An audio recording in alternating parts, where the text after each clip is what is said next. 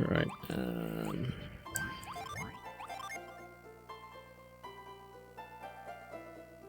Yo, Full Metal, welcome back.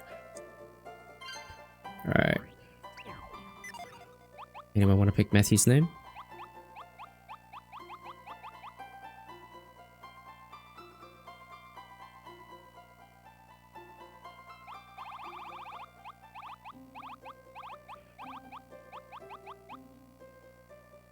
A dumpster. Okay.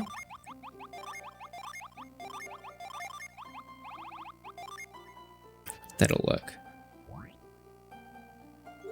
Alright.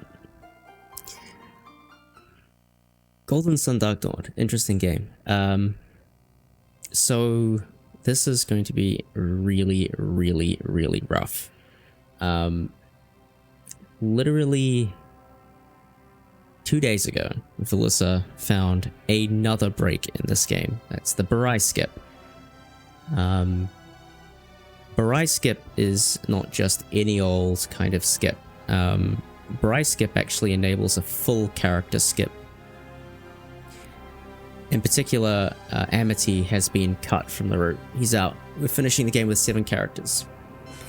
Now, I want to get a video in of the new route, and I'd like to get it submitted to AGDQ, so my hand has been forced with literally 2 days of routing, or less than that actually, more like 1 day of routing. And yeah, here we are, doing what is hopefully going to be a pretty successful run. I've done a route, it looks pretty solid. I already have 30 seconds of time save, but I don't have the time or the energy to take that 30 seconds out before getting this video in, because I'd have to redo all my menus and stuff, and I can't be bothered. But nevertheless, this will still be fast. It'll still be relatively close to what we would expect out of a normal run. But yeah. So the story of Dark Dawn goes like this. Game was pretty much intact and glitchless for the last 10 years or so. Until Valyssa found a little crack in the world map and was able to walk into a seam between 2 geometric objects, and lo and behold, we had our second skip. The first major skip in this game was the Endless Wall glitch, which everybody knew about, but it was only really available at Endless Wall. Couldn't be done anywhere else, and that was it. So Valyssa finding this other seam was really cool. And finding this other seam, that spurred us on to do a ton of discovery. We were playing around trying to find other places where you could do this. We found another seam clip off to the left of Goma Plateau, and that enabled for synergy training around skip, which was already huge. And then I found you could walk off of bridges, and that became a big deal because that basically gave you unfiltered free access to move around the map as you please, and the game was officially completely broken. Not long after that, Valyssa brought to our attention minute clips, which are very, very slow clips that normally you wouldn't expect to work, but for some reason do. And between the combination of these things, we've taken a run that was about 7 hours long, and we've cut that down to, geez, probably whatever this time will be, because this will probably be PB world record as long as I finish. Simply because I've got 13 minutes of free time save. No, 17 minutes of time save between Paithos skip and Barai skip, both of which have been found since my PB was done. In fact, Paithos skip was found as I was doing my PB. So it's highly volatile right now. There's tons of skips being found. It seems every time we settle on a route, a new skip is found, and we have to go back and reroute everything. Speaking of routes, this game is really interesting because there's no clear favorite route at the moment. There's 3 routes that are in contention. There's Early Sveta, there is Gin Heist, and No Detours. So No Detours is basically the quote-unquote vanilla game. Basically, you go through things, the intended order is optimized as you possibly can. And that's it. There's nothing special about it. It's cool, it's fast. Currently, that is the world record. 4:38, but keep in mind that that does already use the 4 minutes of Paithos skip, that Paithos skip saves, which my PB doesn't take advantage of, so that gives you some idea, like, it's pretty comparable, but yeah. Anyway, so that's No Detours. I'm doing Early Sveta. Early Sveta has been the route of choice for a while. It was the first idea we had. Basically, go and get a character Sveta very early on. She comes at level 22. She's very powerful. She comes with 5 free Jinn. Through an elaborate sequence, which we'll see, we can keep Sveta, which is crazy. So that's cool. We'll see that. The other route is Jinn Heist, and that one is something that has gotten very interesting lately, particularly with Amity Skip.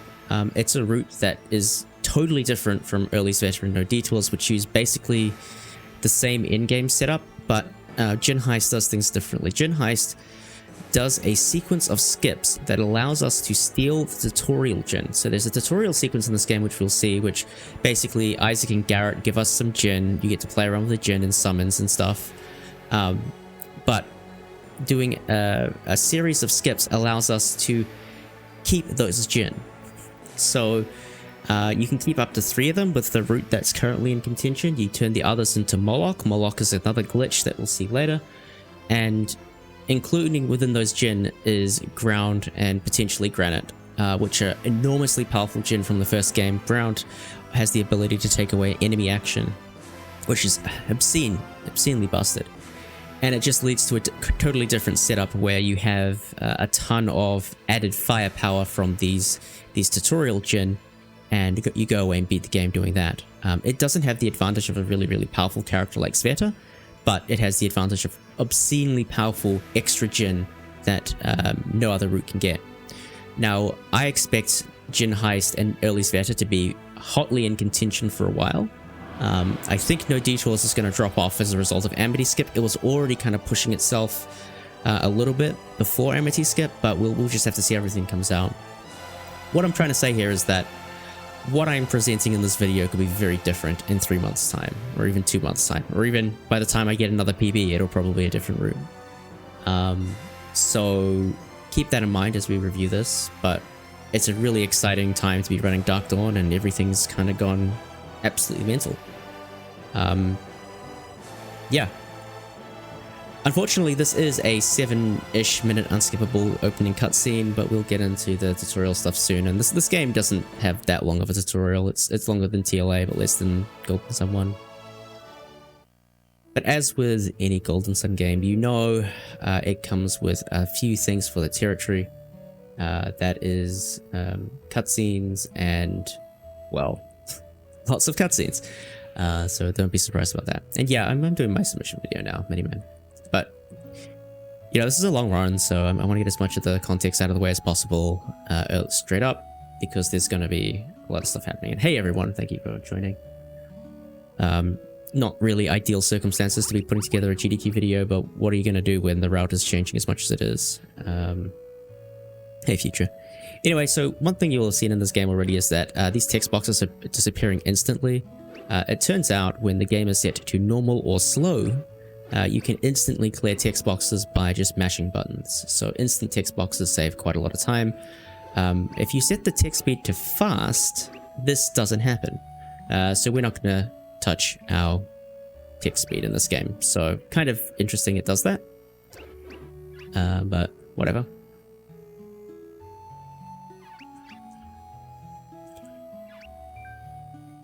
So I would assume other people can take care of the plot during some of these mashing periods.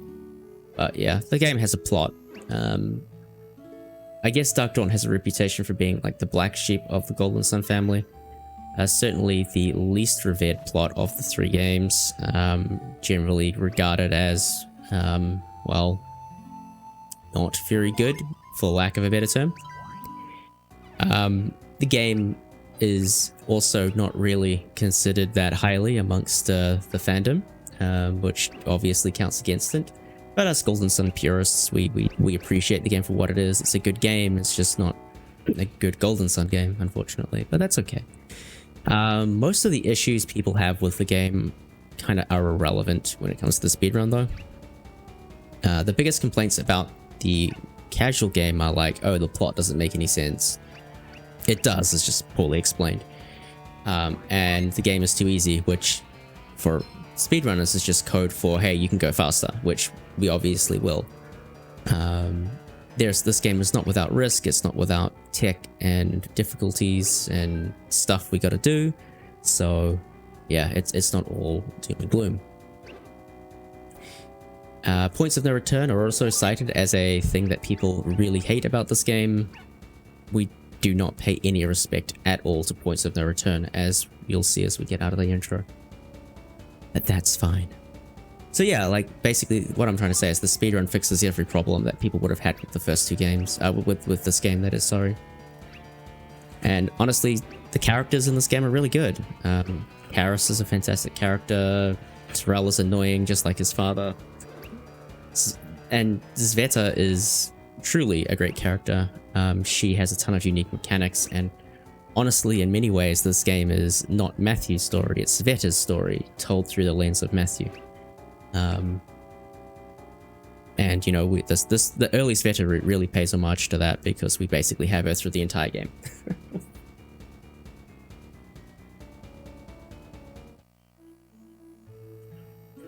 The game also has really great soundtrack.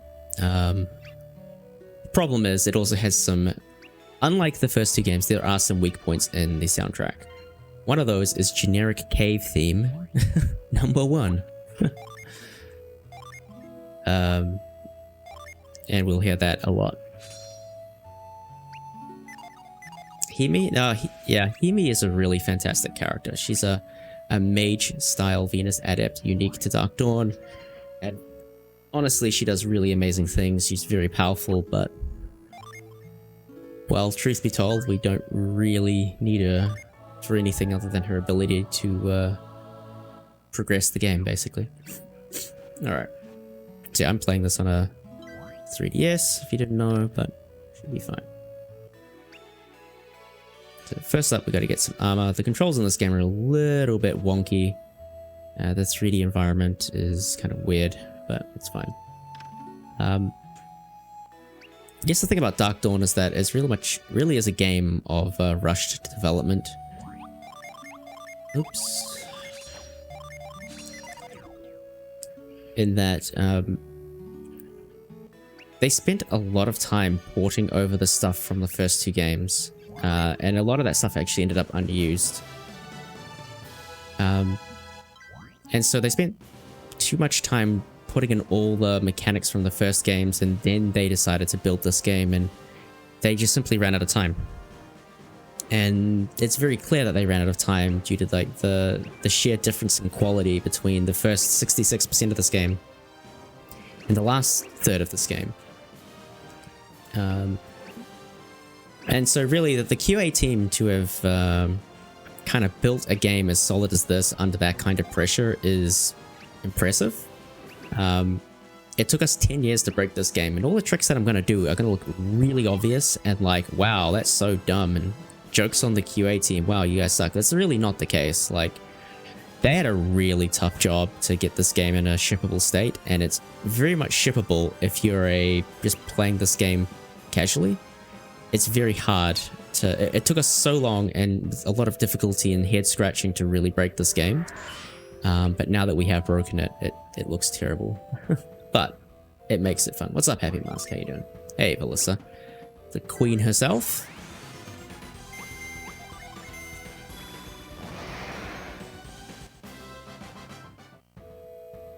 Yeah, basically Dark Dawn's life this year has been like me and Valyssa, mostly Valyssa, finding new and improved tech repeatedly and often throughout these games. And just forcing us to reroute everything. We would be running from these fights, but basically, on average, it's faster to use Whirlwind. So this is what's called a minute clip. It's the basically, if you can wedge Matthew into a very tight geometric angle and then press in a very specific angle, Matthew slowly will slide off into the void. Hey, Verolix, thank you, thank you. Now, some may say that this game is broken, but really the thing that breaks this game is the stylus. Every single glitch that we know of that breaks things involves the stylus in some way. So now I'm out of bounds, I can just do this, and this skips a quick look tutorial. Probably should turn on the map.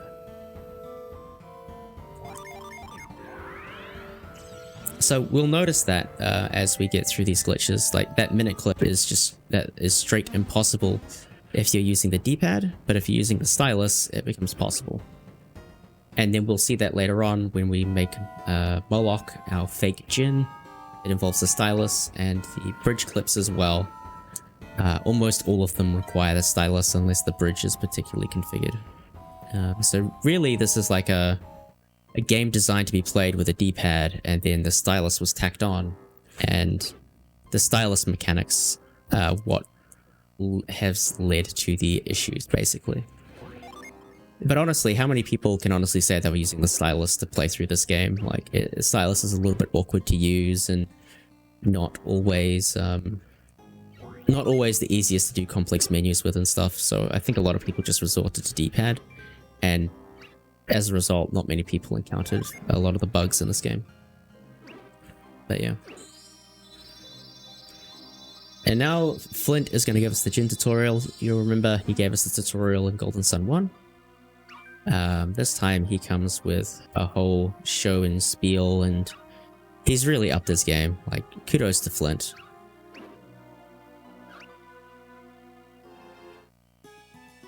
Look at how cute this is. This is so great.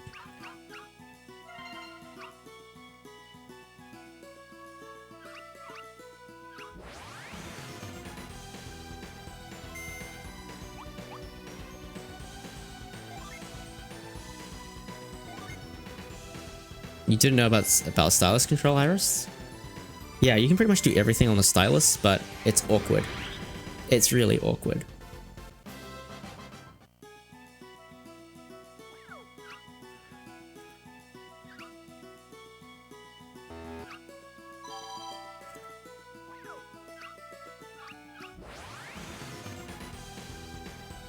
So here's a dumb mechanic that was introduced to this game. You can actually shorten the length of a summon by mashing A while the summon is running. A or B, by the way. And it will be really quick, as you will hopefully see. And that kind of like finished faster than usual. So that's something that another runner, Legrandgrand, found, which is kind of fun.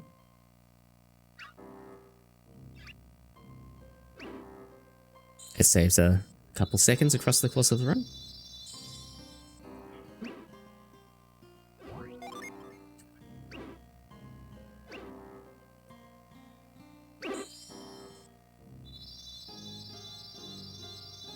So in the djinn heist route, this sequence here happens a little bit later, and we steal the djinn that we just got. But that's not this route, but it's the basis of its power-up, basically. So Tanglewood, there's not much to it. It's pretty much your generic tutorial dungeon. All we really need to be doing is just running away from fights. Isaac and Garrett are kind of in our party, but not in our party. They are AI-controlled party members. They contribute to our overall level, though. They're like level 50 something. I don't know what they are exactly. But they're high enough so that we can always run away from fights, which is pretty helpful.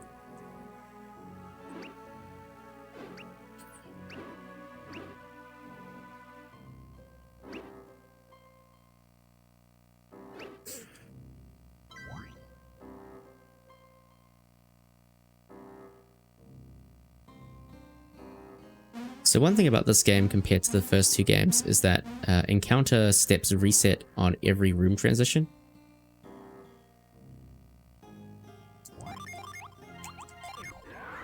So every time I get through a screen like that without an encounter, that's an encounter skip, which saves time. And we're going to abuse the hell out of that.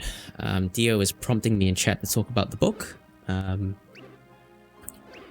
Basically, every time you screen transition, including a save game, or transition or reading about the Sun Saga, which is basically a book that tells you about the lore from the first games, if you read that book in the overworld, it causes a screen transition. So you can basically use that to cancel encounters by resetting the step counter each time, which is the same as basically forcing a screen transition in a dungeon, unfortunately.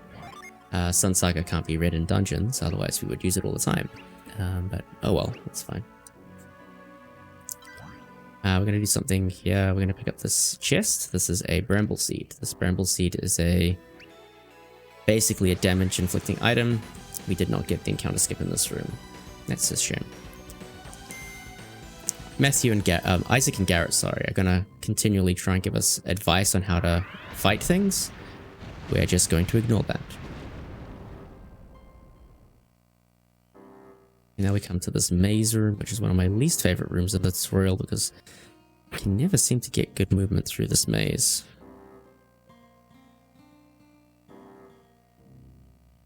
Case in point.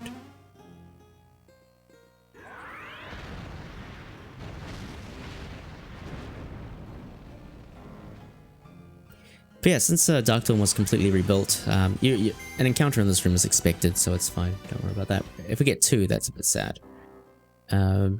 Yeah, so basically they rebuilt all of Golden Sun in the DS engine. Everything that worked in the first game, or first two games, no longer really applies. There's no retreat glitch, there's no Soul Blade glitch, there's no instant climb, there's no instant fall, there's no poison glitches, there's basically nothing. So it's all kind of unique and exclusive to Dark Dawn. Alright, we actually did get the encounter skip, that's nice.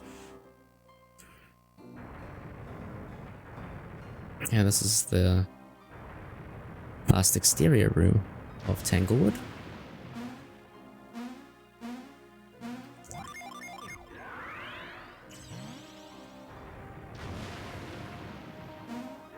There's a number of cool quality of life things that they added to this game.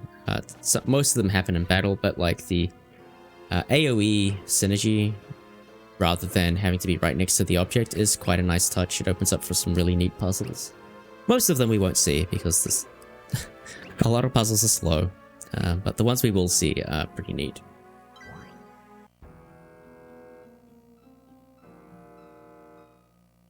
Get in there. Oops, wrong way.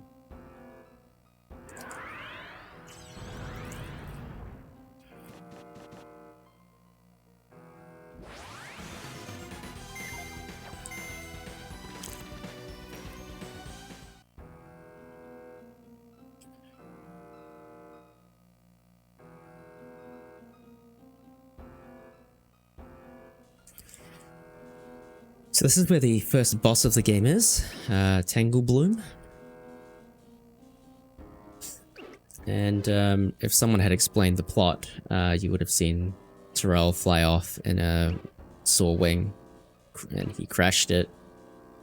Now he's surrounded by synergy vortexes, which are like draining his strength and synergy. You'll see he's passed out on the floor.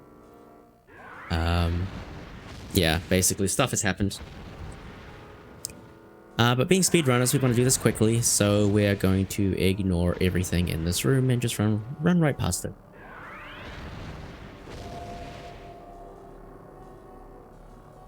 Guess you gotta go fast. But it's okay. Somehow we'll save Terrell by doing absolutely nothing.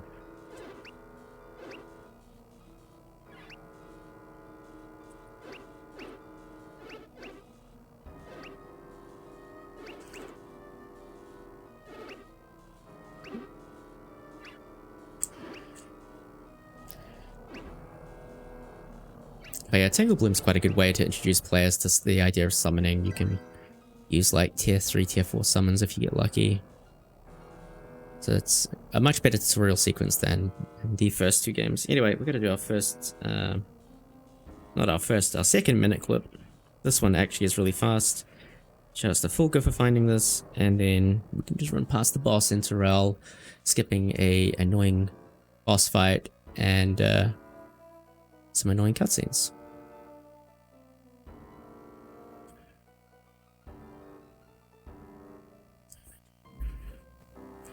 And there we go. Hello, Zaz.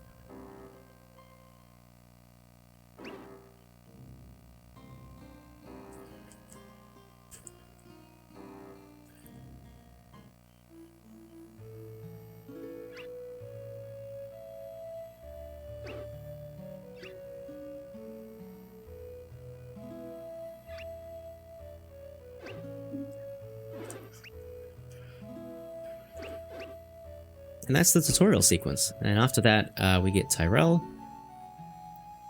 then we can go out into the world map. And then we're going to do a bunch of glitches all in a row. Well, not a bunch. We're going to do a couple clips. So we're going to do the first bridge clip of the run. There's a bridge literally right outside where we end up in the world map. We're going to clip off of that into a river. We're then going to align ourselves precisely, and then we're going to do a cliff walk. Walking on cliffs is a little bit strange because there's a bunch of random collision on them. Obviously, you're not meant to be walking on them, but there's occasionally just a random edge that will stick out, which makes it a little bit tricky. There is a soft lock. I will save just to make sure we don't hit the soft lock. No, so I will save just in case we do hit the soft lock. Then we'll basically skip all of the early game. There's two places we need to go in the early game. There's Patch's place, which is another tutorial town. It teaches us how to use synergy, apparently. Has the dim dragon boss and all that jazz. Like, whatever, we're not going to see any of that. Then there's the Goma Plateau, or Goma Highlands, I think it is, which is basically the first real dungeon of this game, and we're not going to see that either.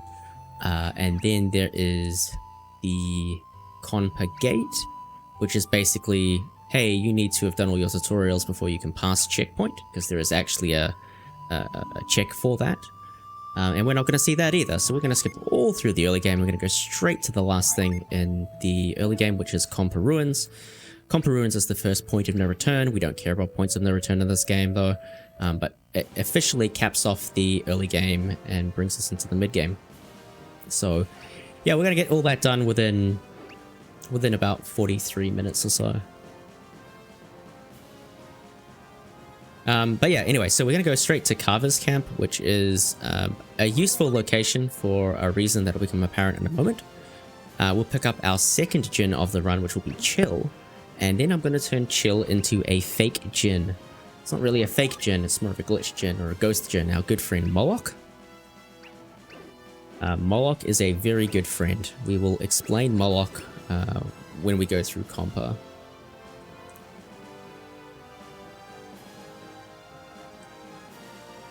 But yeah, first of all, we gotta get through this bridge clip. Damn it, I didn't update the entry for that. Oh well.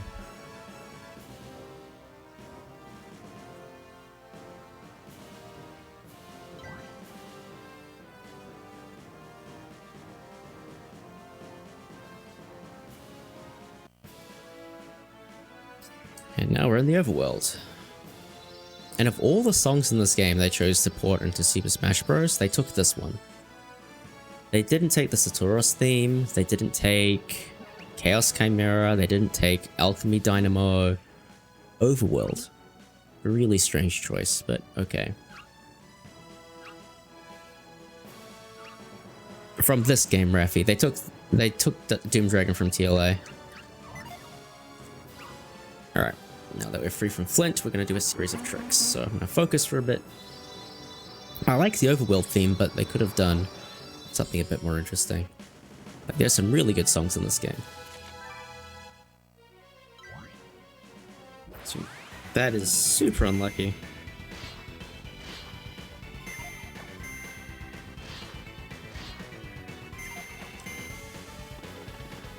Yeah, that's really unlucky, but that's fine. This game can be like that sometimes, so get into the corner here, like that, and then clip off like that. I'm just going to make a quick safety save. So that's a very, very precise little setup, and it's why it took forever to find. And now we're going to walk on this cliff for a bit, and we're done. And that skips all of the early game. So this is Carver's Camp. Normally you go enter through the other side and you get some annoying cutscenes. We're not going to see those. Also, this split doesn't make any sense. Oh yeah, I'm going to split this on Compa entrance. This is Chill, or it was Chill. I'm going to overwrite Chill with Moloch.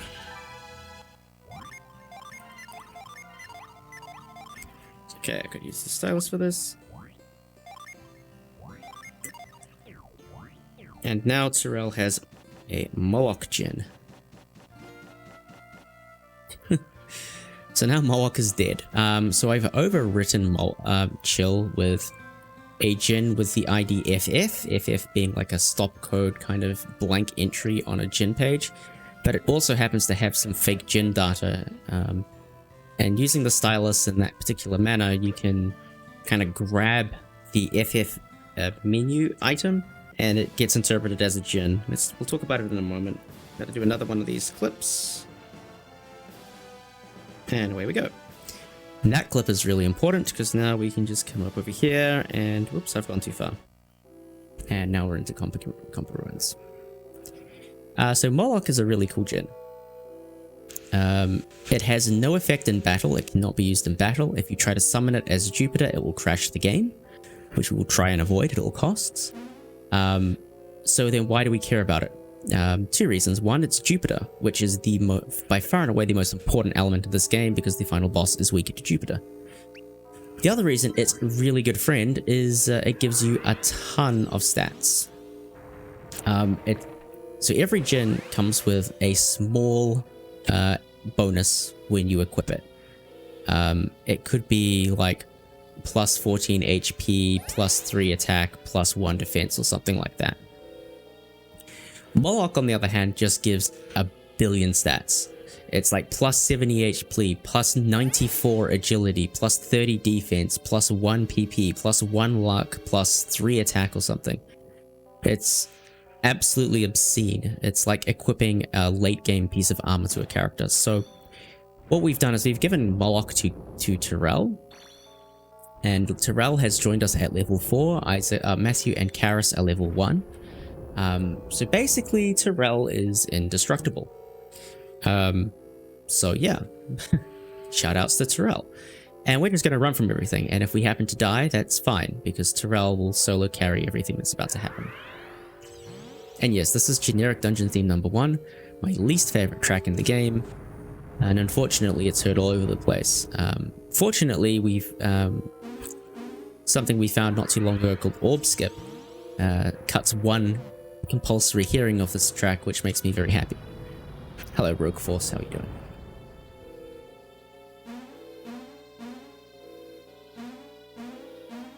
Hey, we've all played our part here, Val. We've all played our part. It's truly been an insane team effort. Wow. Speaking of team effort, Regnatrace has been huge in making this happen as well. Good to see him in chat. How you doing? Definitely found a lot of the applications of these glitches.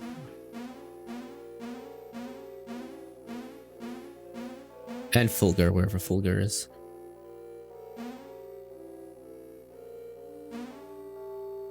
Yeah, Moloch is cute. So the interesting thing about Moloch is it looks really odd. It's got red eyes and it looks quite spooky. That's why originally, when I found it, I called it a ghost Jin. It actually uses the Vine model. So there's a Jin called Vine.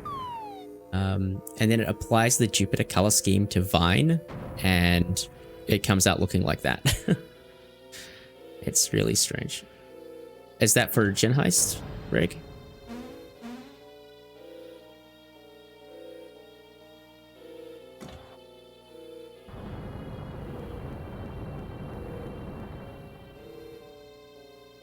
Nice.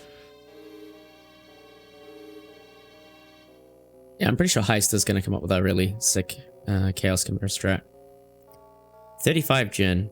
Nice.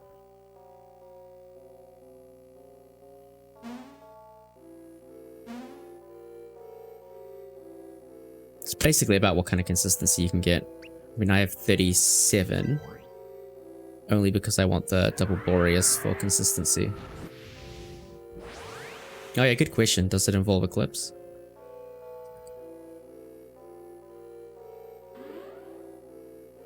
Because Eclipse is like basically plus 1 Jin.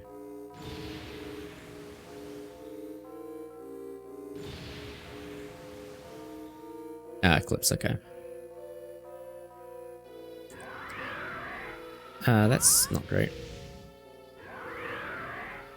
Should still be fine. Hey, Neo.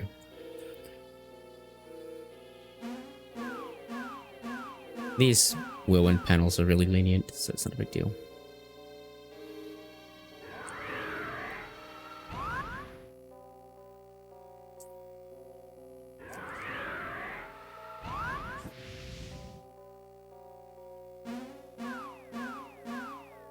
How many turns is your Chimera?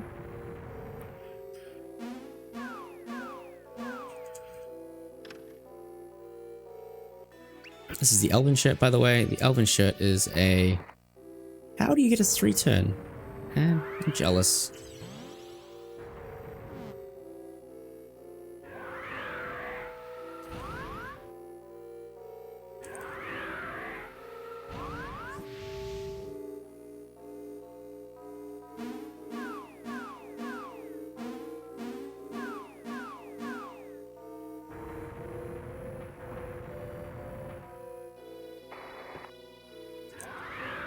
But yeah, case in point, I did that way too early. That's my fault. I'm not paying attention. Yo, thank you, Aura. Welcome back. I have to wait here for these things to drop now. That's not good. It's fine. It's just a small time loss.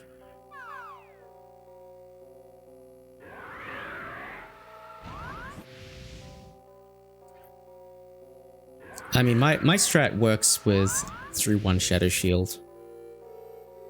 It's almost a 4-turn. Almost a 3-turn, sorry. I think I'm like 50 damage short of a 3-turn. And that's only because I can't... If I play around Shadow Shield, I have to... Because the expected value of Shadow Shield across 3 turns is 1.25.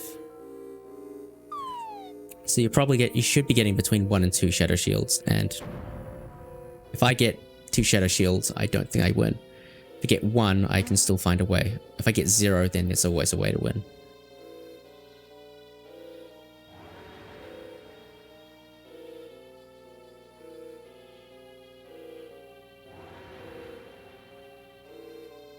Yeah, waiting for those tiles is a bit of a shame. Oh well.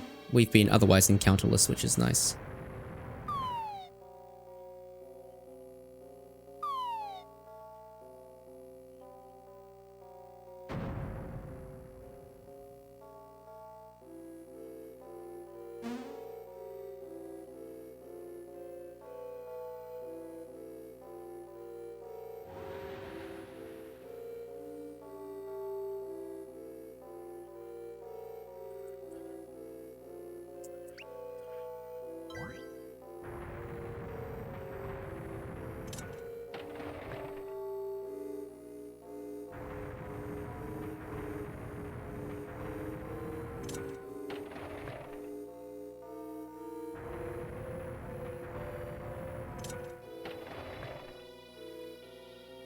So this book that we're about to get is very lore critical.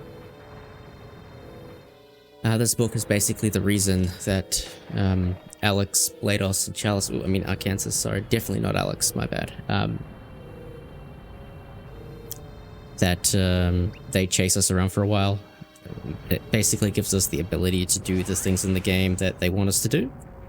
So they have to make us do the deeds instead of them because they wanted the book, but we got there first.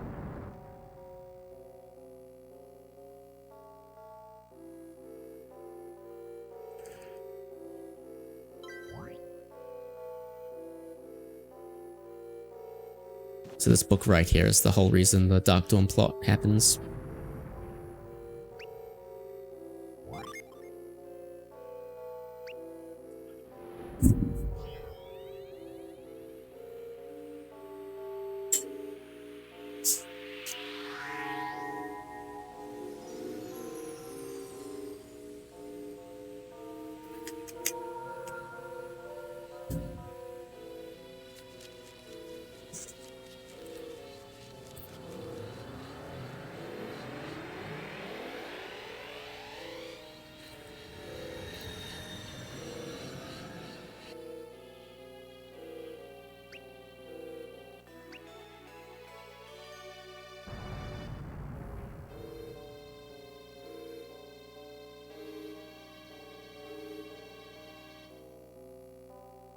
So the game often does this thing where it heavily hints at what you're supposed to do next. Most of the time we just ignore it. I think this is the one time where we actually actively have to do it. There was a famous instance in Barai where the game instructs you to use Whirlwind, but instead we just use Retreat instead. However, that's no longer in the route because, yeah, we're skipping that.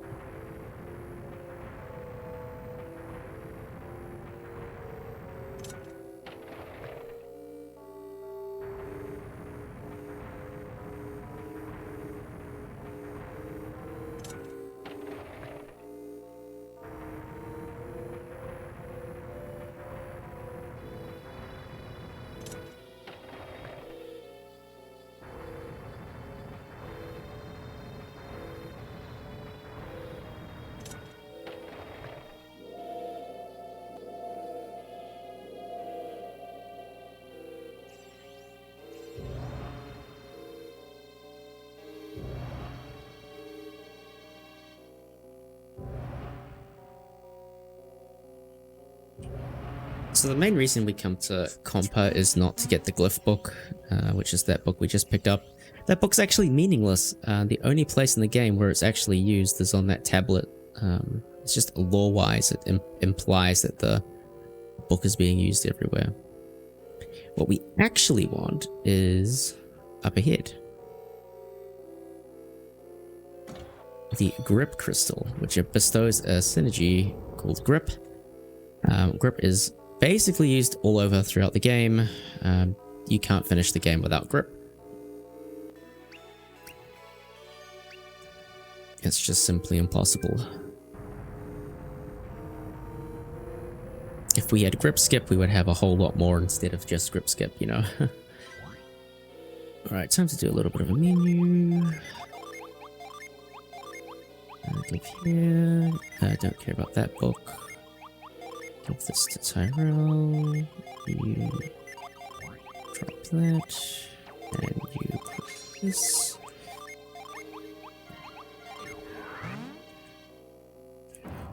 No, the thing is, Grip and Crush are required in the final sequence of puzzles to turn the Apollo lens room to its final form. So you'd need to find a way to get through that puzzle, which appears to be impossible. I know you're just cappering, but there are a few things that we know we can skip and would be confident that, you know, there is a theoretical path to doing so. The things that are apparently, well, the things that we believe to be not skippable are the Umbra Gear, Crush, and Grip, as those are the things that are required to get through the final sequence. So this here is our third Jin Jolt. Technically, Matthew and Karis I expect to be dead right now, so it's kind of nice that they're alive, I think. And I did this again. Nice. Sometimes the movement gets a little bit janky and weird things happen like that, but it's fine.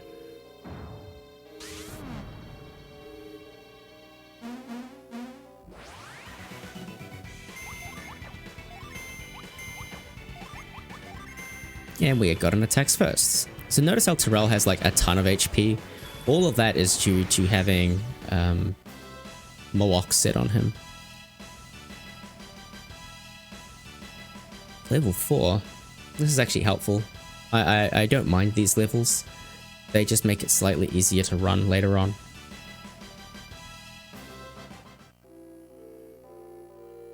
But they're not planned levels. I don't need them for anything.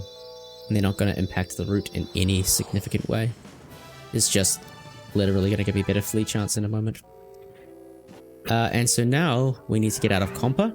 But we actually want to go back to Carver's camp so we can access that bridge. So what we're going to do, as my split is suggesting, is we're going to die.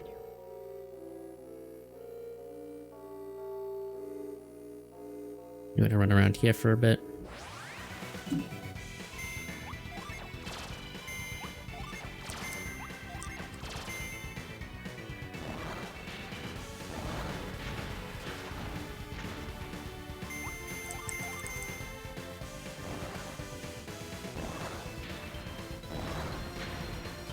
That's a perfect death warp. Nice. And now we're dead and we're back at Carver's camp. Poison. Yeah, poison is a thing these days. Now we're going to go on a little adventure. Just going to find the pixel here. Here we go.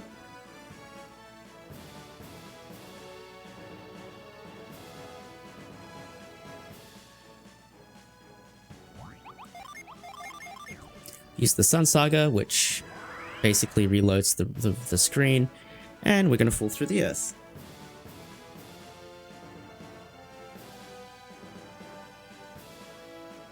And we're going to travel under the mountain and get to Tep Ruins. Say hi to Tep Ruins, everybody.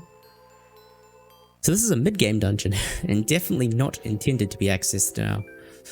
That shady woman is Zveta. This route is predicated on getting a significant power boost from getting her early. Normally she is locked to this region, as in if you leave this region, she will leave your party.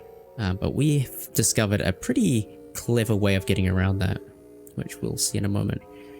But in any case, we first have to unlock her, and to unlock her we need to go through a series of... we have to chase her through the ruins for a bit. We have to give a bag back, which we will do in a moment.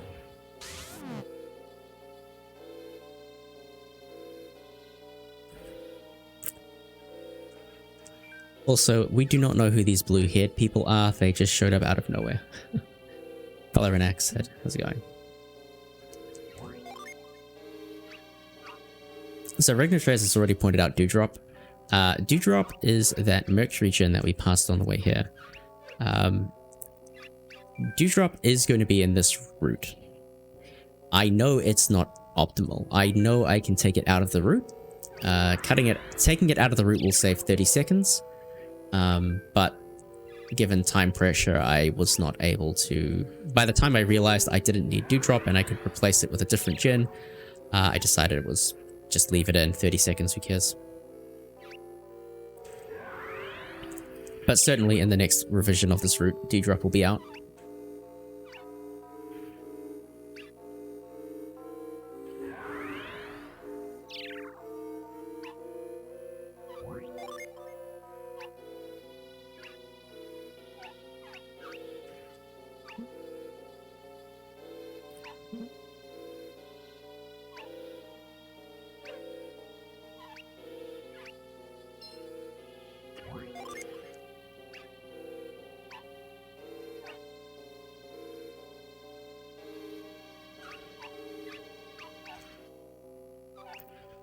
So basically this game is all about Sveta and her struggles with her people, the people of Mogal, the Samal clan or something.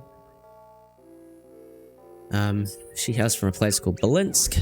Belinsk is a fusion of the word Belarus and Minsk, believe it or not. And it's very loosely based off of like Russia, Eastern European, the whole Slavic bloc kind of thing. And yeah, they're ruled by beastmen. They're half person, half beast, which is kind of a new addition from Dark Dawn. Well, not really a new addition. We had werewolves in TLA, and these are just like kind of like more amalgamated characters. But anyway, we're gonna get access to Paithos soon, as she's got unique synergies. She's a physical Jupiter adept. So this game brought Caster Venus and physical Jupiter into the game.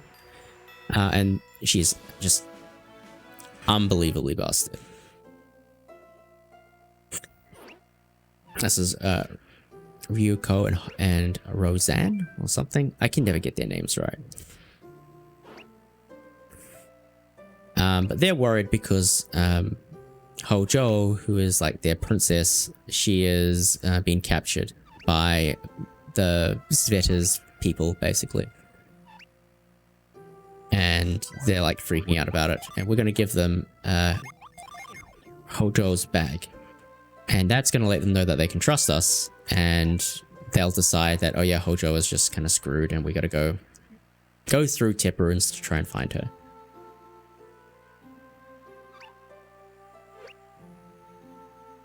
initially they will blame us for her, but for her disappearance, and later we'll just wait. Wait. It's not us, dude. It's not us. Chill.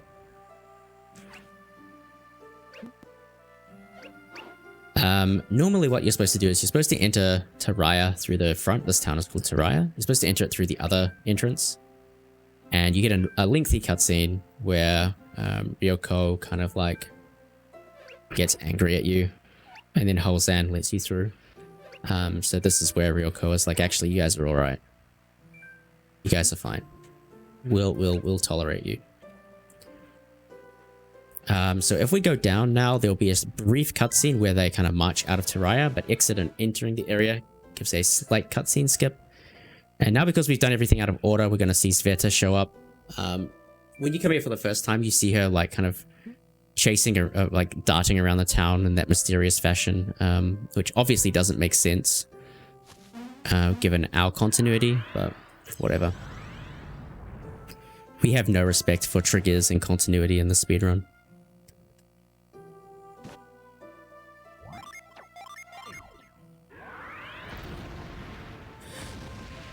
Alright, we're going to get our 4th gen called Fury. One of only 2 Mars gen that we collect. The next Mars gen is going to be the very last Mars gen we collect of the game, actually. This route allows us to really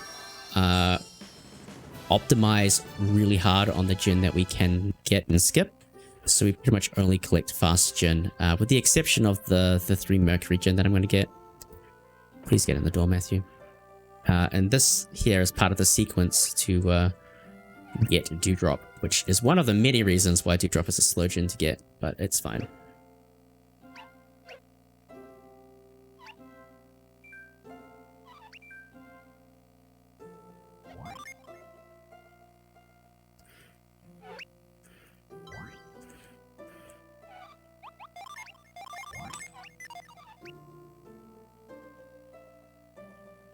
So you have to buy that trusty rod for, or sturdy pole, I think it is.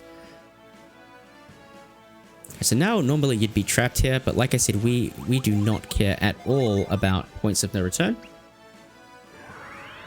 And so we're going to do another bridge clip.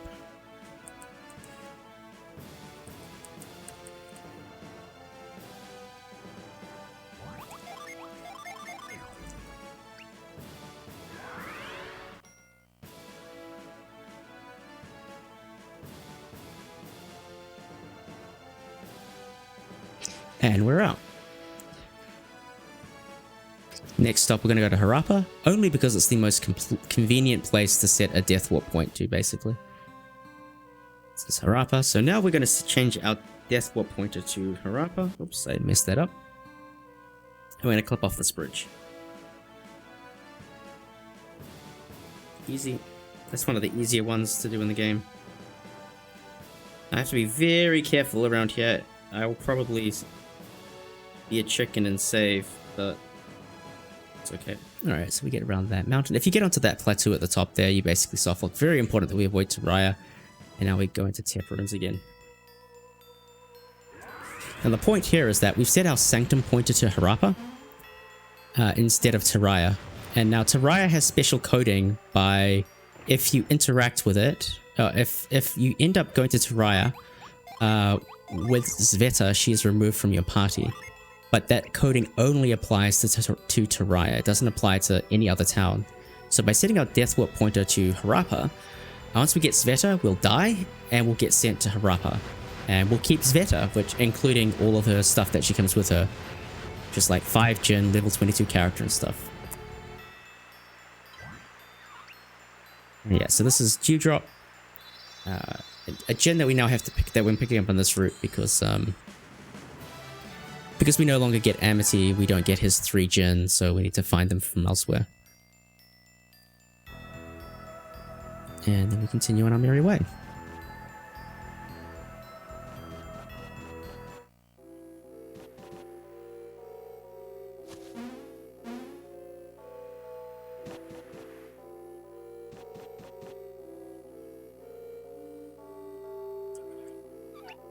Alright, and now Sveta is going to be like, yay, thank you for delivering the bag. Appreciate it.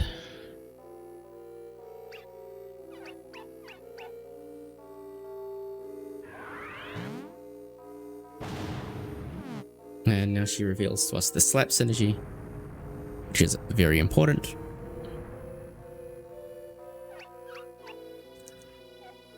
And like I said, we're going to die. So what I'm going to do now is I'm going to remove all of Svetta's armor as soon as I get her.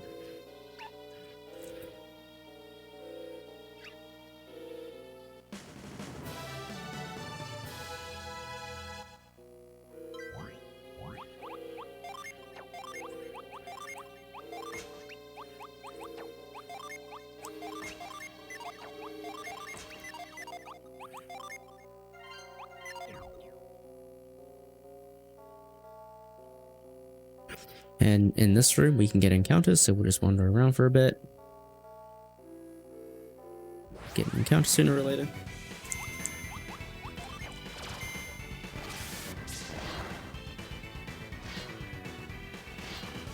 And we're down. And now we get sent to Harappa, but we keep Sveta. So now we have a level 22 character with 5 free Jupiter Gin, which is really cool.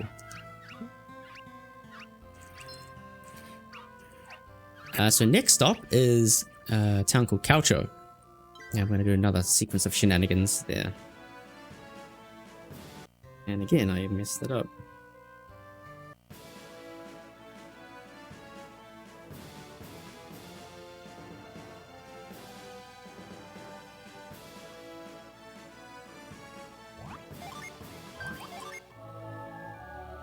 Just gonna make a safety save because I'm scared of this.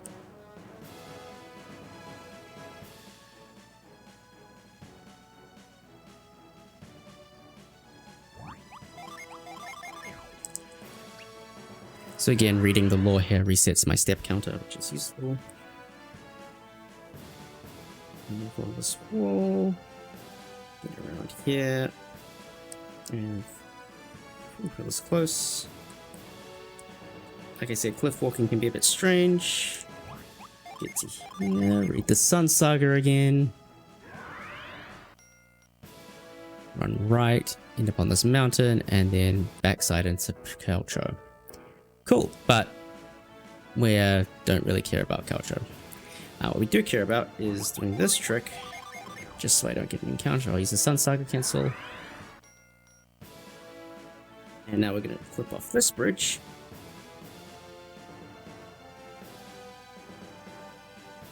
And we're going to go to a late game dungeon. This is the Lonely Island Cave. Or Lonely Island Ruins, I should say.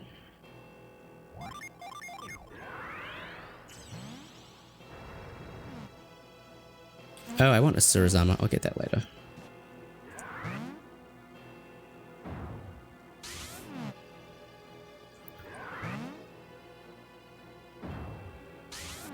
So this here is a compulsory dungeon because it gives you a piece of the Umbra gear, which is required for the final dungeon. And yeah, you're supposed to be like level 40 at this moment with like all party members, and we're just casually here. But despite that, we don't need to worry about that at all.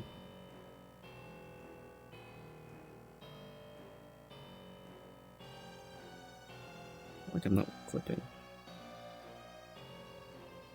Here we go. So there's this convenient little minute clip here that allows us to basically clip through this door here and, well, skip the whole dungeon.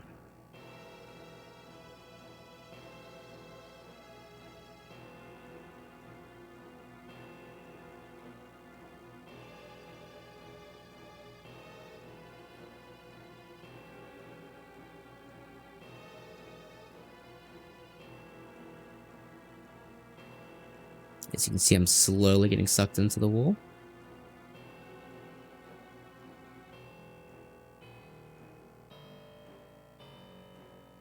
Use the master guide on the wiki, someone !wiki for our friend here. And then we're through.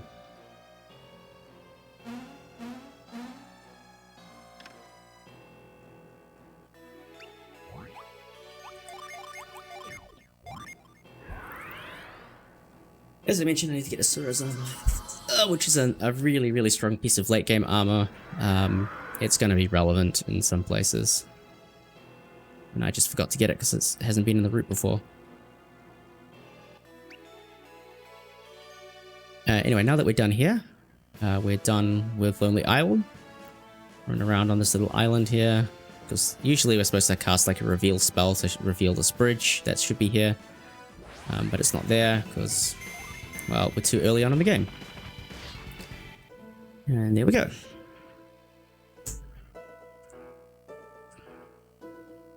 What's up, Kirby?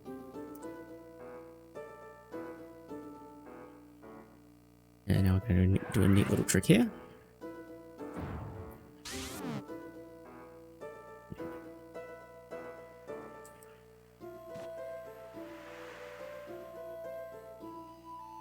And we're going to pick up steel.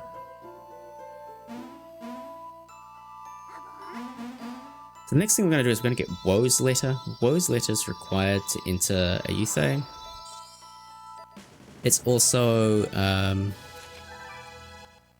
generally your second visit in AJ, which is this region we're in at the moment. Usually your first visit's Passage. And it's going to be our first visit.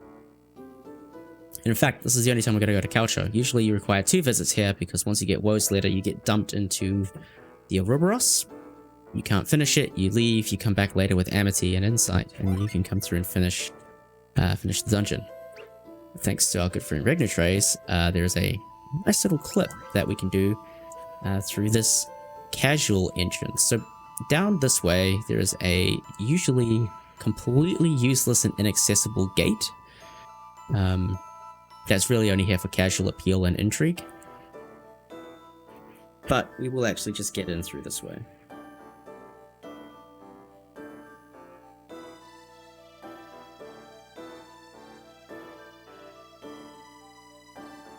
And we're through into the Ouroboros. Alright, now I need to do a quick menu.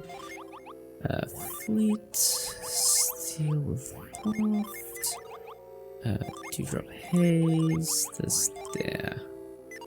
And the cool thing about Sveta is that she has Revive, and that the value of Revive can't be understated. Basically allows us to abuse things significantly. Anyway, this is the Ouroboros.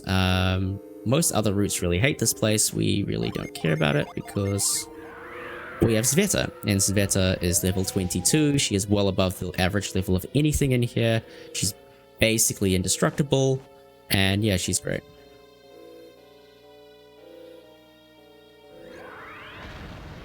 This room up here is the notorious Horseshoe Room, and has, for some reason, greatly increased encounter rate. I'm expecting 2 encounters in this place. Hopefully, not more than 2.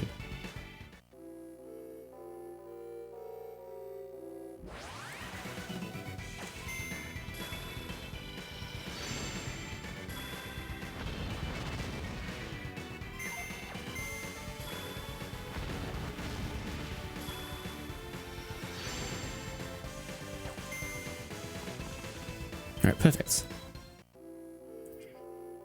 Sometimes you can get through this with Matthew alive, which honestly isn't that helpful. I do plan for him to be dead, so him dying is completely fine.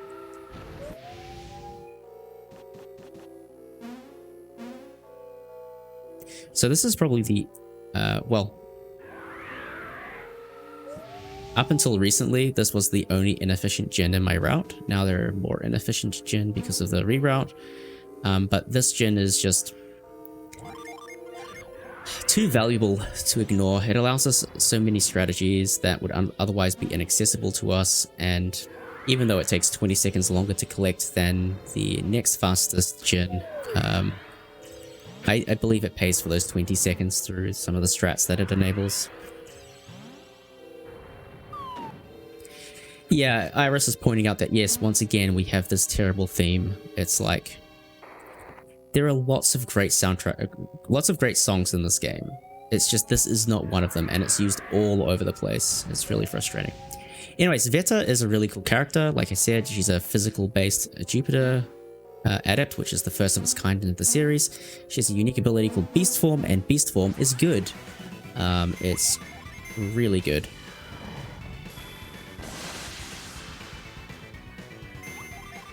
I don't want to slap him.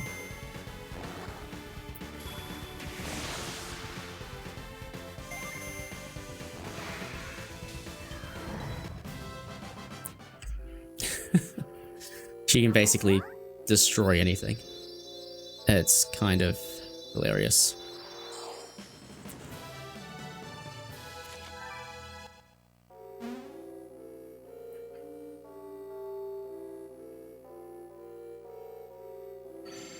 Alright, I am being very cautious by getting that recovery. You don't really need it, but it's just safety. Yeah, I'm not even going to get an encounter, so it's fine.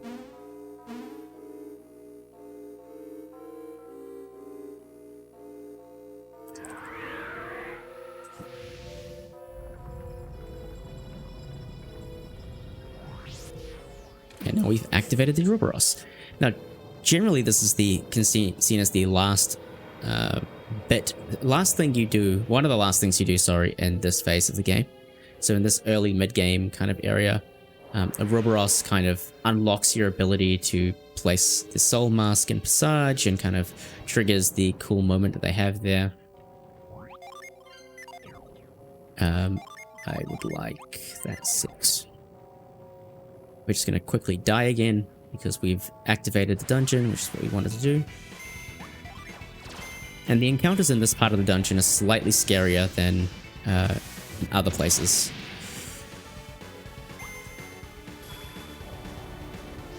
I've never seen Condemn proc, by the way. And oh no, we died again. Man, we're terrible at this game.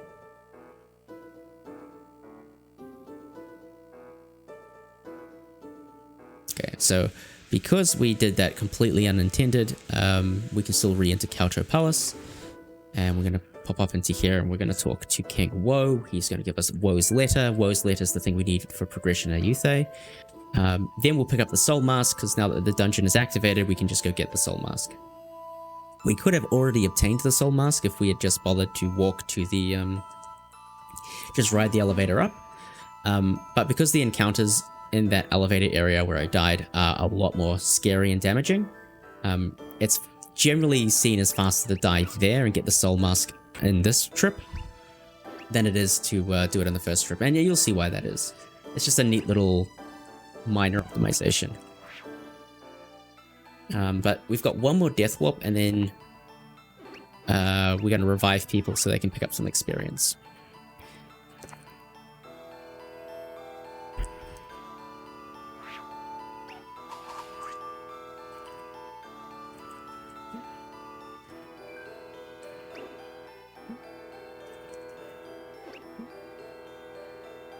But this is another pivotal moment in the game. In Compa Ruins, you're supposed to meet Paithos, and Paithos is like, "Oh, I'm a bad guy." And this is Chalice, who's like subtly like, "Oh, I'm the bad guy." But she's kind of like Minati's counterpart in this game, I guess. But unlike Minati and Cast, she is not at all terrifying. She is actually completely fine. She is not scary at all. Paithos is the scary enemy in this game.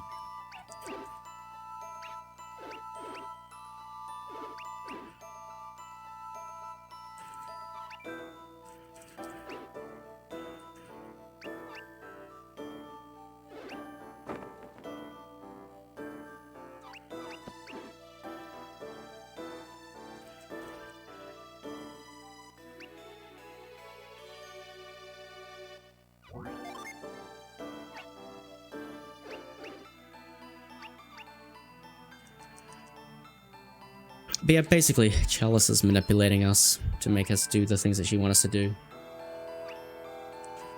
We're not going to do them.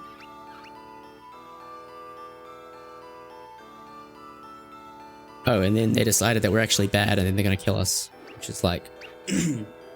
very strange. Like...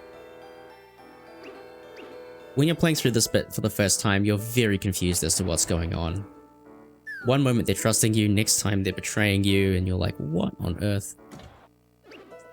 And the point is that Paithos and Chalice have to play Puppet Master to get Matthew to do things, because only Matthew is capable of turning on the alchemy machines, because he read the glyph book. So they've got to Puppet Master him into doing their bidding.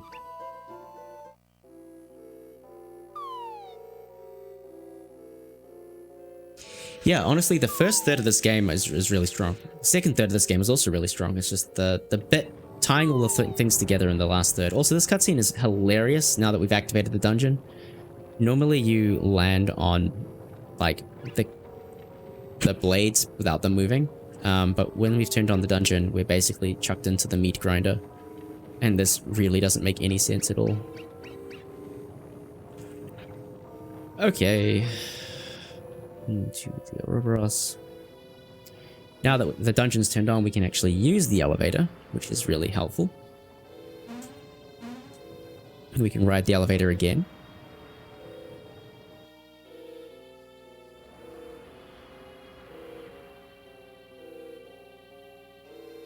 And we can go up the snake, please. Small chance I get an encounter. I'm just gonna play it really overly safe. Yeah, we were fine. And we get the soul mask, which is like a huge deal. This is required to activate Passage's alchemy machine. We haven't even been to Passage yet, but apparently our friends know all about it. Now we just need to get another encounter and die. Now the encounters in here are like usually undeads and sirens. And they're really annoying because they like to summon allies, so you want to basically die in one hit if you can. Which we did. Fantastic.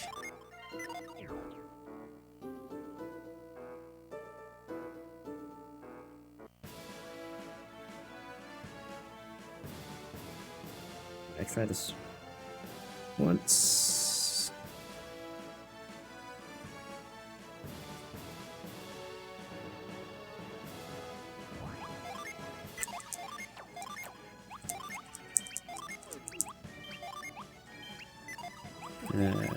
You also want to use this.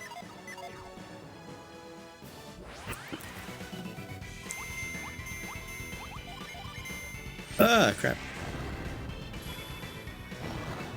Actually, I could have used steel. Steel would have been fine. Oh well. I want to kill this Djinn with a Djinn so that I can get the bonus experience. I don't know the delta of what I'd be missing if I didn't do this, so I'm just gonna run with it. I am over leveled because everybody got Jolt experience, but that's fine. Nevertheless, we get Ether. Really neat little Djinni.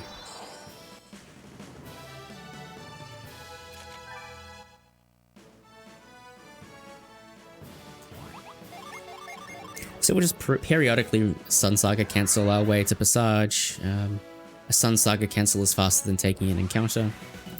But sometimes you can get really trash rate like that. That's unfortunate. The thing about the early Sveta route is that we don't really care. Because we can just run away from everything, generally speaking, without too much drama. It's just still faster to use a cancel if it comes to it. Other routes genuinely care about that. They don't have as many levels. Running away from those things is quite terrifying, so it's one of the advantages of getting Sveta early is the ability to just play incredibly disrespectfully through this part of the game. What Djinn are you missing, Ubel?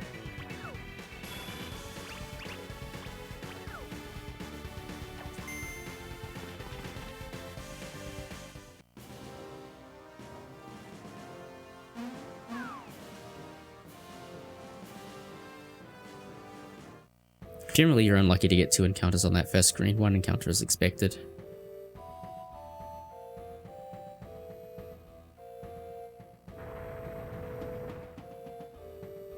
This is Passage Mountain Climb. Basically, it's a tutorial about Zol. Zol are these little green blocks. They float. There's not much else to it. It's kind of a discovery dungeon. Yo, Cobalt! 4 months of support. Appreciate it. Thank you so much. Running along the left side of that room saves a little bit of time because there are no encounters there. So you don't run the risk of getting a bad rate again.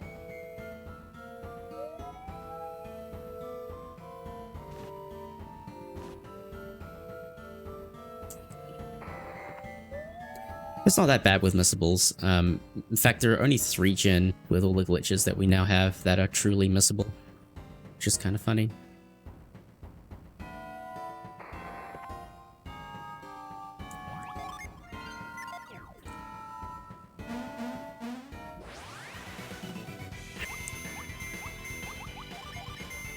This is Bark, a very good friend. We're just gonna clobber Bark on the face with a giant summon.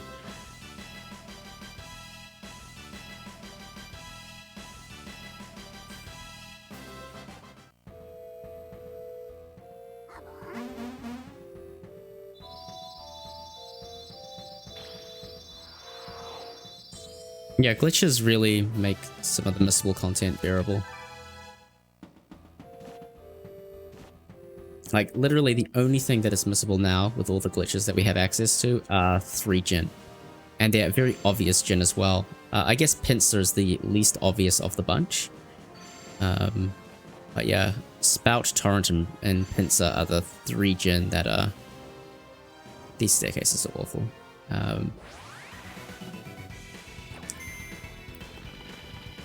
Are the 3 things that are like permanently, actually permanently missable. Okay. Now we're into Passage. Now the cool thing about Passage is there's this little sequence up here. For some weird reason, they remove Reef from your party during this little cutscene here. And then when you get to the platform here and do this sequence of cutscenes, Reef is added back to your party. Which for us actually is going to give us Reef for the first time. So Reef is going to give us our 5th character, which is nice. Now the only thing about this is that we're going to do all of Passage in one trip. It's quite a lengthy little segment here. There's not much we can do about it.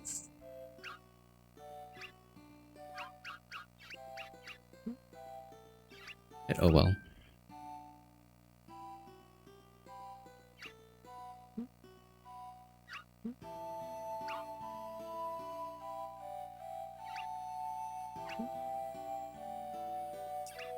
Yes, Jokersol. Yes, it will be harder. My strat is slightly worse than it was before.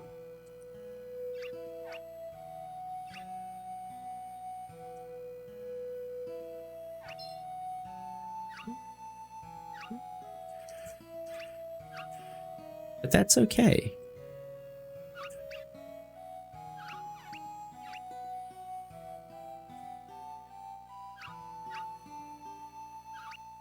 The strat's very similar, it's just I can only play around 1 Shadow Shields and not 2.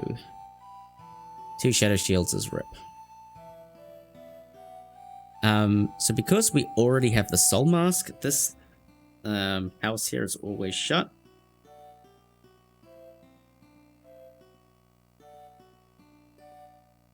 So even if we activate the Forge, the sign will remain up because we already have the Soul Mask, which is kind of annoying.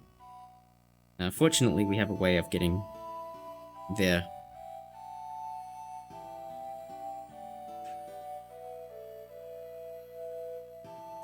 Nice little clip there, allows us to get into the house without us having to do anything.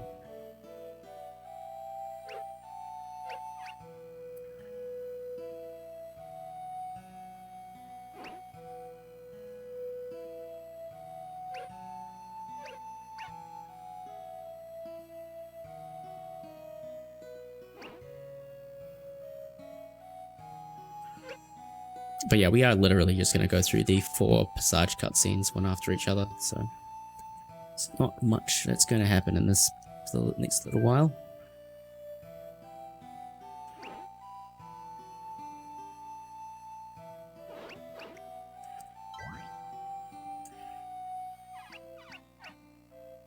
So the whole point here is we need to get the tree flute from Buggy.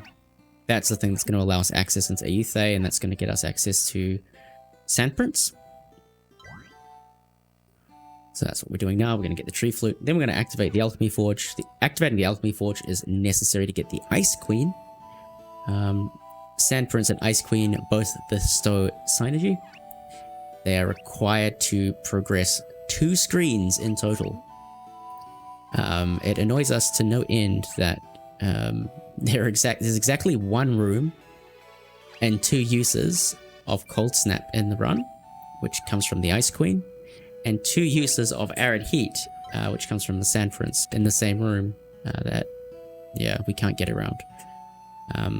Being able to skip either of those would save significant amounts of time, but that's neither here nor there. We can't do it, but it could happen. With the rate at which we're finding discoveries in these games, it's entirely conceivable that one of those is skipped by the time we hit January or whatever. Every time we think this game is settled, we are mistaken. Well, Lucky Bot, it's probably going to be all of the above. As long as I don't make any horrific mistakes, which, you know, could happen, it will be world record. That's not true, actually. Chaos Chimera could troll me for a while.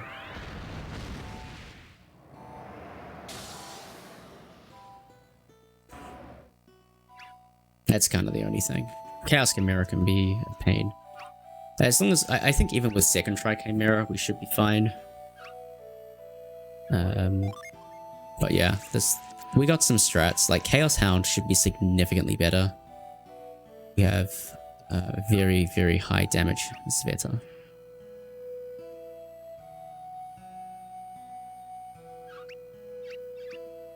But yeah, we'll get to that. We'll get to that.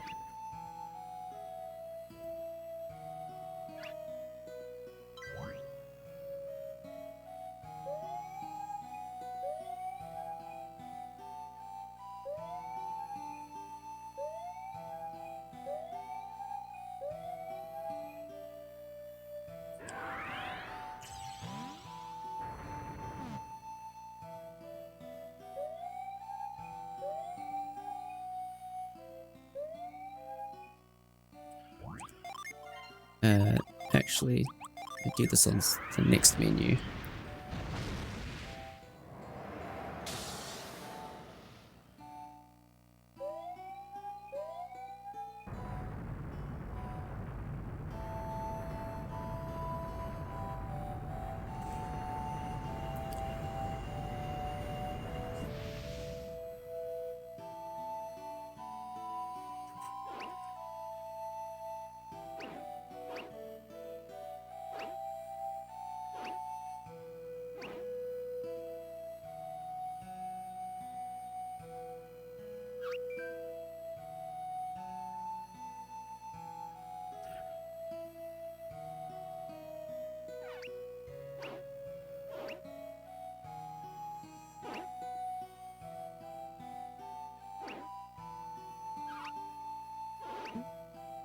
I guess one of the consequences of the way in which we do things is that it does tend to aggregate cutscenes.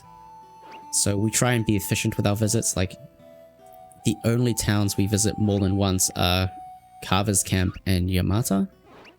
And Harappa, I guess. And basically those are our Death Warp staging points. Every other town we try and visit that only once only. Just to cut down on overworld movement and cut down on running around. So it can lead to a situation where you have a glut of cutscenes, such as is this bit of the game, but it's half of the course with Golden Sun. It's no worse than the Lemuria segment in TLA.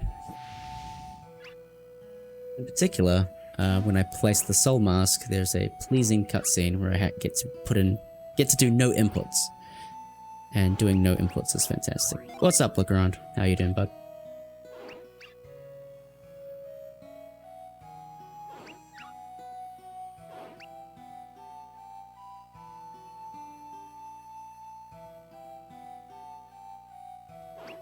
Ah, yes. Have fun in Sicily, my friend.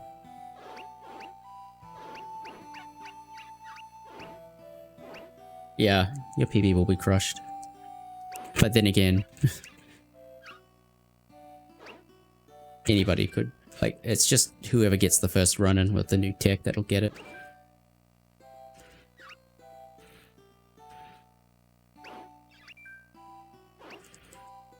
mean, the only way I don't PB is if Chaos Chimera trolls me, so.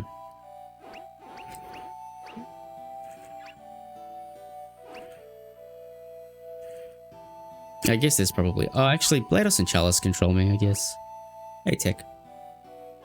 I saw you yesterday on the ESA stream.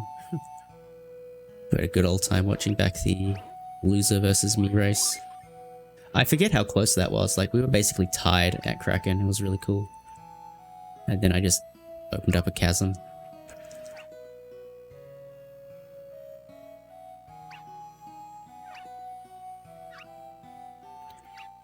I am very confident with Warriors Hill. Very, very, very, very confident.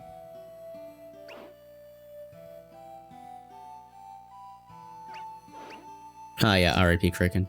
Kraken's dead.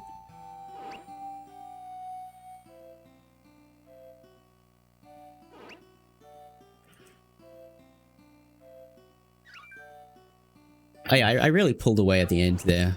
Like, I had a strong back third. Like, that's where I differentiate myself as a runner from everybody else at the moment. No one can get through the end game as fast as I can. It's why Blue has been, like, consistently, like, on pace at Colosso, and then after Colosso, things just fall apart. Like, given equivalent RNG, I'm just faster at reacting. Anyway, you have to exit and enter for some reason, but, anyway, we exited and entered.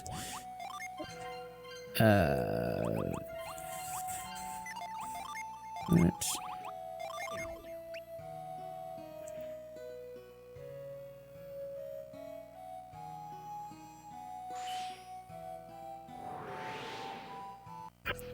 And I did my menu wrong, actually. I needed to do a couple swaps, but that's fine. Anyway, get a break.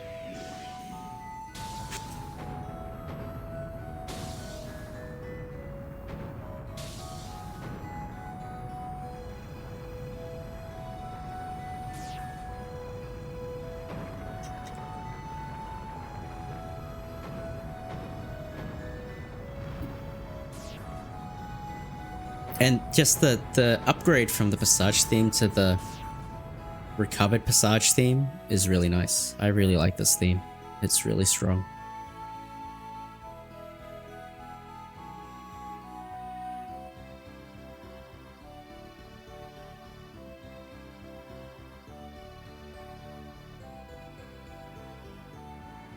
This is Ayutthaya? We haven't been here yet. We will, however, be going there very shortly.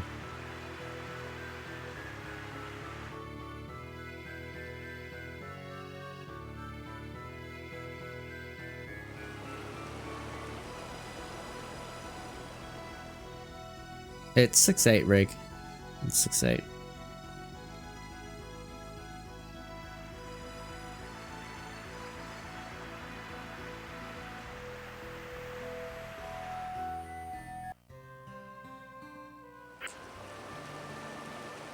Pretty sure it's 6-8 at least.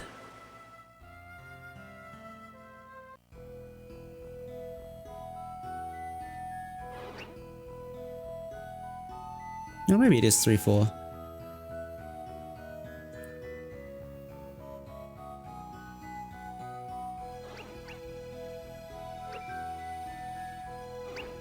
No, you know, you're right. It is 3-4. I'm wrong.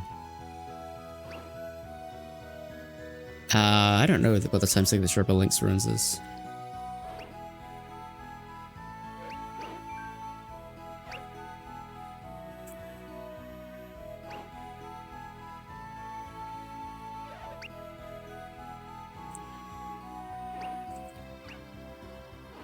So yeah, every single gen menu I'm going to do in this run is going to be new. So please forgive me if I make mistakes. Again, I routed this over the course of like 24 hours, so part of those hours were spent at work, so less than 24 hours in total. So yeah.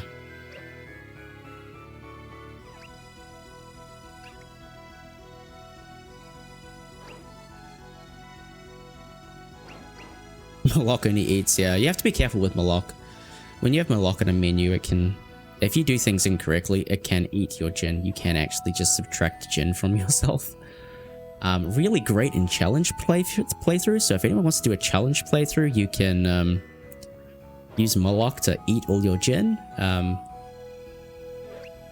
But yeah.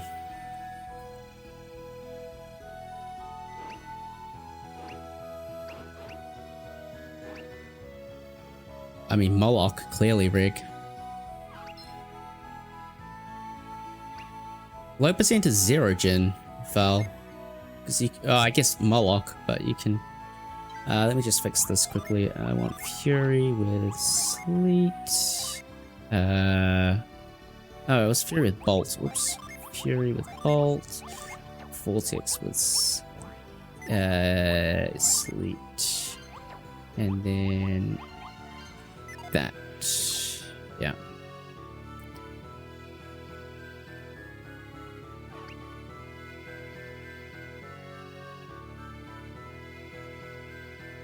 And then we're done with this place.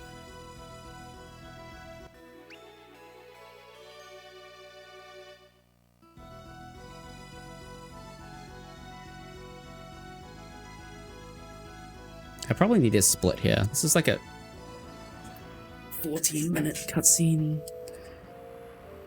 kind of thing. Need like a leave passage split or something. Anyway, doesn't really matter. But now that we've upgraded the Forge, the overworld enemies are slightly stronger. They're like level 16 on average. So they can be a little bit harder to get away from, but it's fine. We take damage here, it's not a bad thing.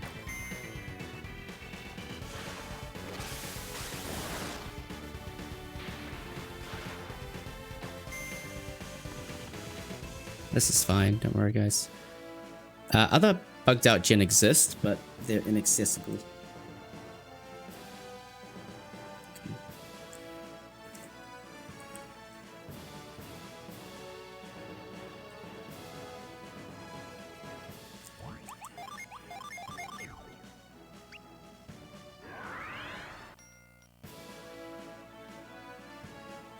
Okay.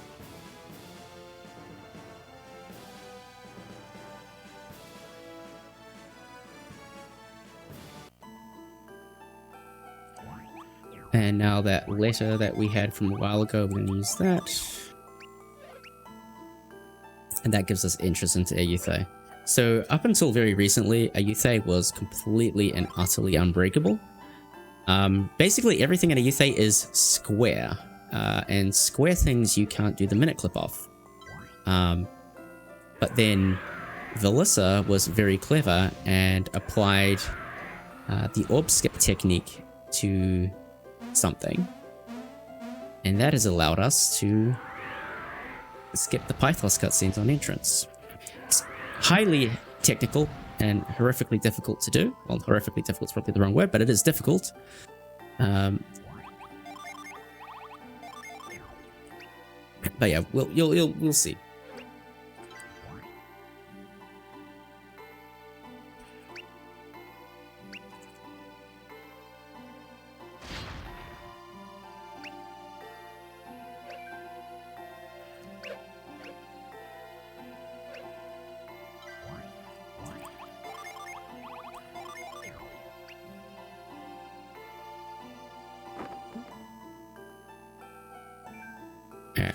I need to heal Sveta, just to be safe.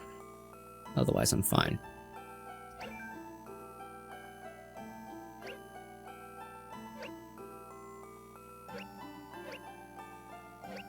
These are the generals, probably the most forgettable fight in the game. They're basically a boss that teaches you how to switch party members around, so they're pretty uneventful. And very easily cleared, might I add. But we're not going to see them beyond this. They will leave us alone, and then we'll just do our own thing.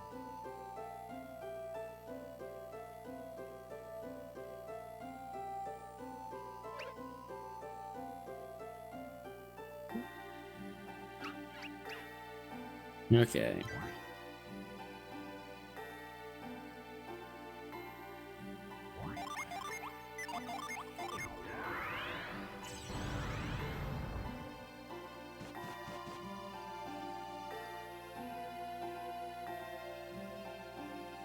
Right, time to do the skip. Around here, and this is like the only corner in like the entire dungeon, entire area.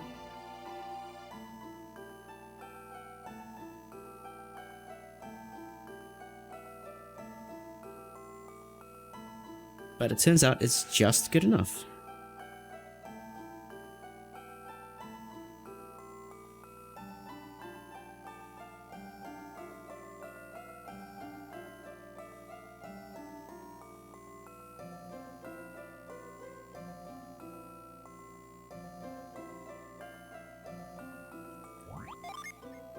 Okay, so now I need to do a little trick here, which hopefully will allow me to clip off into the water. It's kind of precise, so... Okay, we got that one.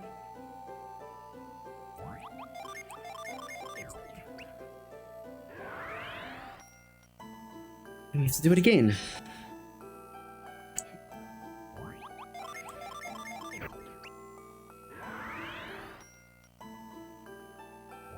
There are encounters in you say, but this is one of the few areas where you can actually Sun Saga cancels, get rid of it.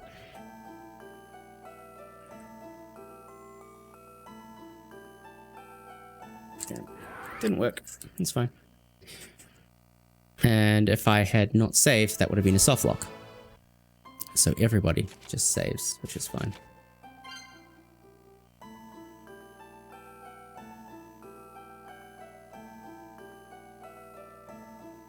Go. Damn.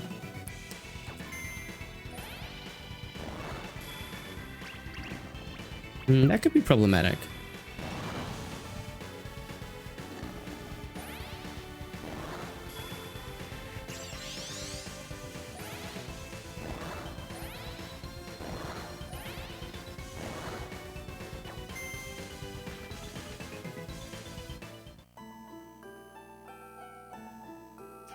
And there we go. Paithos skip. And we go this way. Yeah, Sveta's fine. Don't worry about her. And into here. So we skip all of the introductory cutscenes to this area, which saves about 4 minutes if you do that all very quickly. Unfortunate that I got that pixie encounter. I literally pressed them, like it always happens, you press the menu button as you get the encounter. It's really frustrating. But, it's a thing. You don't know what the rates are going to be, so you just are always making an informed guess. The good thing about the early Sveta route is that you genuinely do not care because you are so strong that it's a mild inconvenience as opposed to a run-ending mistake. You press Y to trigger encounter. Yeah, Reg knows what's up.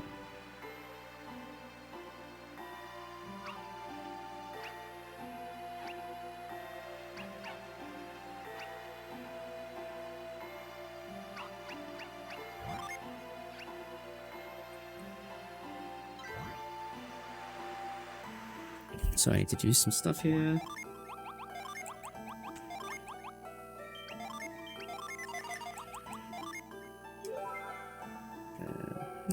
Yeah,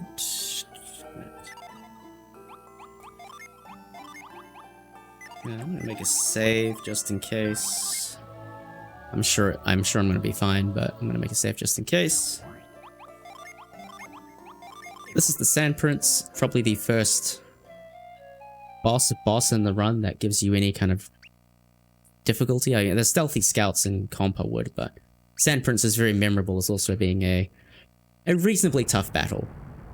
However, not for us.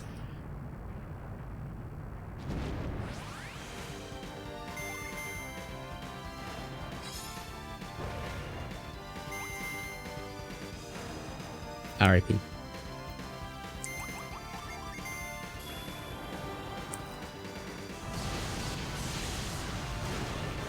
And so, yes, Sveta is actually just going to solo this fight. Okay, Eruption. That's why I healed.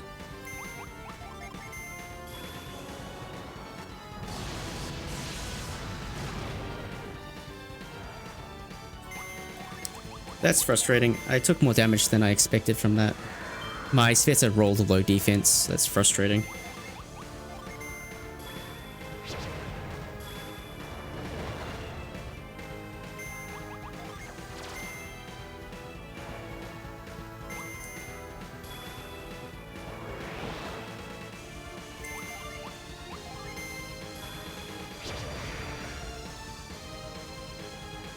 Yeah, it's just the thing. You can... Oops, that's not it. You can roll low defense on characters. It's just random. But Eruption's the only thing that gives you any kind of trouble here. You can always play around everything. It's not a big deal. So I've intentionally killed off all of my characters except for Sveta. And Sveta is intentionally on extremely low HP. What I'm going to do now is I'm going to give this to Terrell. And then Terrell's going to cast Arid Heat. That's going to drain the pond, and then this is going to give us access to Barai Temple, Barai Pond, which is usually required to get Insight, Amity, and all that jazz, but that's slow, we're not interested in that, so we're going to do something else.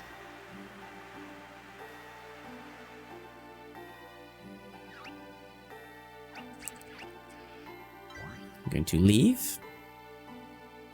We're going to re-enter.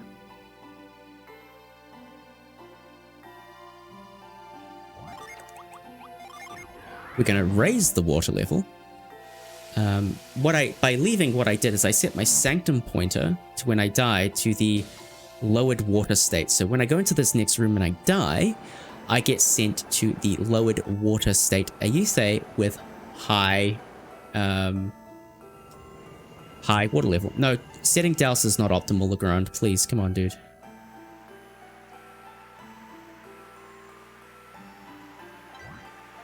I'm only using Douse once. I do not need to...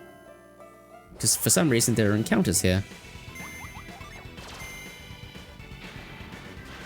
And I'll finish Cinder off. No, I'm not getting Cinder. Cinder is slow. And there we go. So now I'm in Ayuthe. If you look at the map, the water level is raised, but I'm in a lowered watered state. So I've managed to trick the game into letting me get to this place. So that's very convenient. And I always forget to do this. But I want to revive people because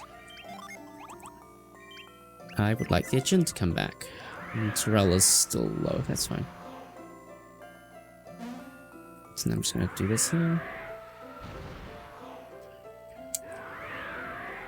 Yeah, this route only picks up 2 Mars Djinn. The ground. Gets Fury and Aurora. Because that's all you need.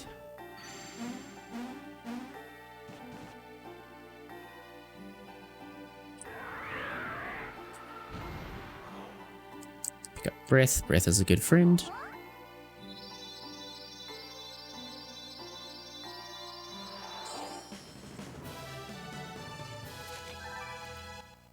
And then when I re-enter this area, the water level is suddenly high.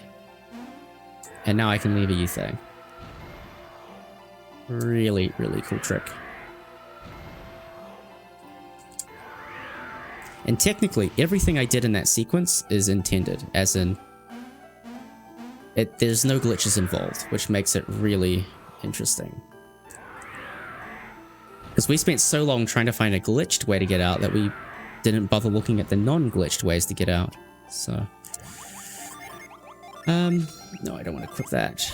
Give this to Karis. Equip this. Give this to Karis. Give this to Sveta. Give this to Sveta. And I think that's it. And yes, you give the roof. Oh, you're completely drained. Who's got a heal? You do.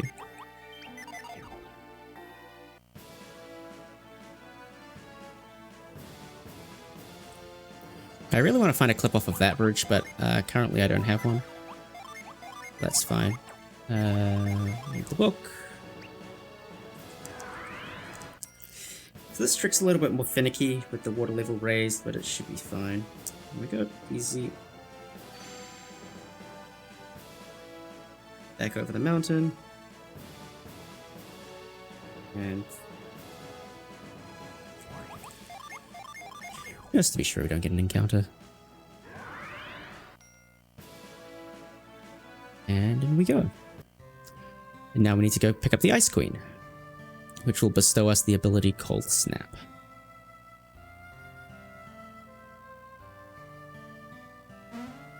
before we get the Ice Queen, we have to do a small detour. We have to get a djinn called Serac. Serac is interesting because it's actually it's actually the last djinn you get of the last Mercury djinn you can get in the Lost Age, but it's actually a really early Mercury djinn for whatever reason. So whatever. Oh god, I killed my notes. Alright, there we go, fix them. Also, this is a great track.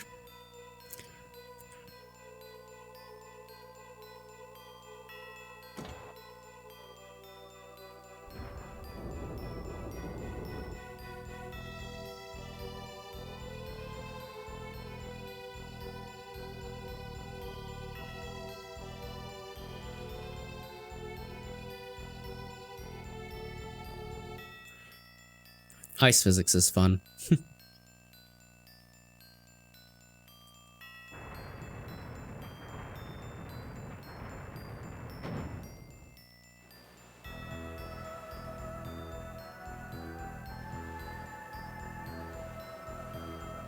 Alright, so normally I'd go fight Ice Queen, but because we skipped Amity, I need to pick up a couple extra Mercury djinns, so that's why we go to fight Serac.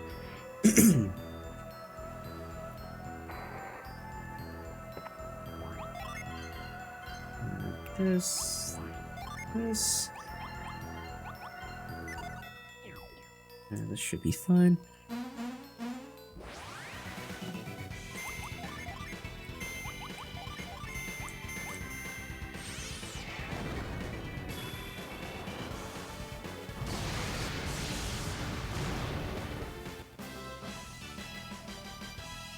It's a different kind of shit talk there, Legrand, you know? My movement is awful, but at least I know what I'm doing in terms of what is optimal. That's the difference.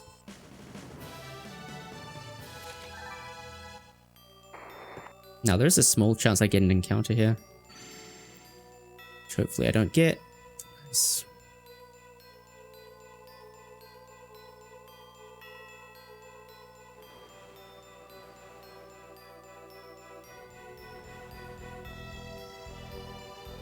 So unless you know of a faster way to do this ice puzzle, then I don't know, man. Did I get... Oh yeah, I got my recovery. Sit. Breath, Moloch. Fuck. R3. Okay, that's everything. Ice Queen fight should be free, but she has an ability that can instantly kill people. And she is going to get one turn. So as long as she doesn't do that, we should be okay. She can also heal, she can also break. Those would generally be bad. But optimally, this is a 2-turn fight.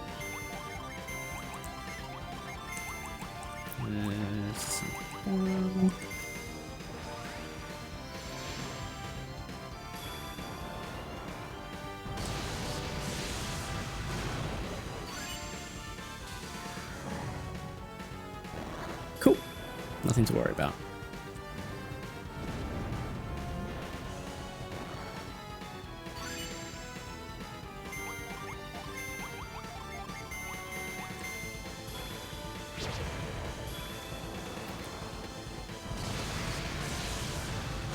Easy.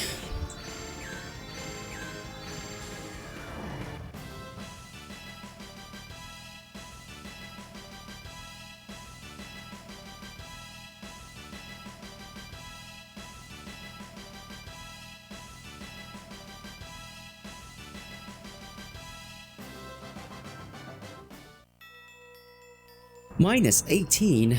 Wow.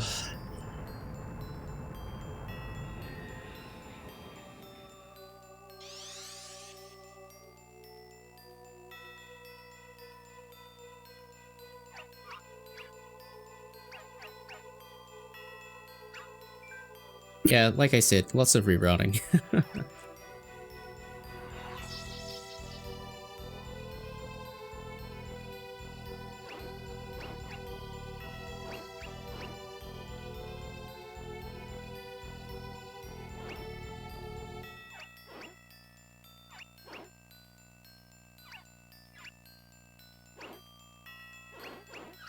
A lot of it.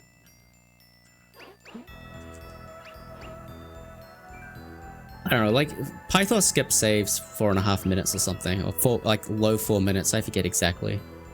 And so the rest of that is Barai skip. And maybe, like, I don't know, it's too complicated because, like, I also have picked up Dewdrop, which in future I won't be getting. And obviously I had to add Serac as well, so it's you know, all over the place.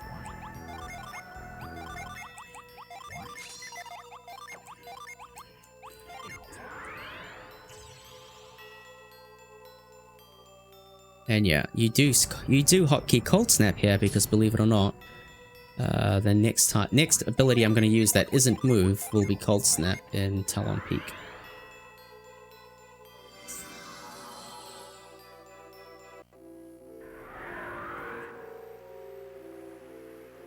Fun fact, your Sanctum pointer is set to there in Harappa Ruins for whatever reason after defeating Ice Queen. Bit strange, but sure. Oh yeah, that's Nyunpa, by the way. He's the dude from Fushin Temple and Golden Sun 1. I should point out that this game has a lot of really strong homages to the first two games, like Nyunpa being a reference, and there'll be a lot more in the next blob of the game as well.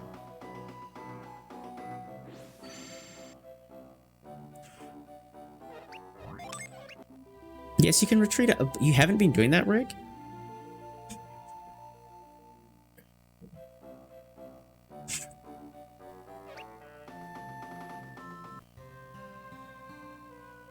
Right, and we're done here.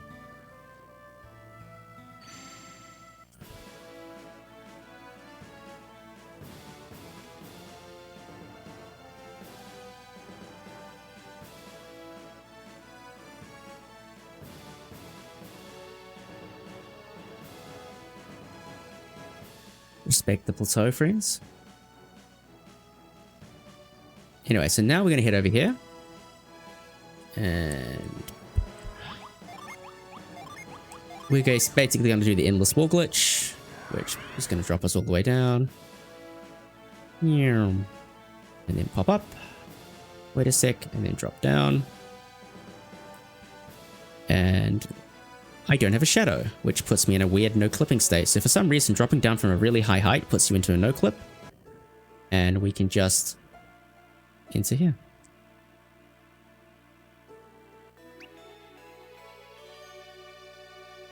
Grab that bramble seed because it's important. Get up here, please. Hello, get up here, please. Yeah, what did I do? Yeah, I haven't timed it either. I have to get Garland early just to secure a safe 2-turn. Without getting Garland, it becomes a risky 2-turn. You need to rely on not getting Shadow Shielded, or Sludge Shield, I guess. So, you take the few second investment to capture card.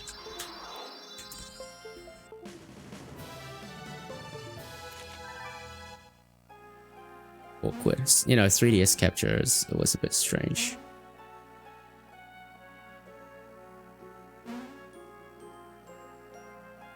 Oh, wait.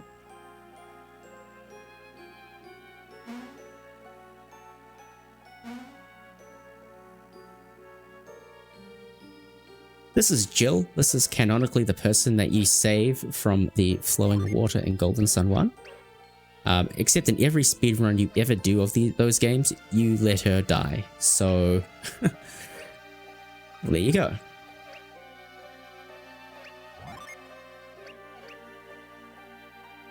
Splicing. Sometimes 3DS capture can be a little bit unreliable, as I'm sure we're all aware of.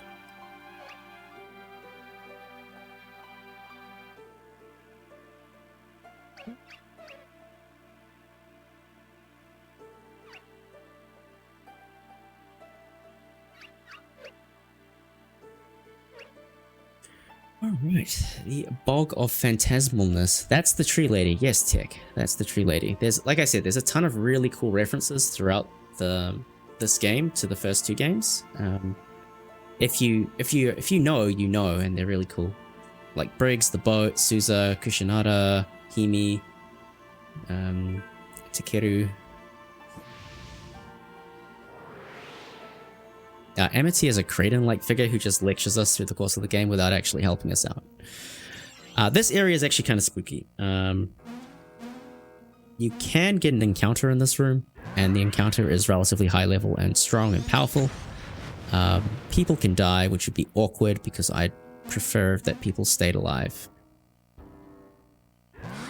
Briggs's boat is less obvious, Legrand.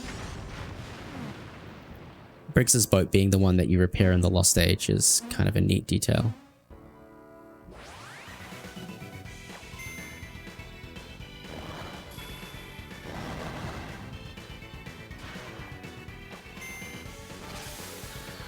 Case in point about spooky encounter, by the way.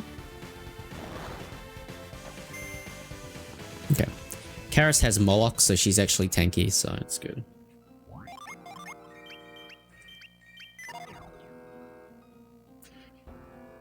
Pushing these can be difficult at times.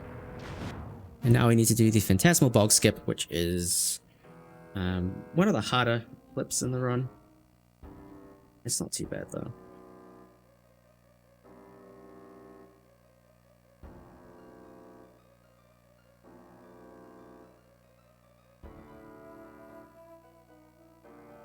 So this is very Homer Simpson retreating into the hedge meme.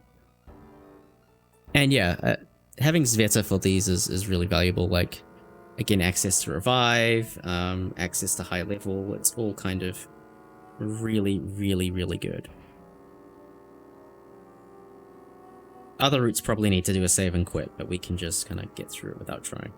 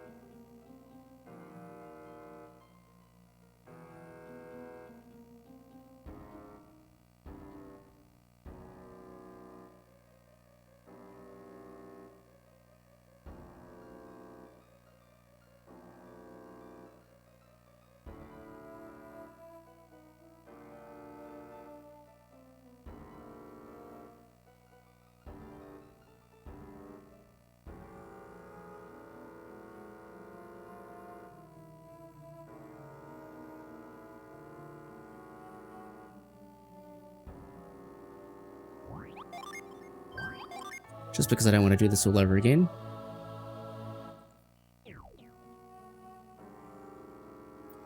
Case in point.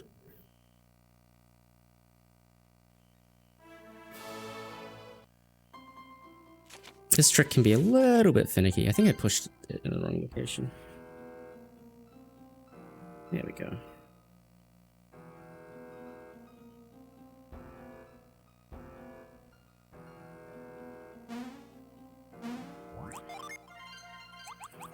Moloch, Fleet Bolt, back.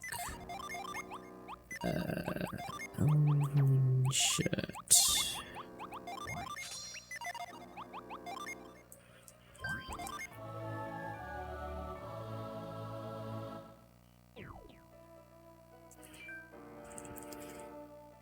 That could have been faster.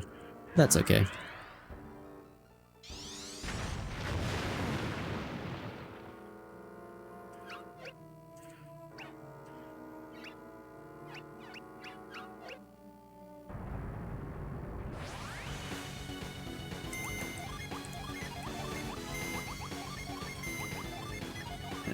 Fleet, right?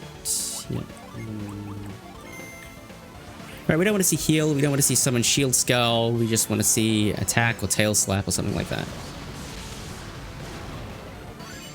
Oh, we didn't get shield on first turn. Okay, that's nice. Curse skull. Perfect. Perfect. Perfect.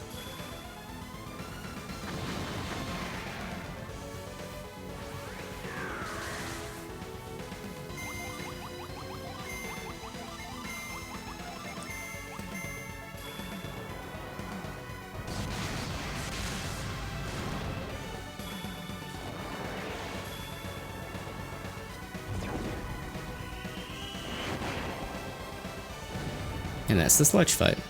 Actually, Sludge is one of the better designed bosses. Like, the whole Phantasmal Bog is an amazing dungeon. I really, really think it's a great dungeon. We just don't see any of it in this route, which is, well, it's a thing. Sludge is also a really interesting boss because of this, the minion mechanic. Just a little bit hard to explain while trying to get everything to work.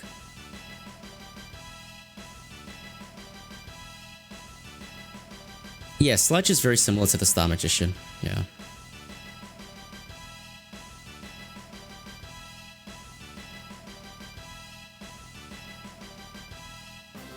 Oh yeah, we're a little bit underleveled, if that wasn't obvious. That time loss is because of a slow clip, and my PB gets Garland after Sludge, so... we have to get Garland before Sludge now. It's unfortunate, but I don't have any other... I'd usually cover up the difference of the Boreas with Amity, but we don't have that anymore. GMO-free version of Star Magician. Don't know about that.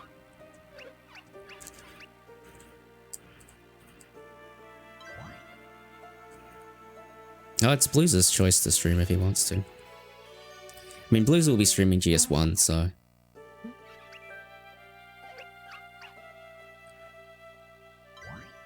Alright, we are done.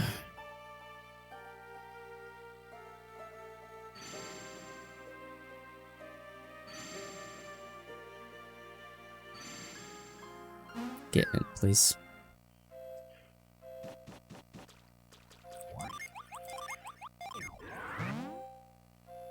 Could equip Crush there, but it doesn't really make a difference.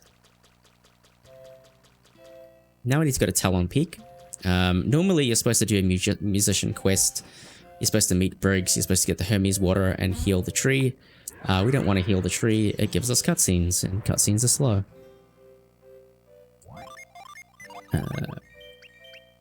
So instead we are going to go and just beat the mountain rock. But to do that, we need to do the same trick again. We need to get into that no-clip state, which is, again, not entirely trivial. We have to do a fairly complicated clip, but we found ways to make it a little bit more consistent these days.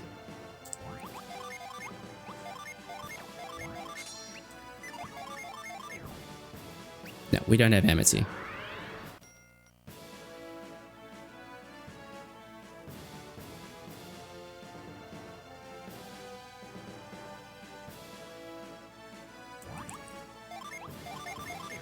And that used to be the hardest clip in the run, but now there's a setup for it that's reasonably consistent, so... just because I don't want to do it again, I'm going to make a save, just in case I get an endless wall encounter. That would be terrible.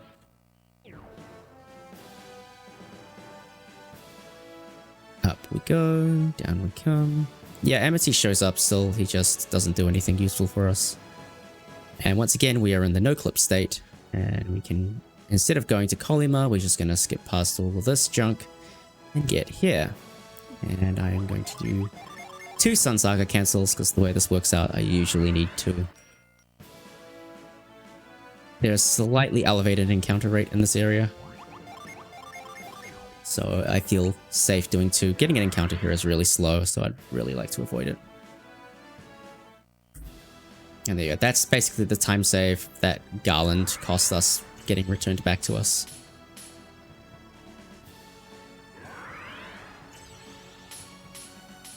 And those are the only 2 uses of Cold Snap outside of the Ice Queen dungeon in the run. Yay!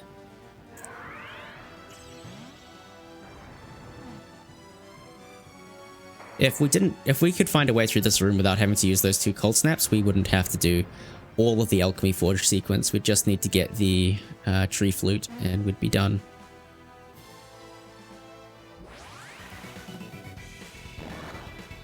Nice caught by surprise.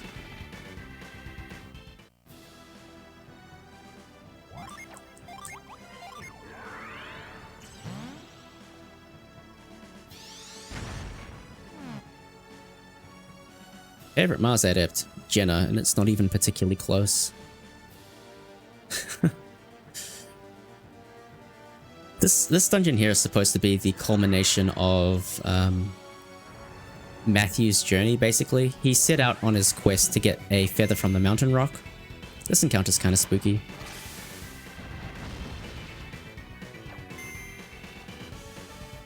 And that's what we're going to do here. We're going to go get the mountain rock feather. Twin beaks is not good. Okay, that's fine.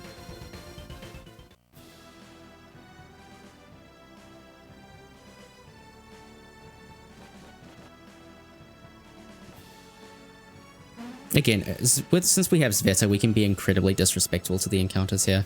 I'm going to defer reviving until way later. Basically, I'll revive here because I've got a menu opportunity, but other than that, it's not really a reason to.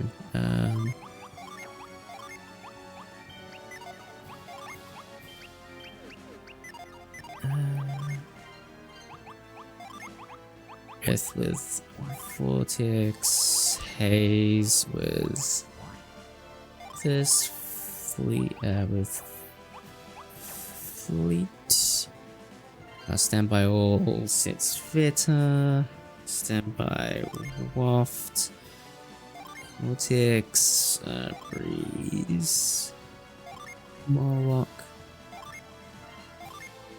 Double Tap Bolts.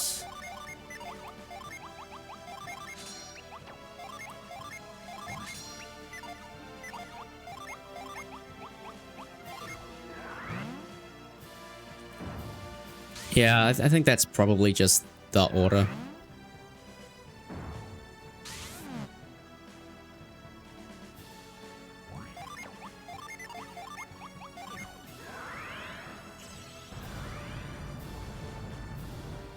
Yeah, like I said, like I literally routed this out yesterday, so please forgive the gen menus, they will get better. They're just a bit rough at the moment because everything's so new.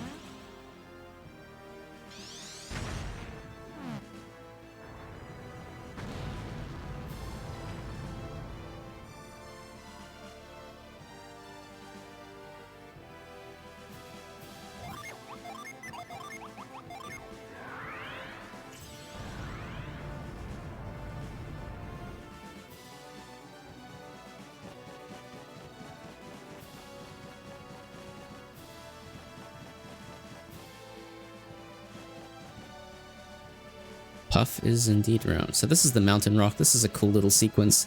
Normally you need to get the slap glove to do this, but because we have Sveta, we already have slap, so that's convenient. Do I need... yeah, leaf crush.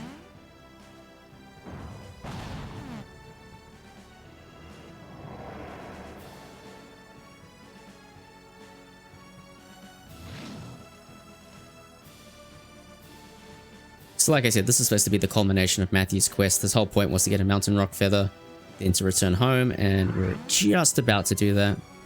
Give this one big slap, and there it is. That's it, game over. GG, well played. No, it's not. This, like I said, this really isn't a story about Matthew, it's a story about Sveta, and Matthew's actions are relatively inconsequential to the whole thing. Oh yeah, the rock is a dragon. We'll just make a quick save just in case something goes wrong, but it shouldn't because we have Asura's armor.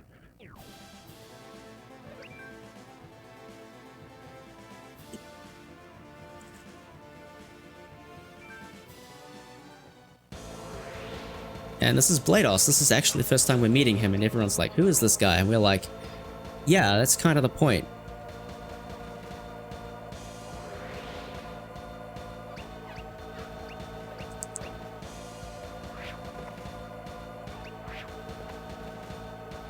And so the main reason, so basically I mentioned that Vortex is the only investment that I make for a Jupiter gen.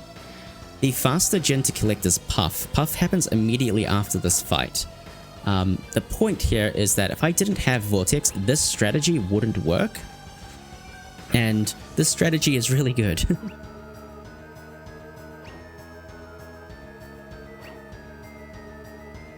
Yes, Matthew doesn't matter. Is Veta's love interest, alright.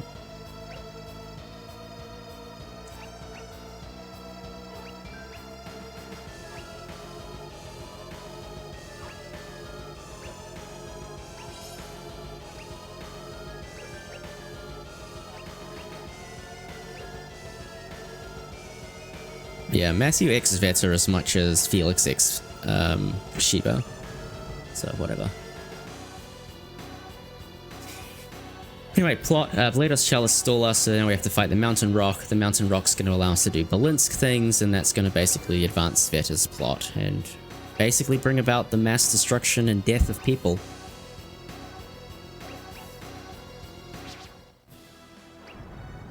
I'm not messing with it, I'm backing it up, man. Alright, so like I said, this is a pretty interesting fight.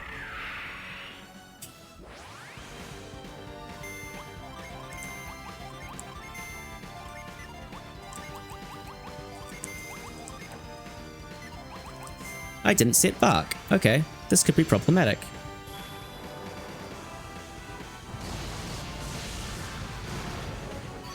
I said could. It's fine.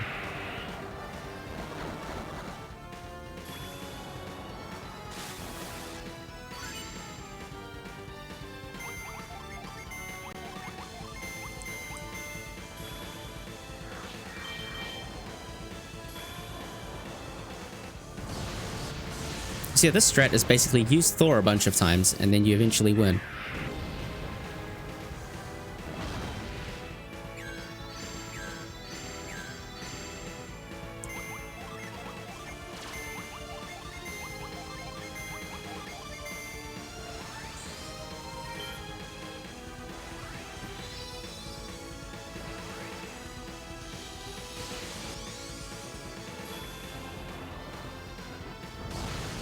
The Avengers strat, yeah.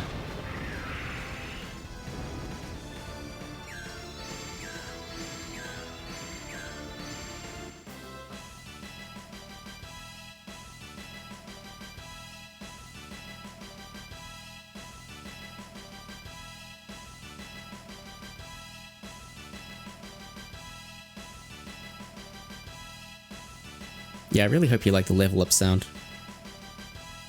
And so we're losing time here because we had a slow encounter, and this strat is slightly slower than the old strat that we used to do here, but that's neither here nor there, it doesn't really matter. Now this split is no longer relevant, I shouldn't have it. And so now what's supposed to happen is we're supposed to get these things here. And then once we get to the end of this, we pick up a magma orb, and then these dudes betray us, and they steal our slap glove. But what if we never get betrayed? So we pick up 3 magma shards here, and then we do a minute clip.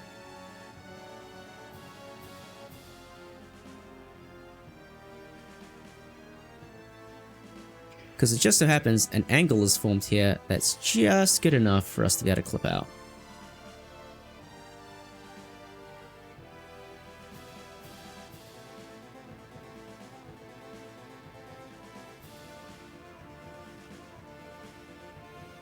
Then just touch there and we fall down.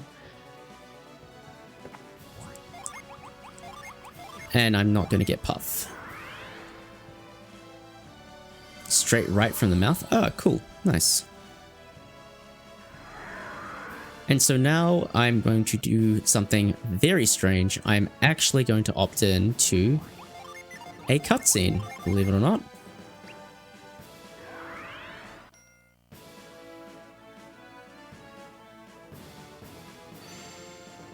I need one more Mercury Gin. And it turns out this guy here, Teardrop, after factoring out the other way of making it to Balinsk, which would be via a Death Warp, going through this cutscene cost me 15 seconds to get the Gin. So yeah, we go through this cutscene, which actually isn't that long. It's only like 70 seconds long. But death warping with a relatively strong party is not that quick. And of course, I need to get a Gin here as well. So I need to time this properly, really work out what's the best way to death warp, etc, etc, etc. What can we reasonably expect? Balance that against all the Gin options available, and see if this really does make sense. But yes, it should this should be fine for now, at least. This is good enough. Anyway, this cutscene's supposed to happen before the mountain rock sequence, and they give us the slap glove, which enables us to be able to slap the mountain rock.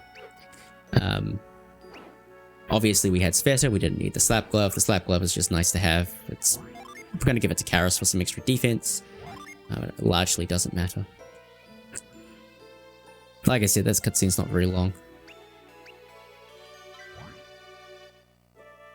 And the main point is that we can go over this side and get a friend.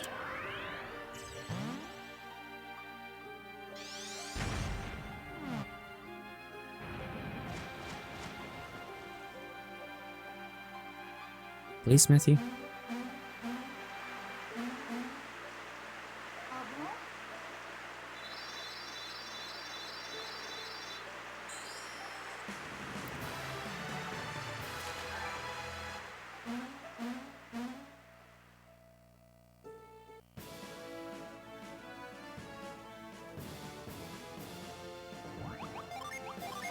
So now we're going to go to Balinsk, which will be our first trip to Balinsk, but we've already completed the mid-game. Yes, Mountain Rock kind of caps off the optional, well, the side questing portion of the mid-game. The thing that actually caps it off is Balinsk Ruins. That takes us into the last bit of the game, but yeah, we've basically done all the stuff in the mid-game. This is our first trip into Balinsk. Usually you come here first to set off the musician side quest. Normally the musician side quest is required in order to be able to heal the dream tree, which is required to access Talon Peak, but we skip all of that. So yeah, big time saves. And yeah, Balinsk is a jam. Yeah, the power of law repels monsters. It's pretty great.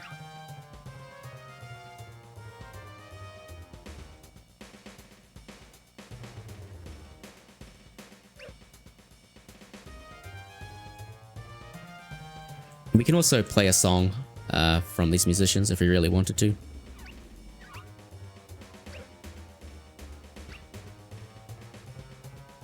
But next we're going to pick up another friend. Just tucked away in here is a friend by the name of Spout.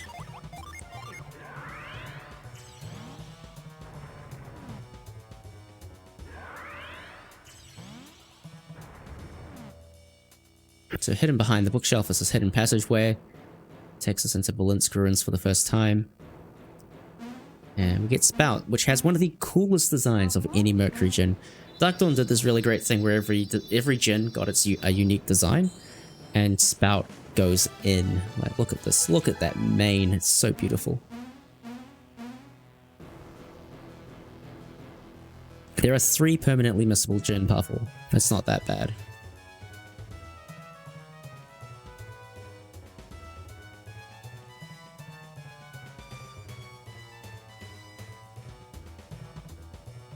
And so now to get into Balinsk Ruins, we're going to take the back entrance. So normally there's no possible way for you to ever interact with this side. You can slap that, sure, but you can't. There's no way. You'll never have a magma shard to activate this. But for some reason, despite that, it works. It's fully coded. And we can just enter Balinsk Ruins without having to do any of the musicians' nonsense. Which is pretty nice.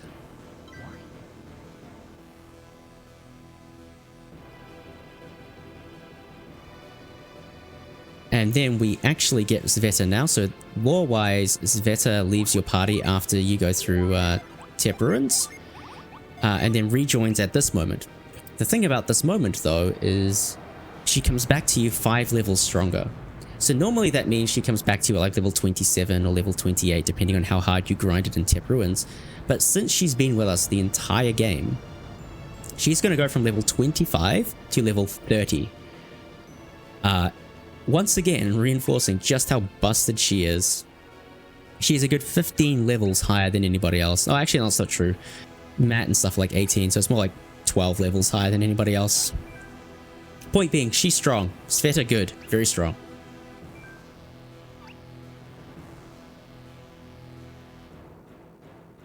Correct. Raffi is correct. Basically, the Balance Genies are the only one that are permanently missable because Balance locks you out. And they're not available in the epilogue sequence, which is annoying. Because if they were available in the epilogue, you could get them. Chasm is, but you have to use some weird glitches to get it. So Cobalt Leafeon, who was in chat earlier, what's up Cobalt, found this neat little time saver. I don't know if Reg is still around. I don't know if I don't know Regs has seen this. What am I talking about? It's this neat little time saver here. Well, this is a long cutscene though, so.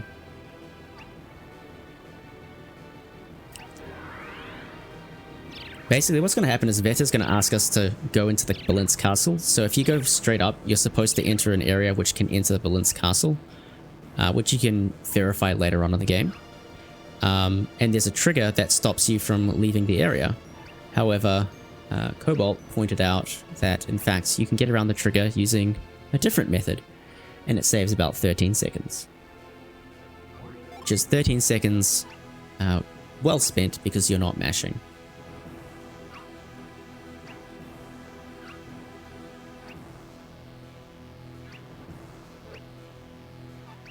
I don't know who knows this. There's been, like I said, there's new tech being found, like, on a weekly basis.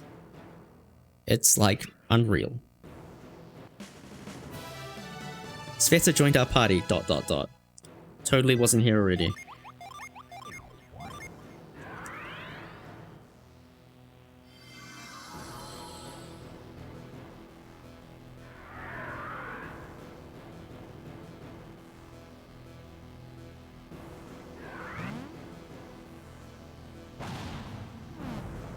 Yeah. So it's nice. So we can go back through here and everything kind of works.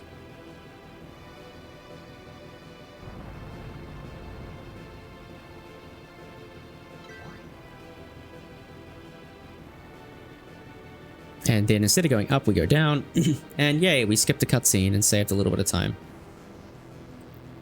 Got to love it. And so lore-wise, at the top of Talon Peak, Ryoko and Hozan betrayed us and stole our slack glove and stuff. Canonically, they're supposed to enter through the back entrance. We did. And then they're going to catch up to us at this point, and they're going to be like, hey, LOL, we didn't mean to betray you. Let's be friends.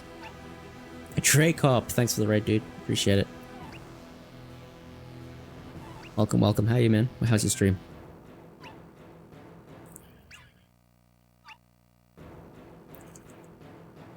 And here we go. So yeah, there's some conflict here that shouldn't exist because they never betrayed us. They never left the party. But, you know, we pay no respect to canonical order in the speedrun. Yeah, so Valyssa Ruins is by far and away the biggest time commitment in the entire run. It's like a 40-minute commitment to get through this dungeon. It's very long. There's lots of puzzles, and they're all really slow.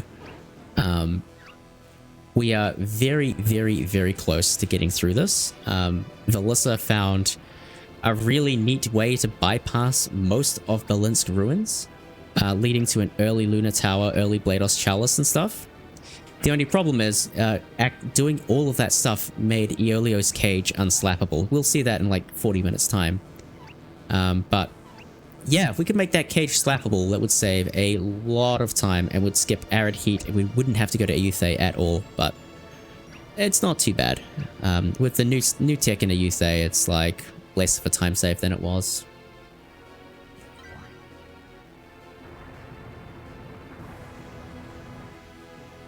Yeah, Valyssa has seriously come up with a number of really novel and crazy ideas that have helped this game.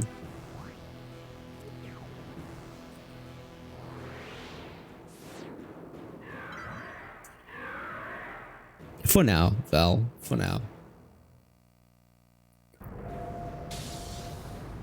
No, Val, you're wrong. You do late sludge and you put it on Aeolio. If you can truly skip all of this. What am I doing? It's...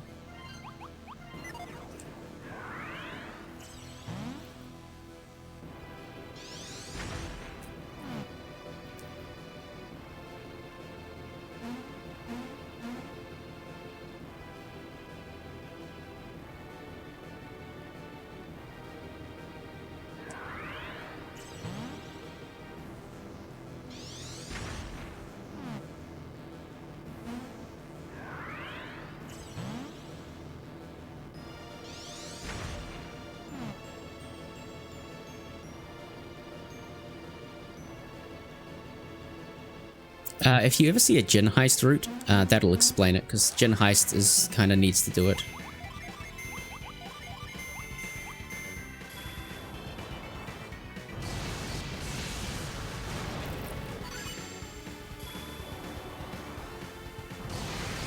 I really like this route because it's basically just Karis and Sveta beating up on things.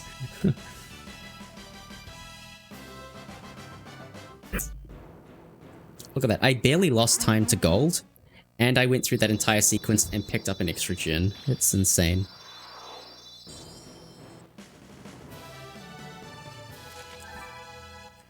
That is also true, Val. It's also true.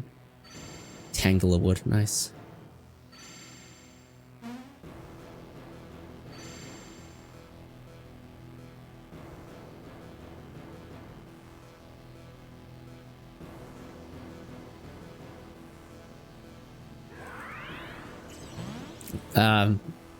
Because Reef is a terrible character.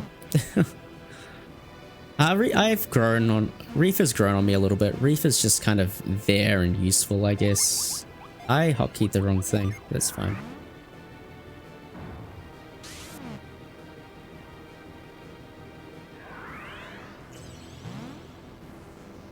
Just a little bit unsure of whether or not this would pop me up if I do this, so just play it safe. I'm not a fan of Mia, but I know that's a minority opinion. I think Mia's just a really bland character.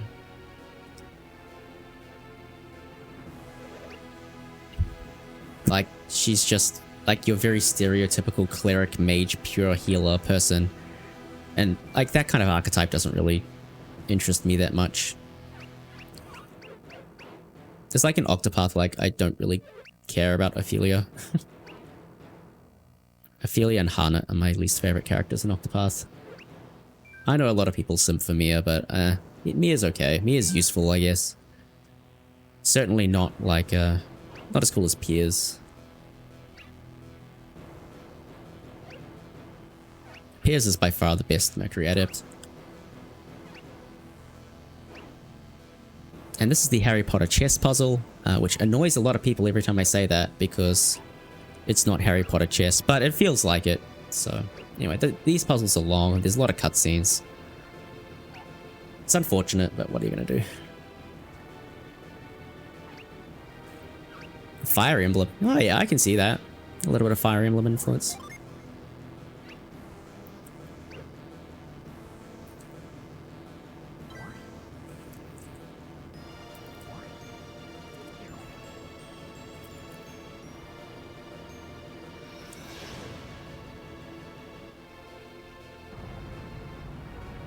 I don't know, I like my characters with a little bit of complexity and interest to them rather than just being boring. So like Primrose is way more interesting than Hana in my eyes. I really dislike Elfin as well. God damn it, Elfin.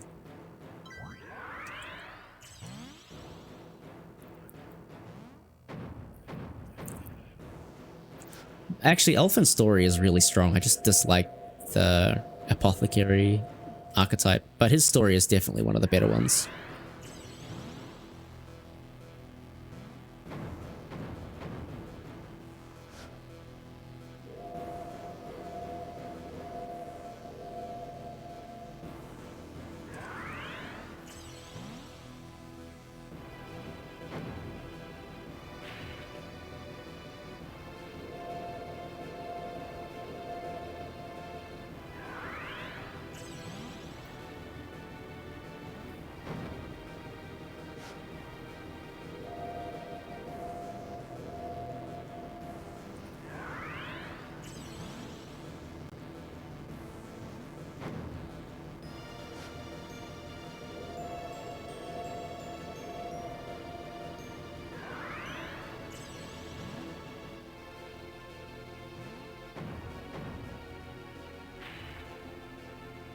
Primrose from Hunger Games, nice.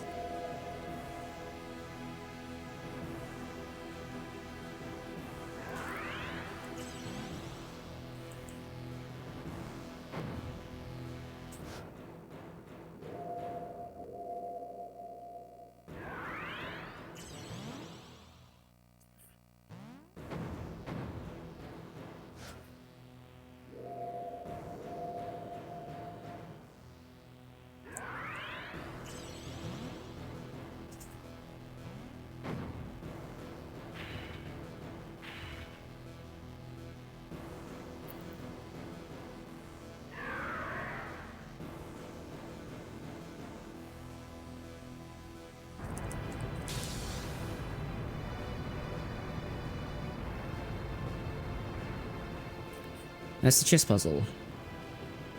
Because it does take forever, because it goes through all of the individual pieces one at a time, when really they could have just checked them all at once or something, but it's fine. That gear has special coating to prevent you from clipping off, otherwise we could clip off of it and do cool things.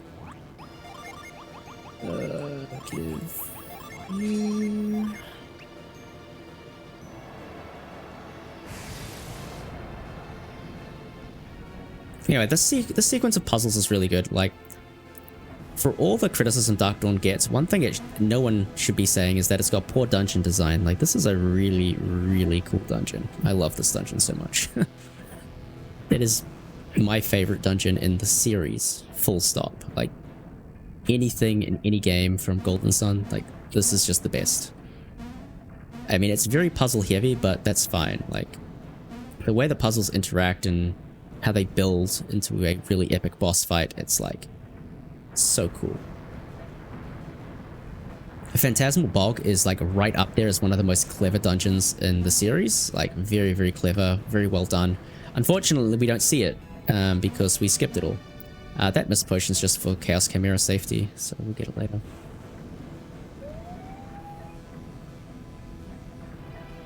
Oh, sorry, it will be relevant later, I should say.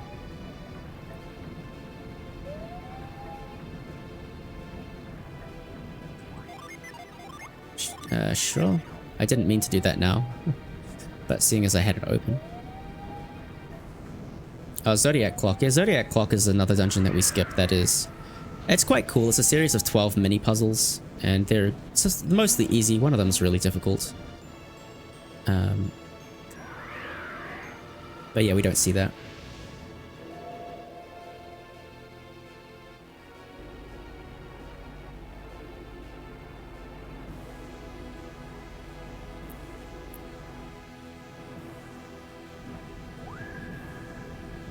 The cool thing about this dungeon is really how it builds, because you're not quite sure what's happening. Like, you've been warned about this place, like, a lot. If you go through this casually, you meet Tret and Laurel, who are obviously the trees from the first game, and they tell you don't activate the thing, beware of Lunar Tower, all that jazz. And you're like, what's going on? Like, we're slowly building up elements here. Like, here's Jupiter, we're gonna go into Mars. And for me, the realization of what was happening didn't occur until right at the end. And at that point, you're like, oh, something is happening. Something is going down here. Now, this is a cool puzzle. You have to pound everything. Well, crush everything.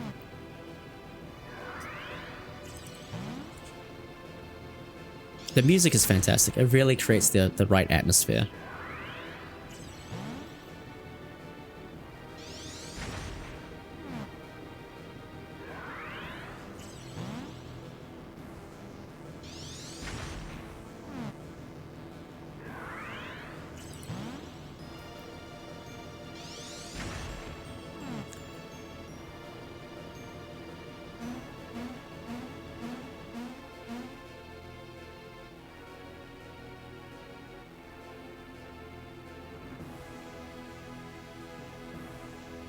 It's like the Hagbone Mace or something. Or Water of Life. I don't remember. It's not useful.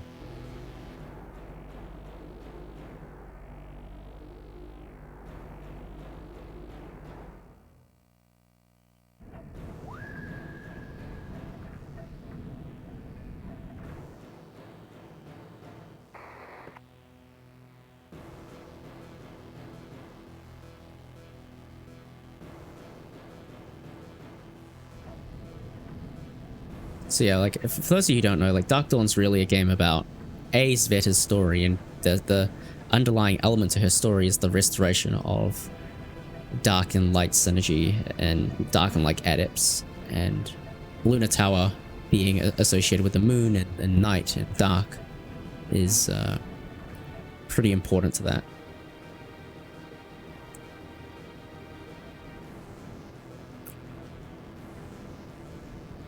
But of course, dark and light live outside the planetary elements. It's Lunar and Sol, which were established in Sol Sanctum way back in the first game as being like two things above them all almost, like the interplay between light and dark. And so what we're doing is we're building up planets to build up towards Sol, the sun, which is like incredible, really.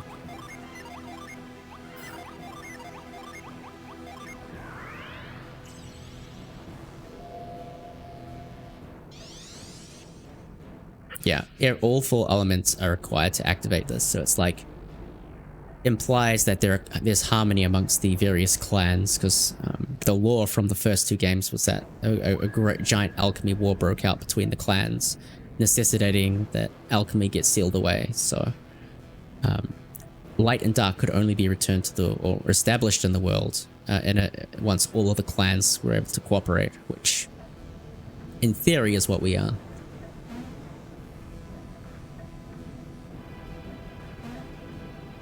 It's a really, really, really cool sequence. Alright, this room we really hate, by the way. We need to cast a Douse on that orb. If we could get into that water and just cast a Douse, even with the water at high level, it would be fine. However, we need to lower the water. So we have these 2 compulsory casts of Arid Heat. And that's it for the entire game.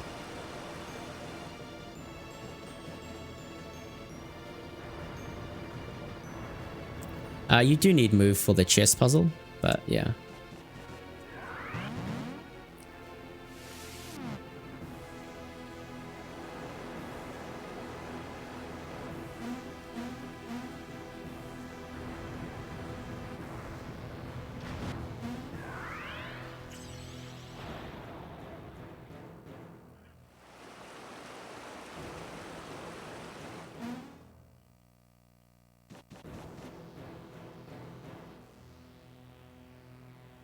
Alright, the puzzling's almost over.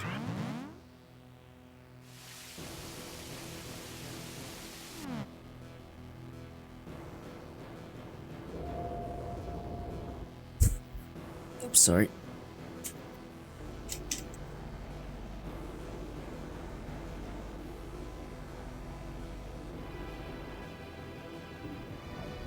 Blue orb sure is cool to look at.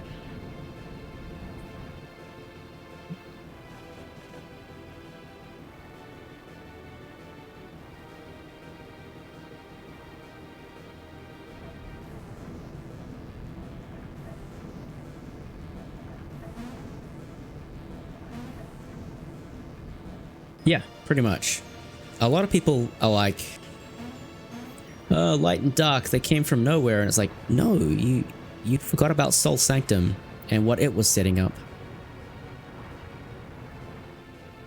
And like I said, this game really references the first 2 games in a number of really cool ways. And the whole light and dark thing was absolutely established in the canon of the first 2 games, so yeah.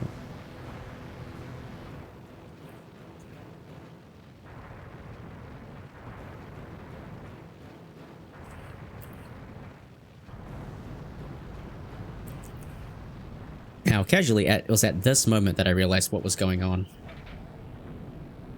because it really spells it out in heavy detail. So each element is aligned with a planet: Jupiter, Mars, Venus, Mercury, and hey, look, it's planetary order. And they've just kind of converged. Oh, that's so cool.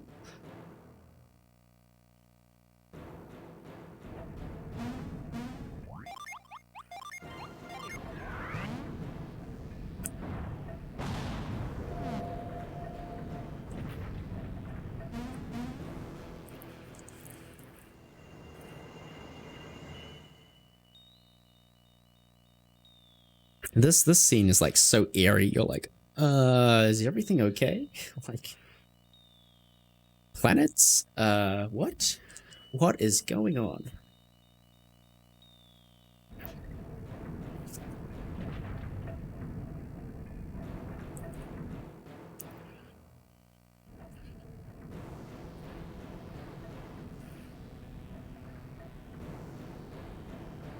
Look at this. Look at this chat solving the world's energy problems.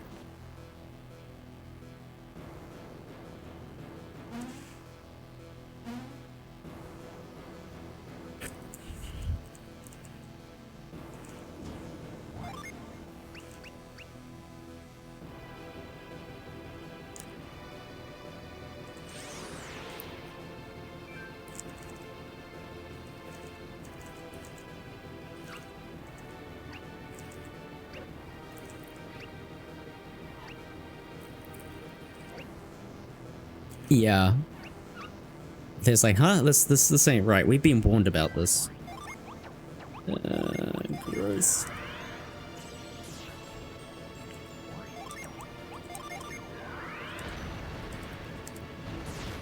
I also love this puzzle. This puzzle's great.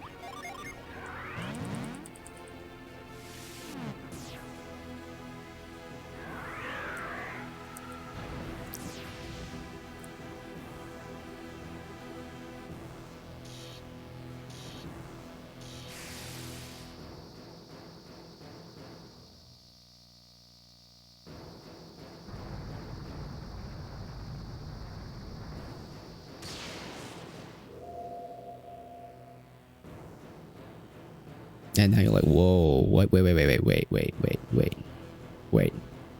What?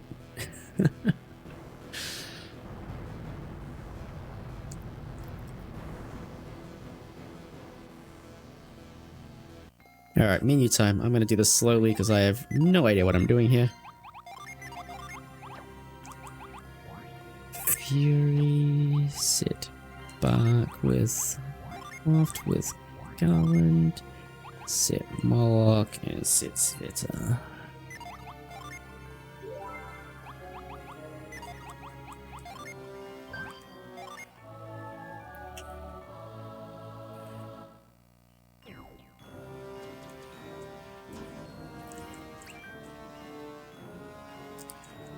Yeah, like this is just peak dungeon design.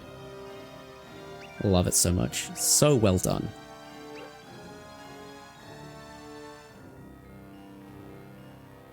Yeah, just like everything about it, like the choice of timbre of the bells here is so on point, like Sakuraba at its best. Alright, anyway, this fight is awful. I have a 3-turn fight here if everything goes well. If it doesn't go well, we make it up as we go along, because this fight can go off script in 100 different ways.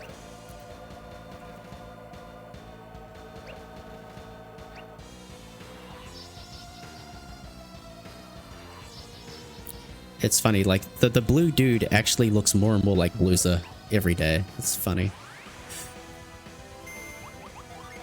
Oh no, you're gonna beast one.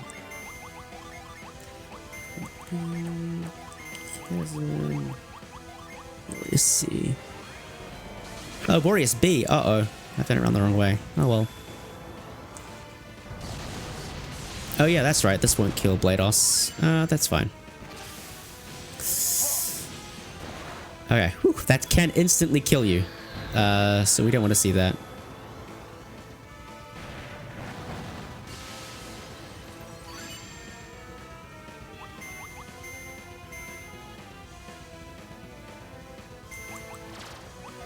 This is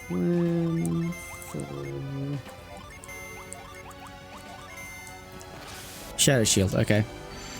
That's a bother.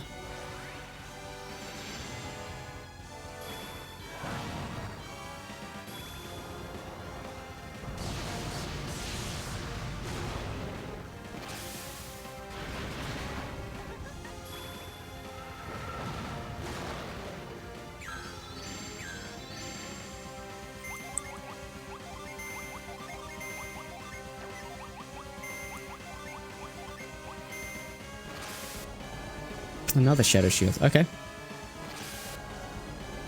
Okay, Shadow Shield doesn't stack, so that actually doesn't change anything.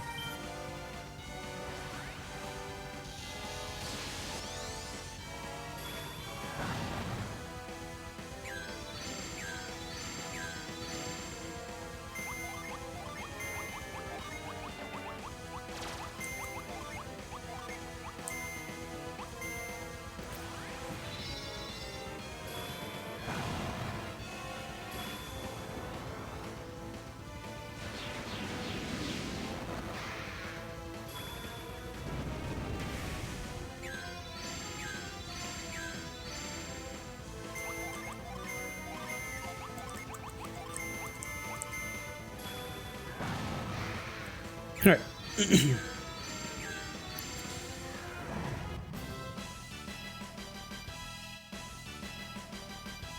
So that's a slow fight. It happens. Shadow Shield RNG is definitely a thing. Shadow Shield is basically the only thing that can go wrong. Well, not the only thing, but Shadow Shield and Stun can slow that fight down. But it's pretty consistent to get through with Sveto in Beast form, because Beast form is ridiculous. But yeah. That could be a great deal faster if they don't use Shadow Shield.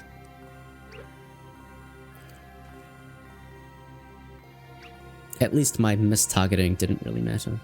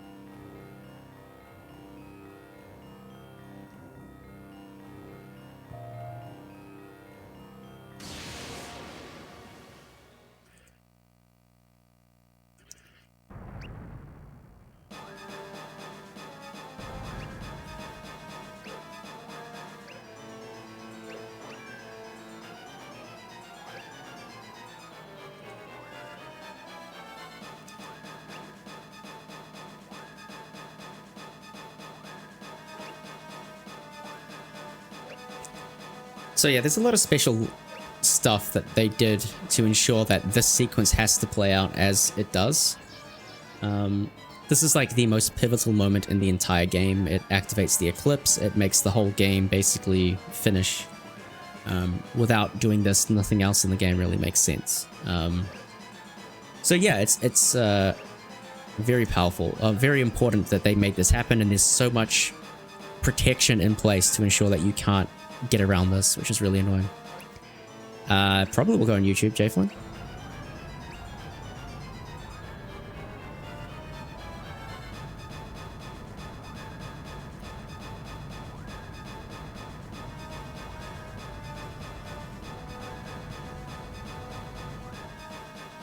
They have abilities like Punish, Retribution, and Scornful Caress, and Shadow Clash, and things like that.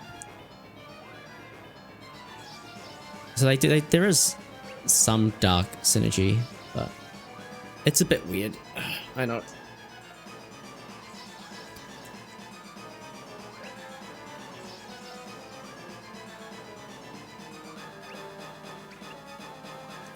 Alright, Shadow Shield. Yay, what's up, Sangor? Alright, with perfect movement, you can avoid a a warning, so let's see if we can do that.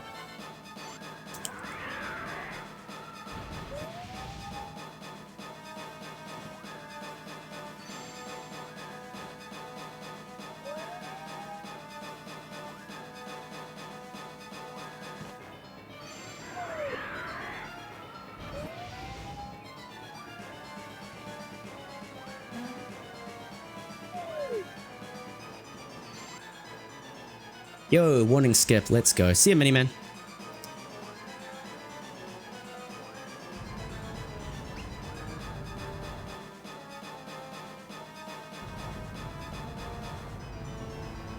That movement's actually pretty tight, but it's satisfying when you get it.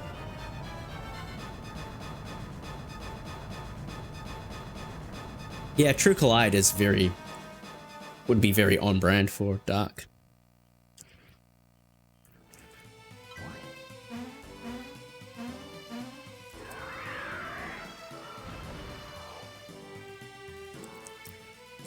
Ugh, movement is hard.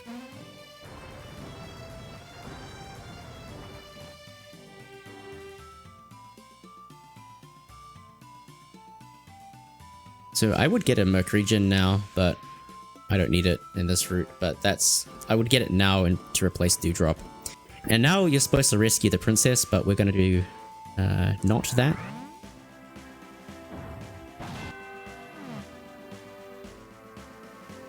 So Hojo is the girl that got captured by the Linsk and the Morgul clan. And you're supposed to rescue her at this point. You're introduced to Volchek as Sveta's brother, and he's like, aha, we don't need her anymore. We've done what we needed to do. Instead, we're just going to do another minute clip to skip all of those cutscenes.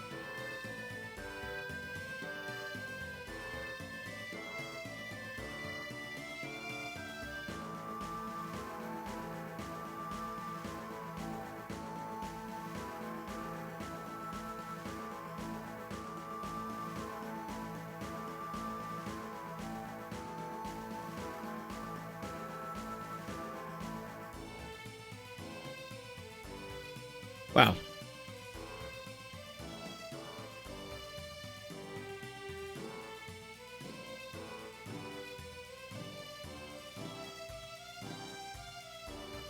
Can't believe I just did that.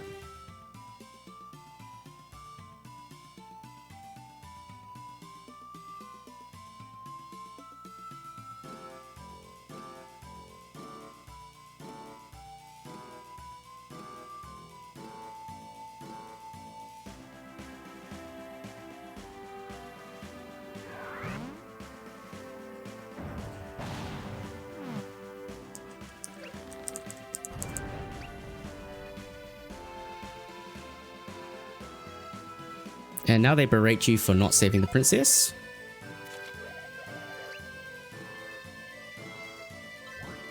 Which is funny because... yeah, we're not going to save her.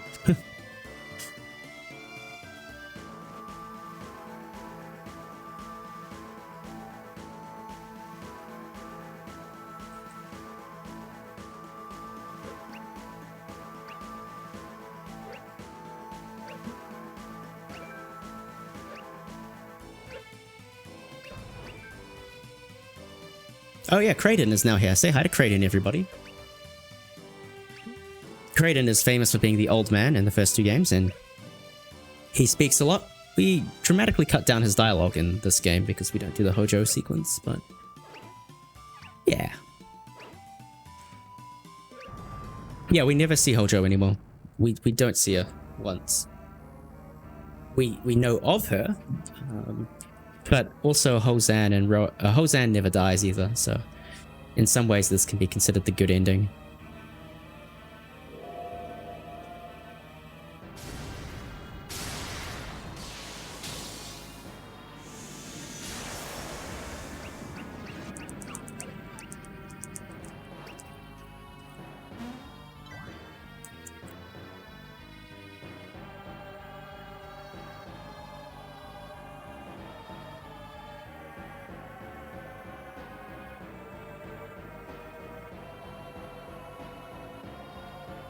I kind of screwed that up. That's interesting.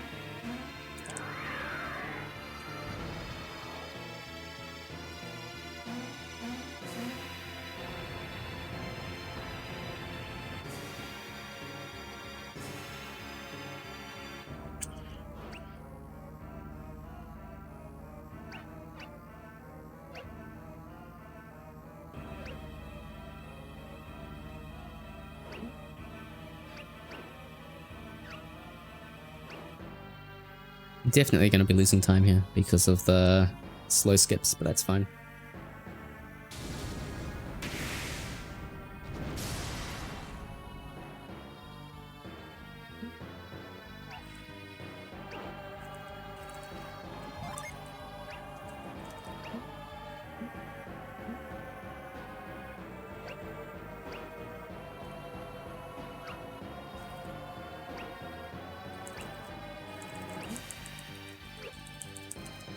Yeah, so the last third of the game, which is the third we're about to enter, is where most of the issues with the game actually lie. The difficulty never ramps up. The next compulsory boss fight is the final boss, which is kind of silly. Like, there should have been some intermediate bosses that you had to fight to get Umbra gear. Like, it's so simple. Like, why wouldn't you do that? But alas, it is what it is. It does mean we just kind of turbo through this bit of the game. Harran Island, getting Himi and stuff is kind of like the big slog of this segment, but it's truthfully not that bad. But we'll see.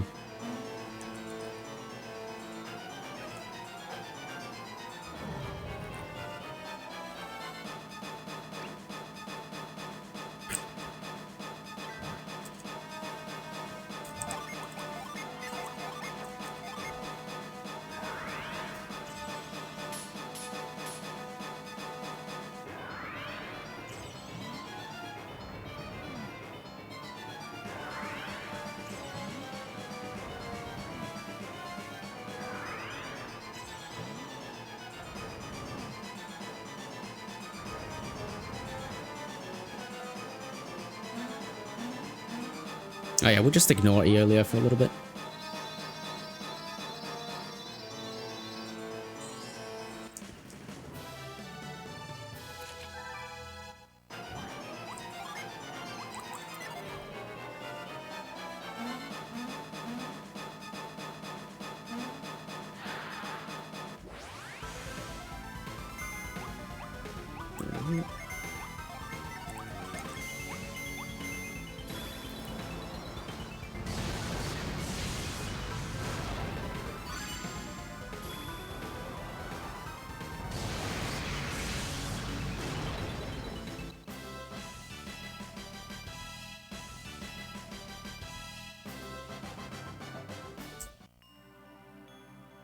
$40 seconds, that's about expected for screwing up the minute clip. That's fine.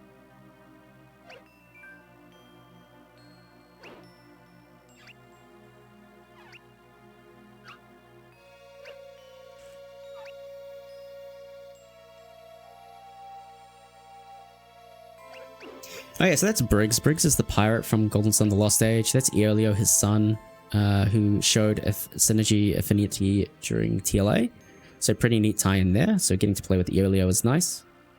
The ship we are currently on is the ship we fixed in Al-Hafra in TLA. So it's pretty nice that you get the same boat. The boat that we fixed 30 years ago in TLA, we get to reuse it now. That's pretty cool. Sub 4 is probably out of reach. Well, 41X is definitely doable. 41X is probably the goal. But it's pretty hard to see how we saved in the other 20 minutes. But we're not that far away from that. Yeah. One more big skip will do it. But it has to be a biggie. Yeah, not having the winged ship is a bit sad, but also it makes sense. That was a whole, hey, you're fated to save the world kind of business, so let's give you some wings.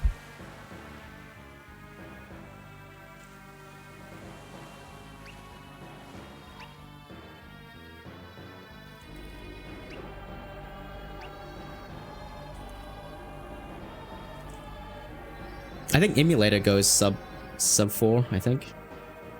And who knows, Gen Heist could be a lot faster than this route, I don't know.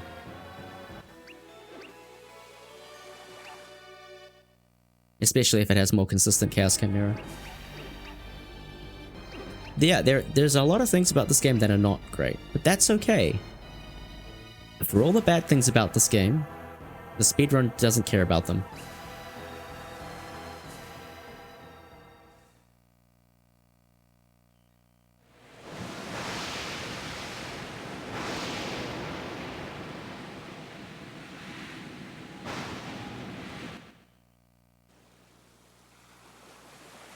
Yep, we only care about going fast.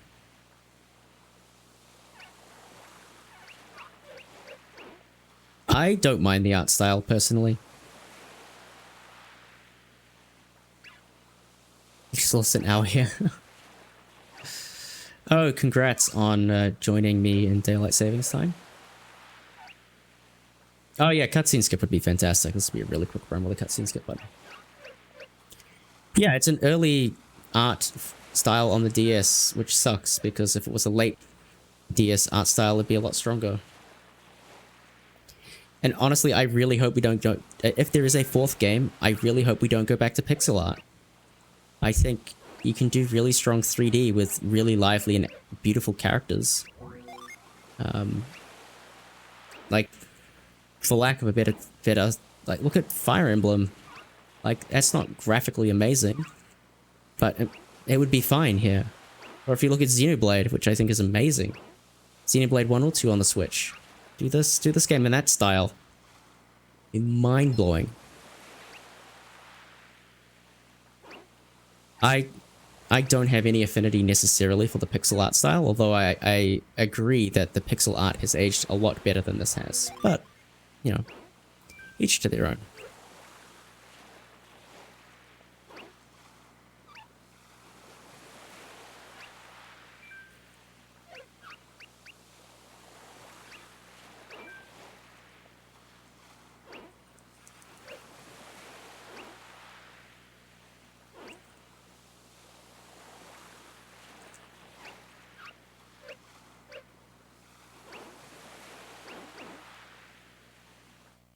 But yeah, I'm not picky. If we got pixels, I'd take pixels. I just don't think we need pixels to have a good Golden Sun game. Alright, we are free. Now we gotta go to Heron Island.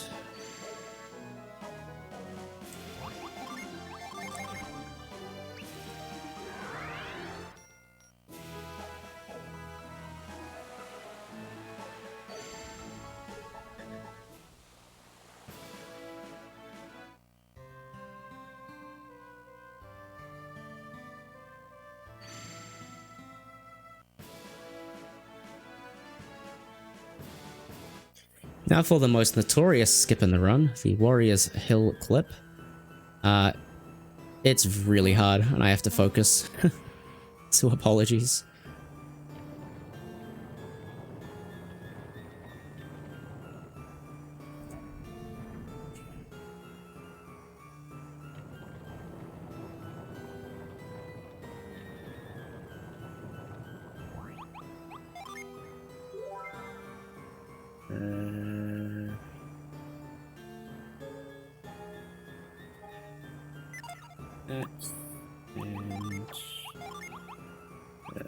This.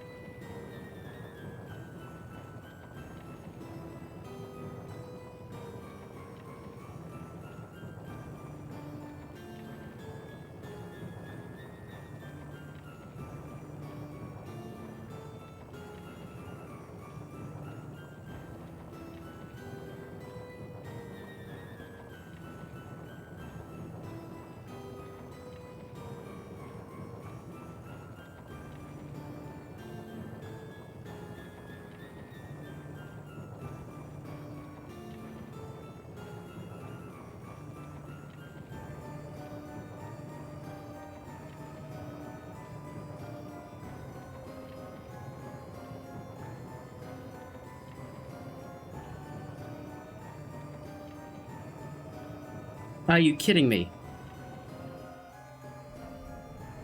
I fucking had that. That happened so quickly.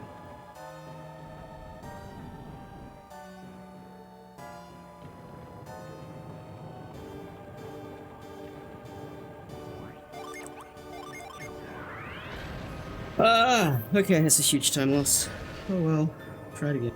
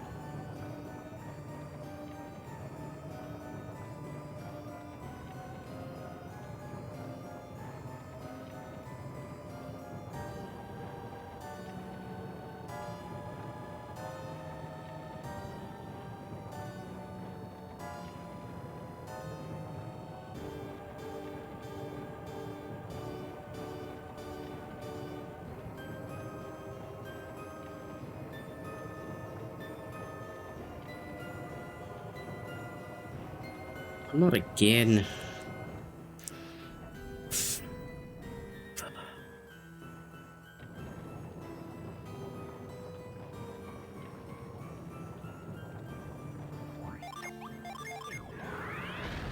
Oh, God damn it.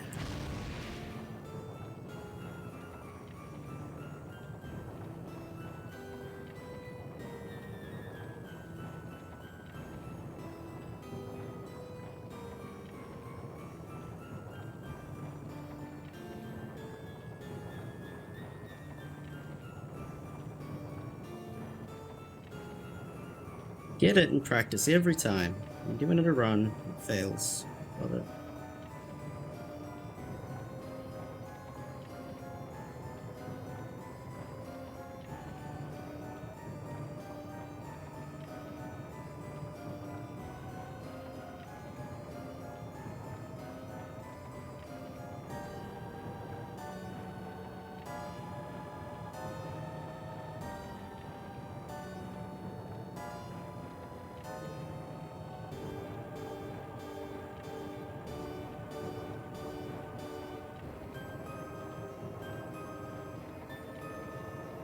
What is going on?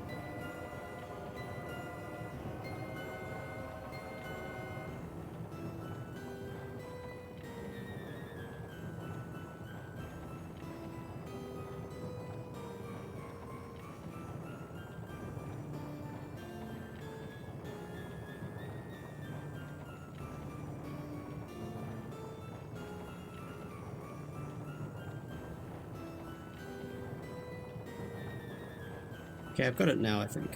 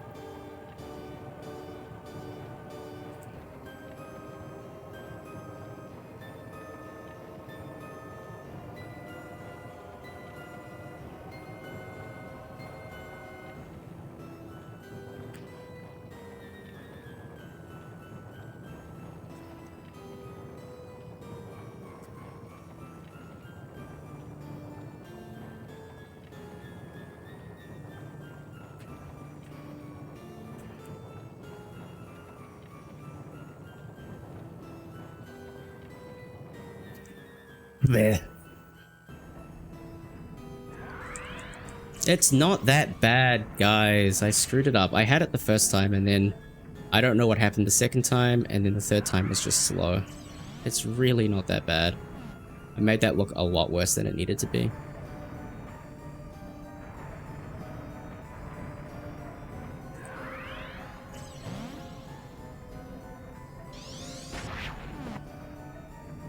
Like, honestly, I get it in practice every single time, so every time it fails in a run, I'm very confused.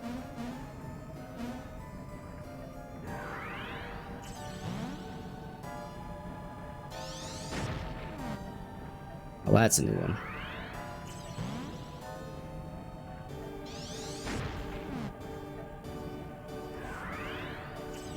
Yeah, we did the skip. We did it slowly. We lost like 4 minutes to it, probably. It's not a big deal.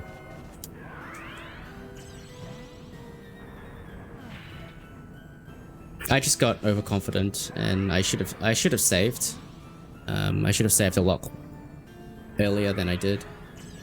And if I had saved, it would have been completely fine. So it's my own fault, really.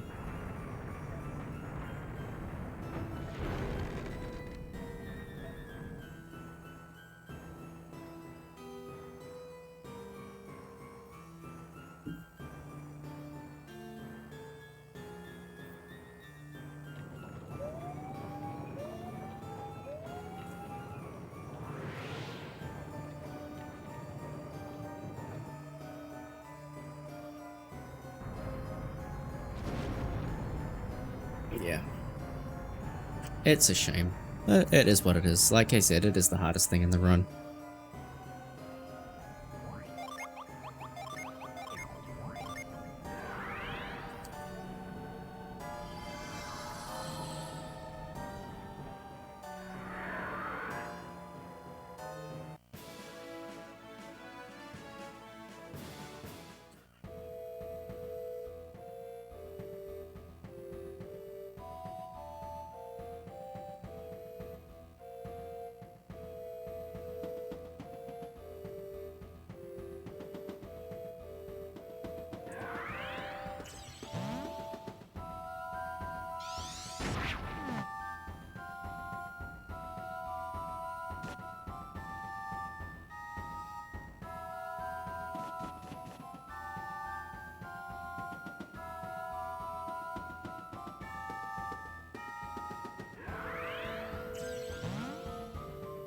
I seriously lose so much time through bad movement. I need to work out how to move better.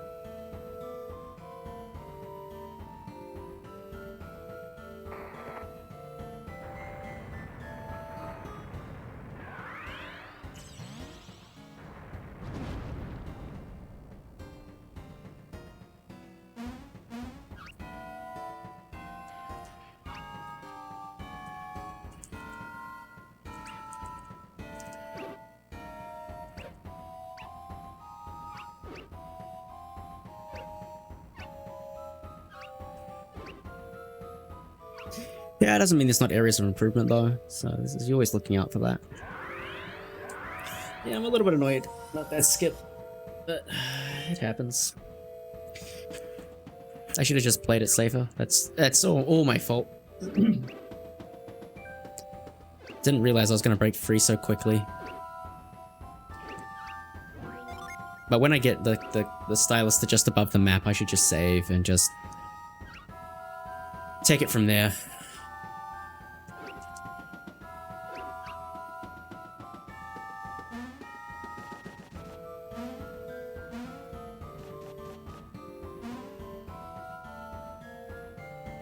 Oh no, the run's perfectly keepable.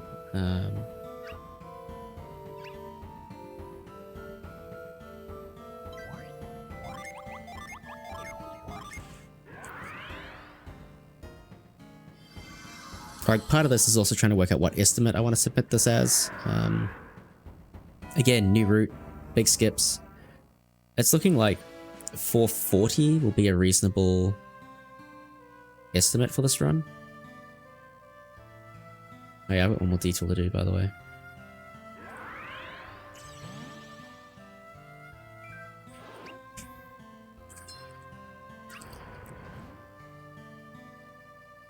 440 allows for like 3 Chaos Chimera deaths or like a slow Warrior's Hill and bad RNG.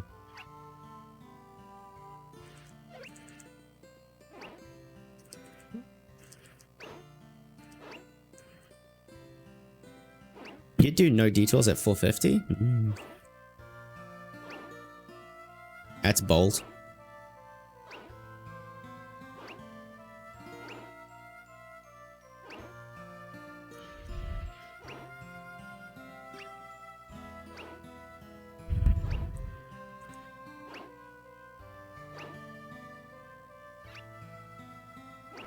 There's a lot of things that can go wrong.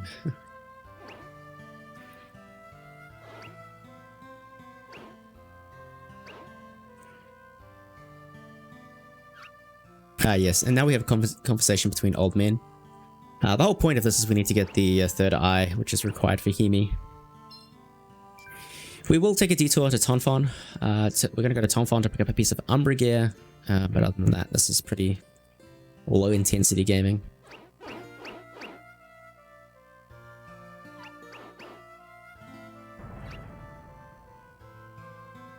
There's also another way to do Warrior's Hill skip where you do 2-minute clips as opposed to that one awful one. And it optimizes on some movement a little bit as well, but you have a chance of encounters and yeah, it's doesn't feel faster to me, but it could be. I think Valyssa is trying that out, so I'll certainly be paying attention to her runs and how quickly she can get through Warrior's Hill and use that as a point of comparison. And now we gotta get Spring. This is the last detour I need to make from the... No, it's not. I gotta get Aurora, but like... Spring is a gem that not many people were collecting. But I'm going to collect it because I need extra Mercuries. So I'll probably lose time on the split because I have to get this fella. It's only 40 seconds or so. Yeah, we're getting Aurora in this run.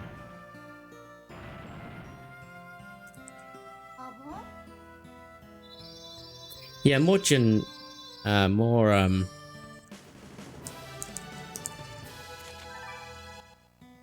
obviously everybody's Jin collection paths are now completely screwed up because Amity, who used to bring 3 Mercury Jin, is no longer in the route, so we have to find 3 Jin from somewhere, and Spring is one of the faster ones.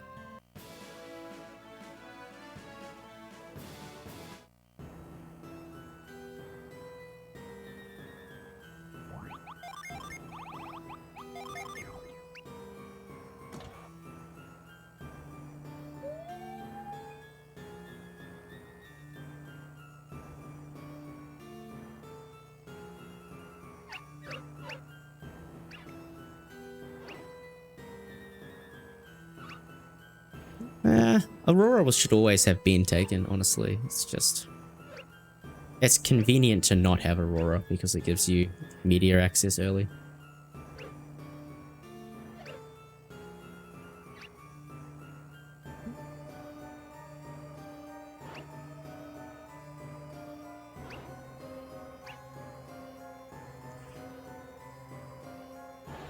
So the one thing you should never do here is retreat. Right now, you should always pick this up first. I have done a run a long time ago where I retreated and didn't get the third eye, and that was really awkward when I got to Hemi.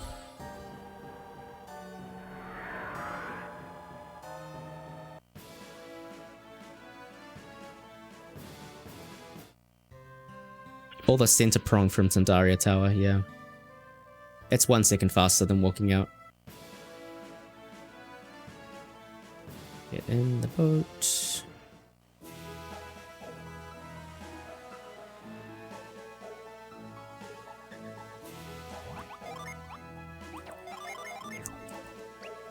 Yeah, even without it hotkeyed. Good question. I don't know, dear. I haven't actually checked that.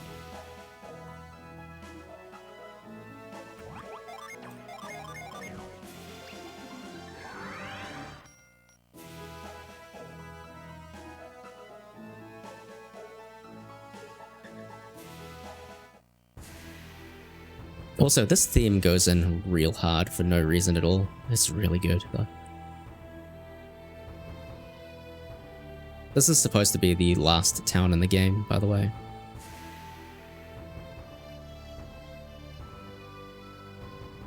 That's where Ruko and Hojo and Ozan are from. But you can actually come here early.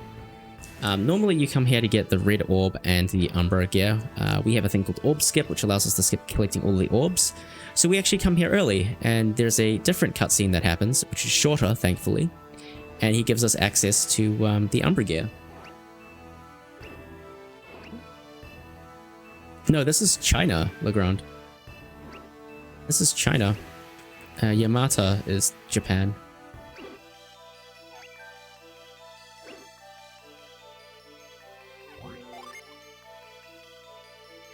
Yeah, Tonfon and Calcho are broadly based off of Chinese aesthetic.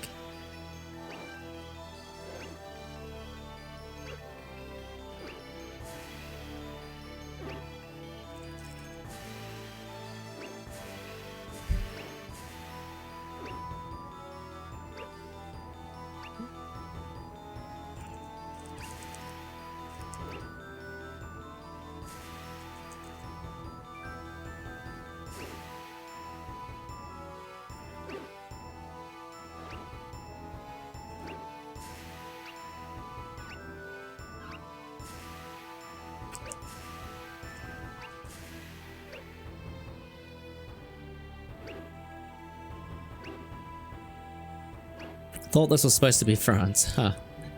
Yeah. Yeah, something happened between them though, because Calcho and Sana are at war.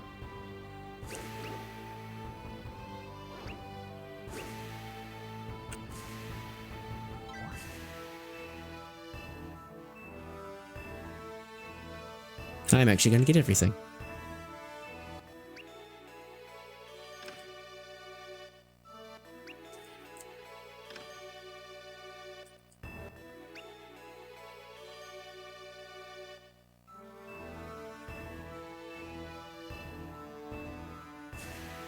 Alright, and this is the only time we're going to visit Tonfon. Normally you have to do a quest to save Ryoko and Hojo.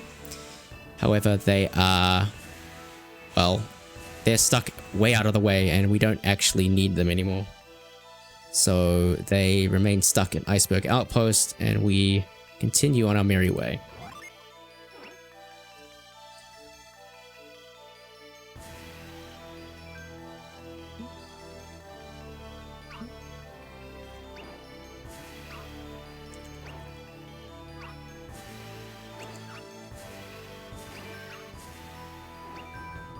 And this is where we learn that Noelle has a crush on a 600-year-old man.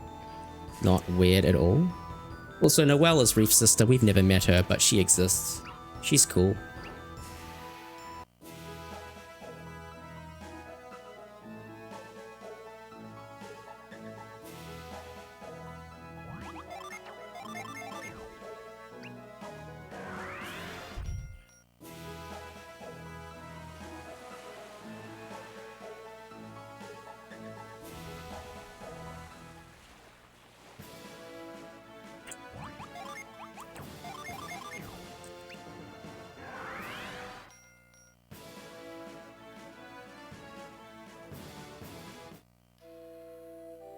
We don't know how old Piers is, but we can safely assume 600.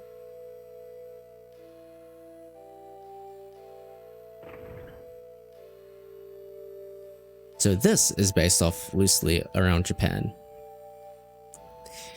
This is Yamata, which is the relocated city of Izumo, which was the place which had the Serpent ordeal in TLA. War is stuff happened, things flooded, and they had to move towns. The big mountain that we just came past is supposed to be Gaia Rock, by the way. But it's supposed to be Mount Mikage, Mikage, or whatever it's supposed to be. I don't know. But anyway, they had to move. They called their new town Yamata, and that's where they are. So this is Sousa. He's the dude who kills the serpent. He lunges the cloud brand into him. Into it, I should say. And Kushinada is the person who was leading the chair squad in front of Himi. They have 2 children. One of them is Takeru, who was heavily hinted at in TLA. Takeru, if you do some mind reading, is on a journey to help Felix. What? Yeah, so Golden Sun 4 is basically set up. And Himi is the other sibling, and we get Himi.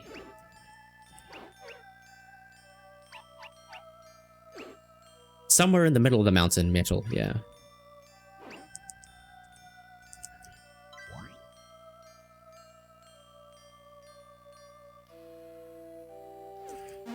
I mean, Golden Sun 4 is basically set up a lot. Like, you've got a lot of characters that will come back. So, I say will as if we're ever getting a 4th game. But like, baby Ari in Contigo, there's no way Ari isn't brought back. No way. No excuses. So Ari is kind of like an Eolio type figure. That'll be like was a baby, but now is like 30 years old. And then I think it's reasonable to expect Felix and Sheba to be based out of procs for reasons. I think you pick up a Proxian Mars Adept. That'd be pretty sweet. Takeru helping out the team as well. Noelle. I mean, come on, like, it just sounds hype.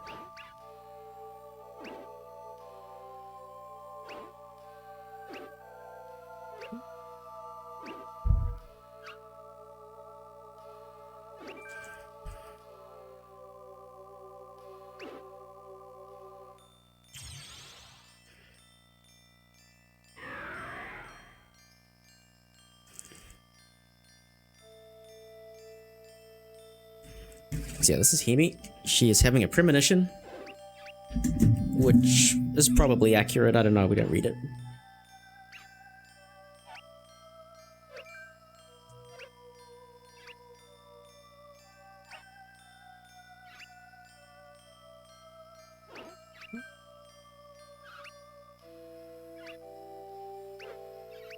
Some prophecy about a lock and a key and orbs and stuff. I don't know. I don't think she's heard of Clippy and his friends. Usually I call Matthew Clippy because he's just... it's what he does, he clips everywhere. Hell yeah, Elf. Me too, me too. Step 1, become billionaire. Step 2, fund Golden Sun 4. Easy.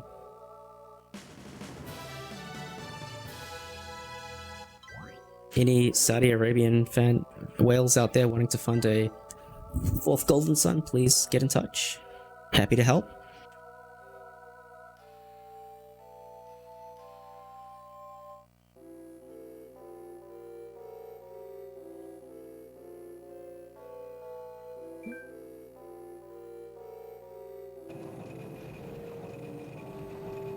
I'll take an oil baron instead of a prince. That'll work too.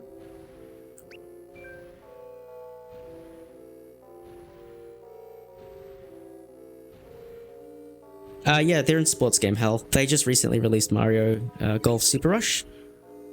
They just released some DLC for that, which is pretty neat.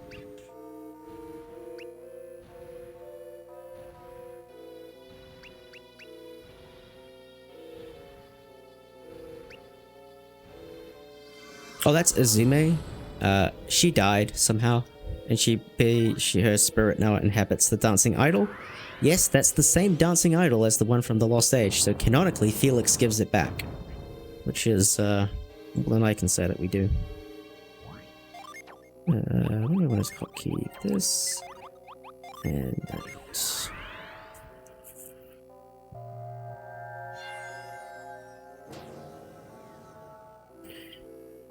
Okay. Now it's time to do some things.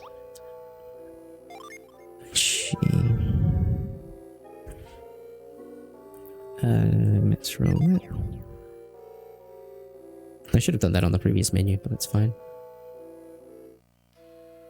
So Yamato is going to become our base for the next little while. We're going to do a bunch of death warps and stuff. It's going to be neat. Because you can just very easily clip off of this bridge. Which is, like, unbelievably convenient. So it's like the perfect staging point to collect all these pieces of Umbra gear, and then we're going to make a go at the lens.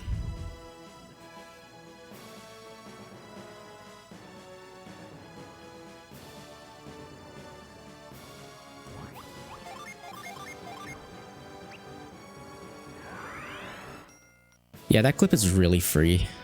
It's really easy to do.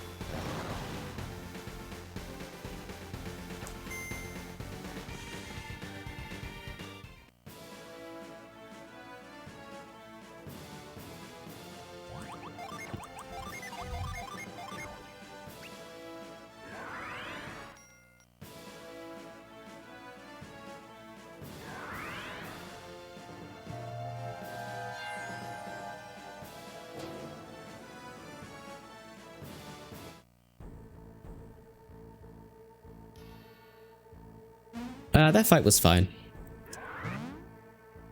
We actually do want to lose some HP, so it's fine. It looks like it's slow, but it's actually really fast because we're only ever trying to run away. So now I don't have to kill 3 characters, which is helpful.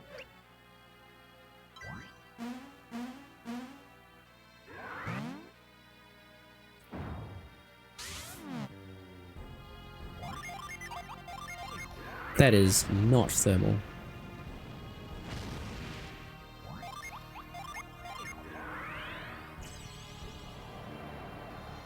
Hello, Apon. How you doing? So yeah, this part of the game is basically we have to go on a fetch quest to get the Umbra gear. So we're going to do that. There's not much to it. We basically just go there, die, go back to Yamata, and then continue on. Getting up Burning Isle is probably the hardest part because the encounter rate is like massively increased for whatever reason. No, but it's not too bad. The encounters in this dungeon are very scary as well, so getting an early encounter in this room here is kind of a pain. So we'll just stand by everything, set a Jin, run around in circles for a bit.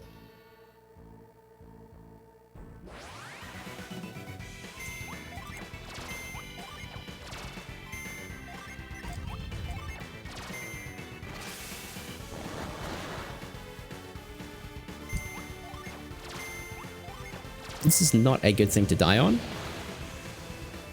but it's trying.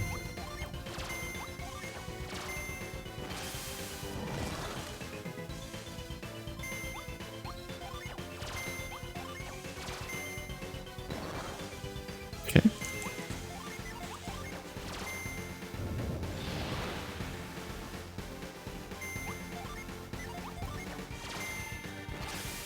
Good. All right, that's pretty good Burning Isle. Part of that is because I didn't do a menu. Interpret that as you will. It's kind of like a little bit of fake time save there, but it's good.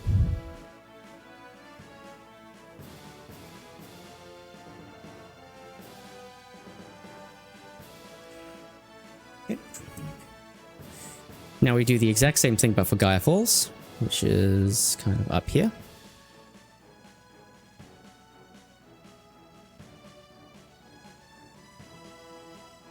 Do this little trick here. You clip off this island here and you get elevated Z coordinate, and you can just kind of run around here and enter this from over here. So this is usually the wrong way to enter, but there's a... Wow, that's terrible movement. There's a nice little convenient place you can use grip from here, which saves a bunch of movement.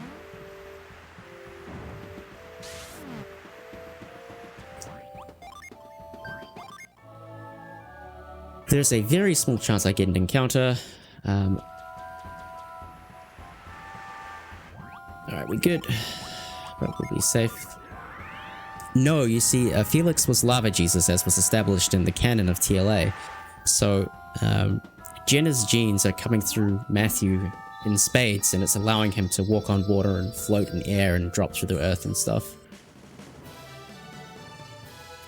So it's really all thanks to Uncle Felix. It's Jenna's side of the family.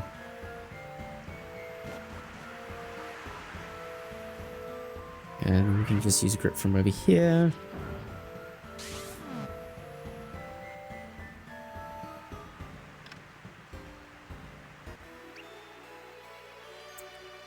Run around for a bit. Ahem. Ahem.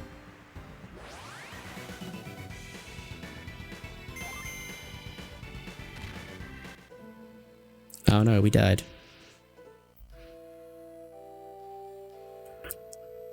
Okay.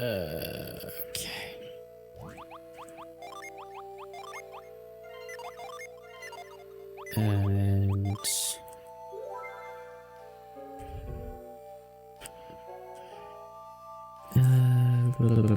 Hemilia.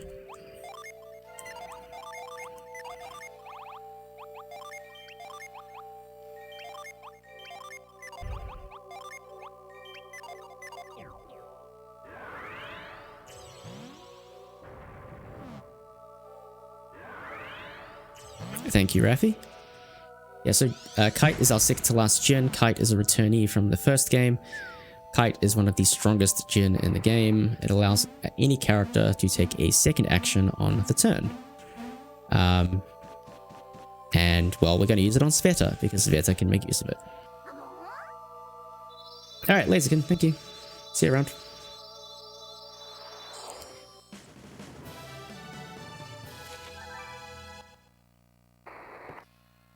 Okay, so now we're off to Apollo. Yes. We certainly have all the bruises of Umbra gear.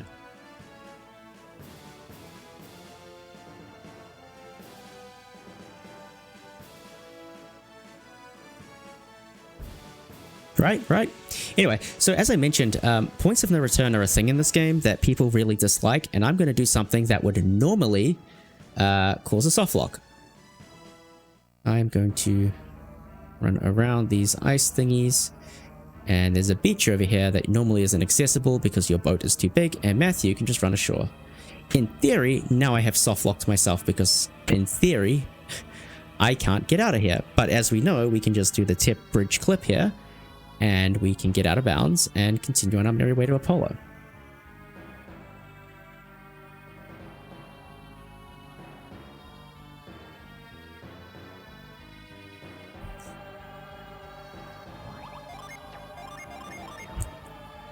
This time loss is fake time loss because it's about getting Kite.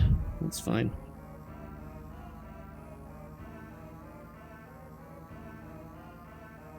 Go up the mountain, down the mountain. Go around here. And we're in Apollo Ascent. And yes, we could have accessed this at any other point in the game. But only now do we have the correct prerequisites to kind of be able to do this.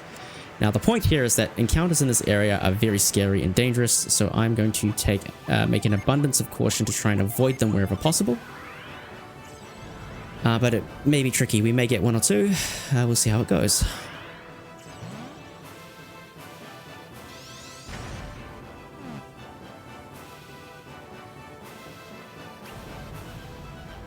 And you definitely want to interact with that.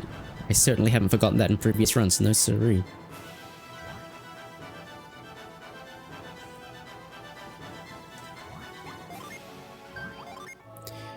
I'm going to play for a risk. I'm going to see if I can get through this in one encounter. Oh, without having to take the reset.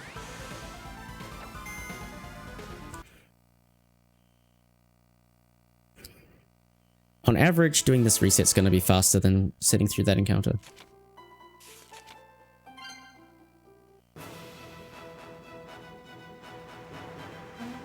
But we almost got there. Once you climb up here, there's no encounters, so, you know, it's pretty tight as to whether or not you're going to get the skip or not.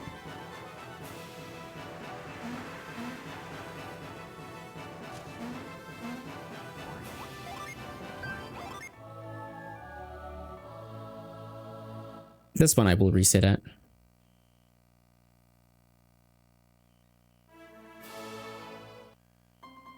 So yeah, every time I reload the save, it's like doing a Sun Saga cancel.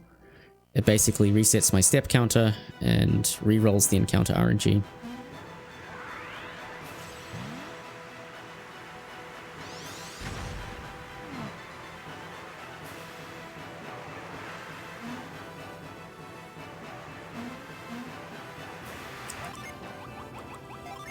I'm really used to having Matthew on the far right.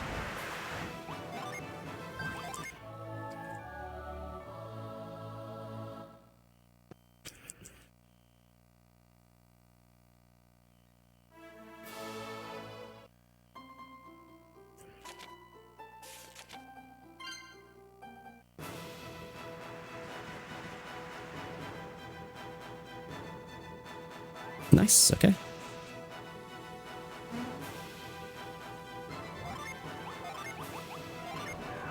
I should hotkey grip instead of move. Good to know.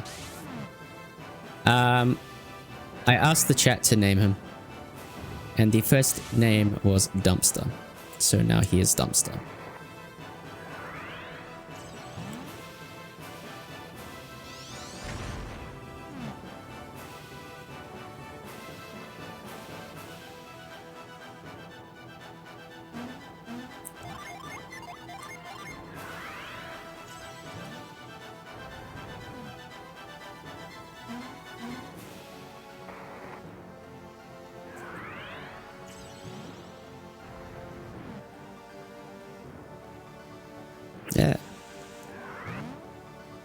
Yeah, Apollo Ascent is a really, really intricate last dungeon. It's really cool. It's really cool. Like the atmosphere, the music, this is a banging theme. It's so cool. This...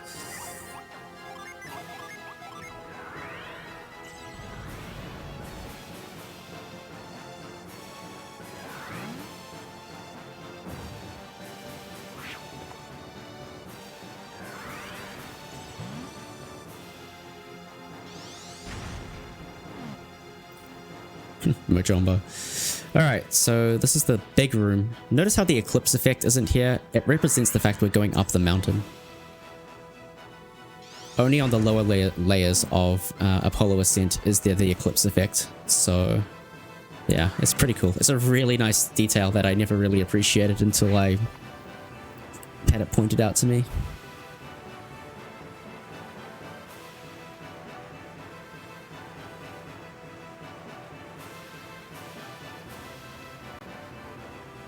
Camelot and attention to detail, man. They do good things. This is Foot Clip. Foot Clip is optimal because it skips an encounter, probably.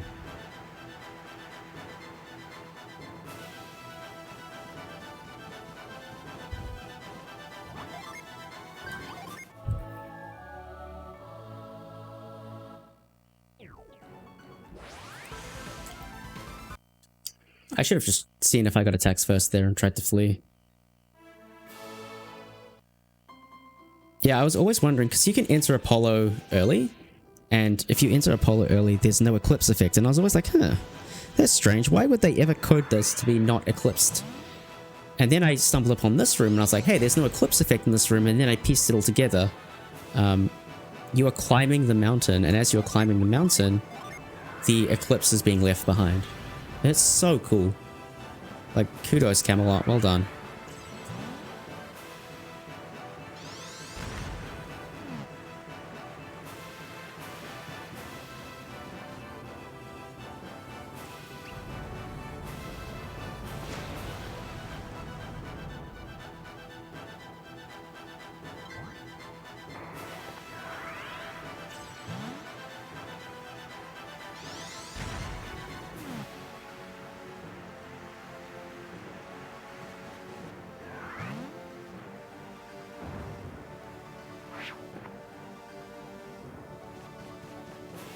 So this room is shaped like a skull. Why? I don't know.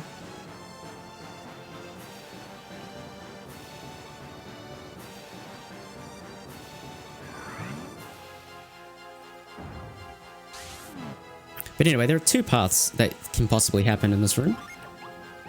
And it's complete RNG as to which one is happens. And one of them is like significantly faster than the other. So fingers crossed. Yeah, but the fact that it looks like a skull is pretty ominous, but yeah. Could have been anything. Yeah, I know that's supposed to be like a human head, but still. Reef. Long range douse.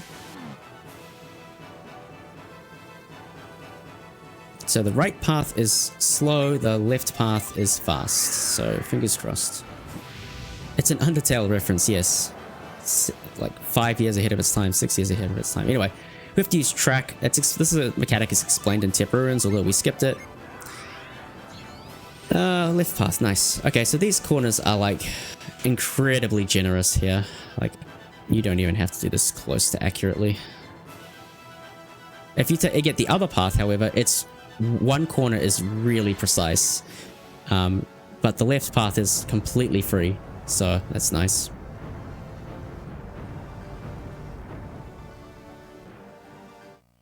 So, hail traveler, and then we're going to come back here. Because if you remember correctly, we're missing a piece of the Apollo gear. We're missing the one from Snowdrift Shrine. So we're going to go back and get it using the Endless War glitch, the very, very first glitch found in this game.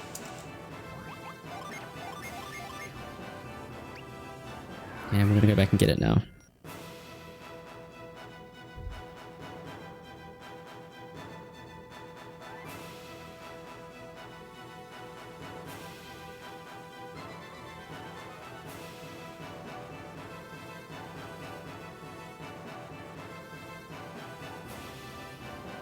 That's Carver's Camp. So as I said, soft locks are...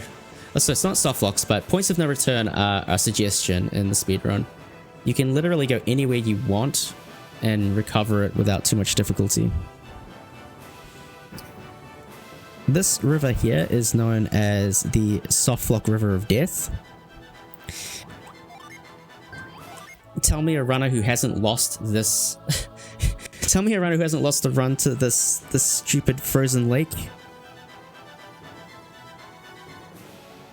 Alright, right here there's some random collisions. I'm just going to take it very safe. And there we go, alright.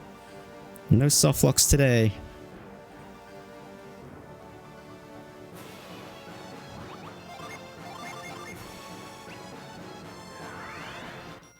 Yeah, it's really neat. Actually, I've been telling people if you need to pick up extra Mars Gen, you pick up Fever at that moment. It's really fast.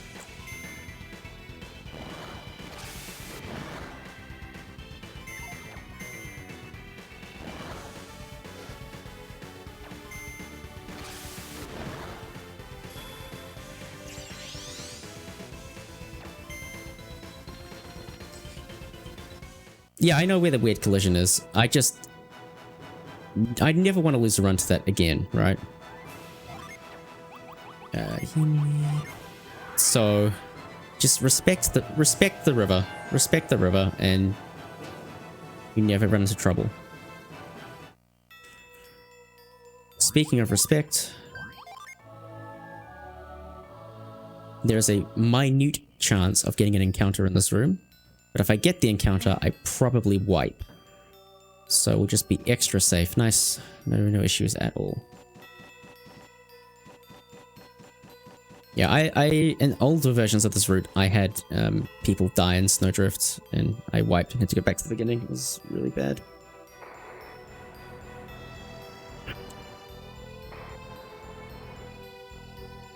And yes, there is a gin here, but it takes forever to get, so it's not worth it.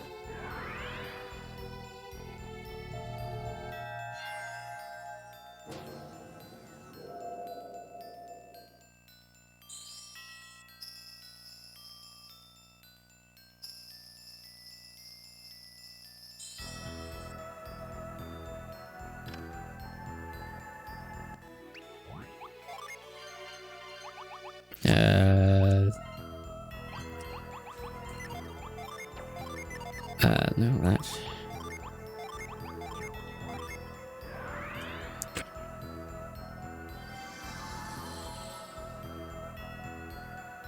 And then we just need to die.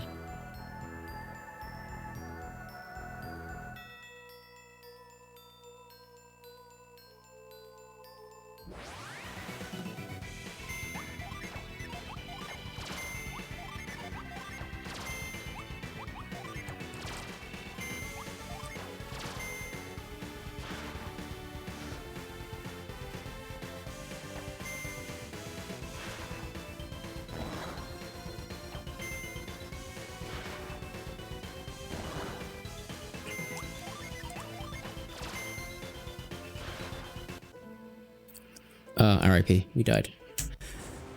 Anyway, the whole reason we came to this room specifically is that it sets our Sanctum warp pointer to here, so we can very effortlessly go to Snowdrift, come back to Apollo, and carry on our merry way. And that's it. There are nothing else we need to worry about. It's just kind of final bosses. This is one last series of puzzles that we have to do. They're not that bad, but they are kind of long and kind of intricate. But yeah, so the final bosses are really the thing that determines whether or not you PB or not most of the time. With this setup, you do want a hotkey crush.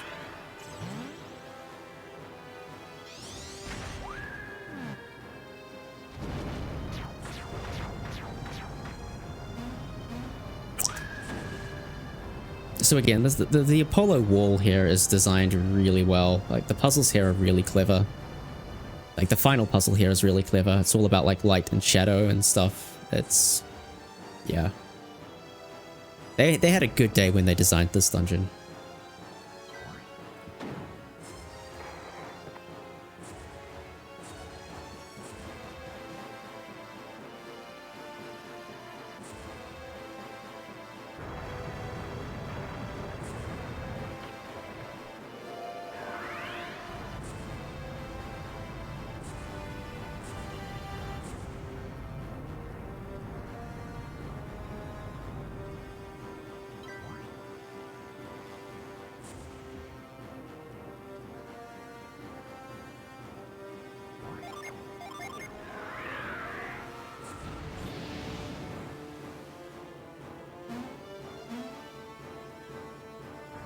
So yeah, the theme here is that each area has a disc that you have to move out of the way.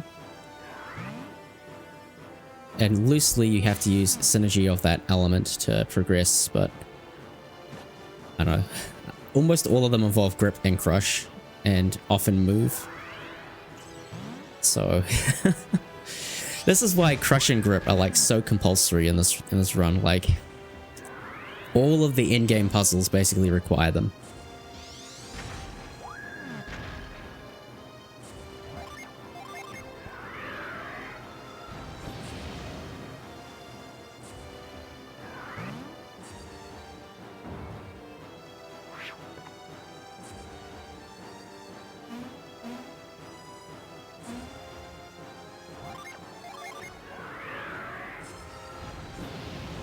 Yeah, even the last puzzle of this game involves it. You can also pick up a Psy Crystal here, which is kind of nice.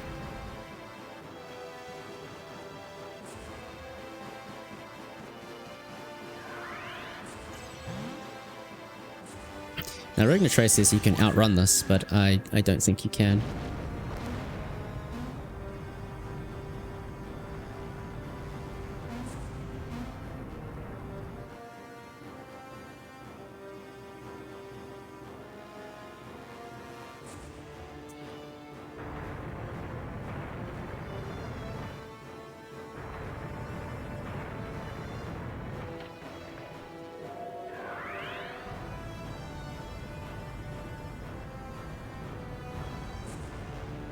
I mean, if you're using grip, you're doing it wrong. Same for this puzzle. So Mercury is probably the most difficult puzzle. It's the most stuff that happens in this puzzle, but I think Venus is generally considered to be the hardest casually.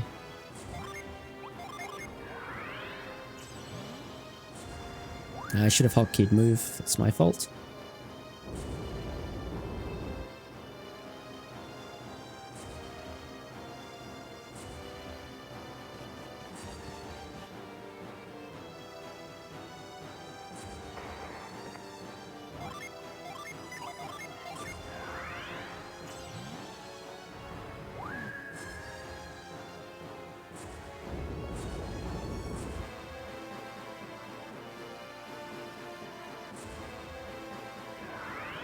Right, you don't have to use move for this. Why am I using move for it? Sveta is like, she's got a grey theme like Melia, but beyond that, the similarities end there. Oh, I guess they're both princesses. I guess that's a thing.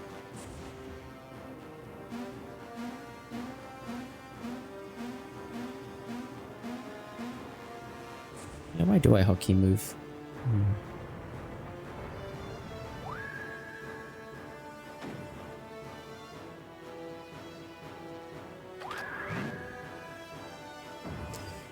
Okay. Actually, you're right. There's more similarities than I'm giving credit for. Like, Xenoblade 1 is really like Melia's story to some extent. I can see that. Fine.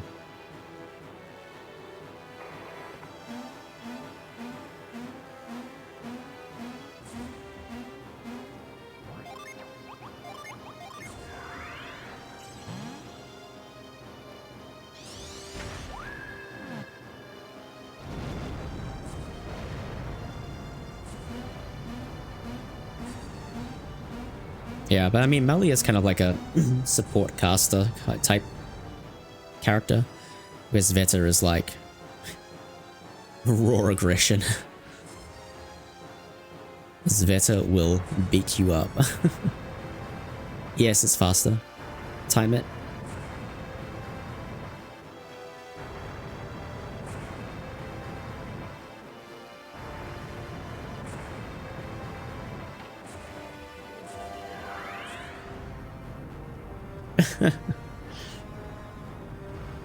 Hell, that was Fiora.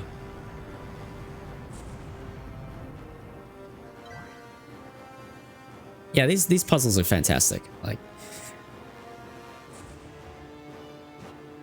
I really enjoyed this part of the game.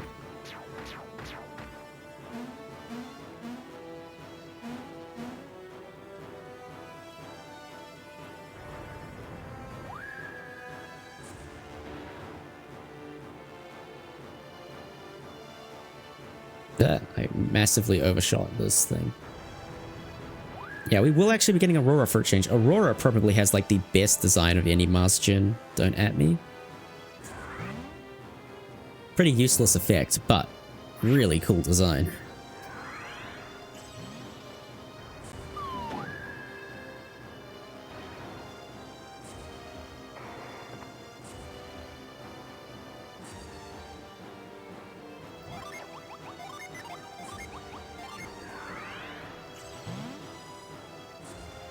Nah, there isn't. There really isn't. It's the same way like Eddie is like not useful in TLA.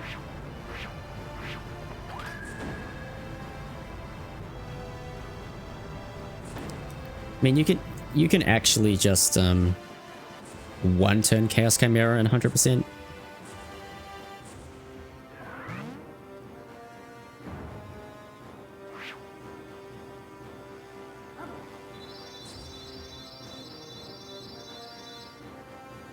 Also, check the top left, watch the design. Beautiful. Neat little trick you can do here.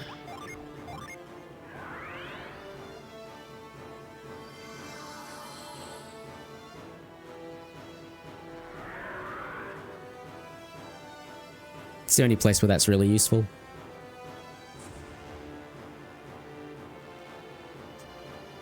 Ugh, pushing these things is so hard.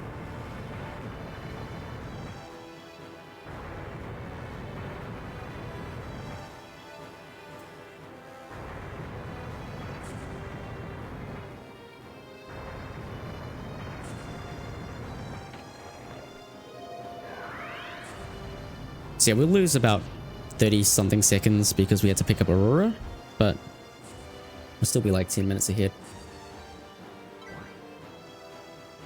This is a really cool puzzle.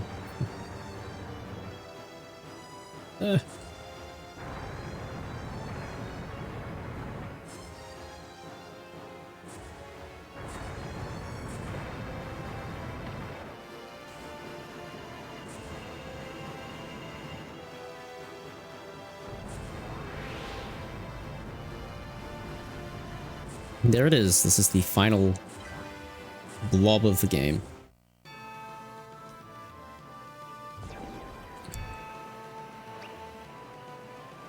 Do I even get the Soul Blade? No.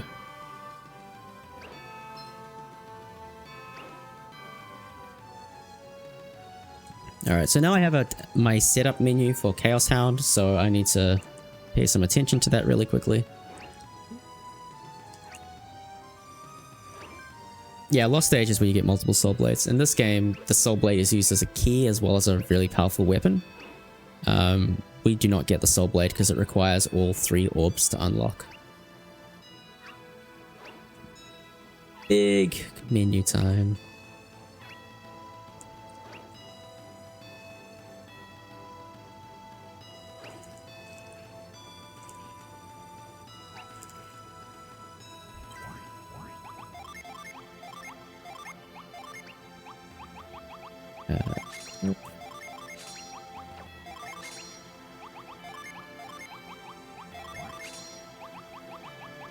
That's everything there. Who else has got it? There it is. Yep, we're clear on that. That's not what I want to do.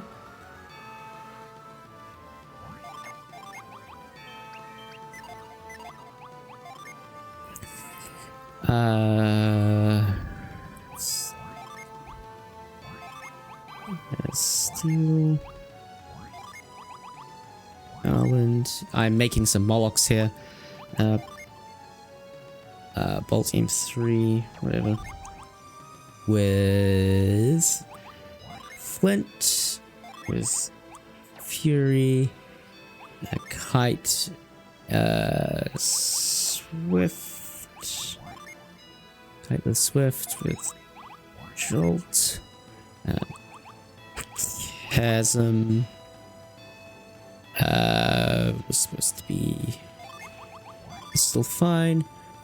Moloch K3 with Fury.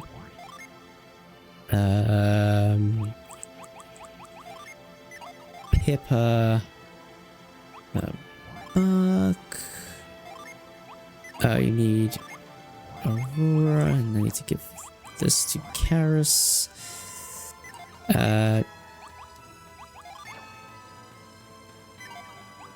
That looks good. So again, first time doing that menu really, so shoutouts to rerouting this game every week for the past 3 months. Okay, it's time for Orb Skip. We will lose time here because I've done my setup on that moment rather than later on. But we'll make up some time on the next split, so it should be fine. Also, this is a really hard trick.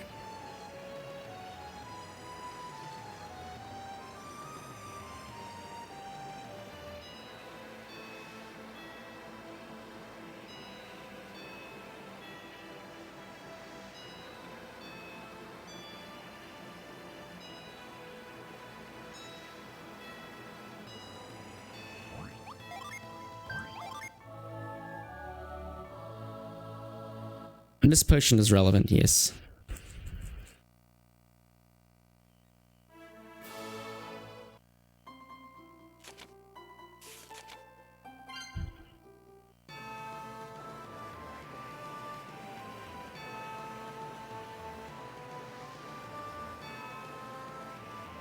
Damn.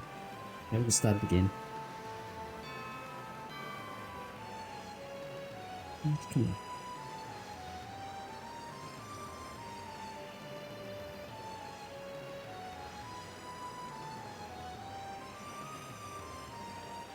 What is going on here? Come on.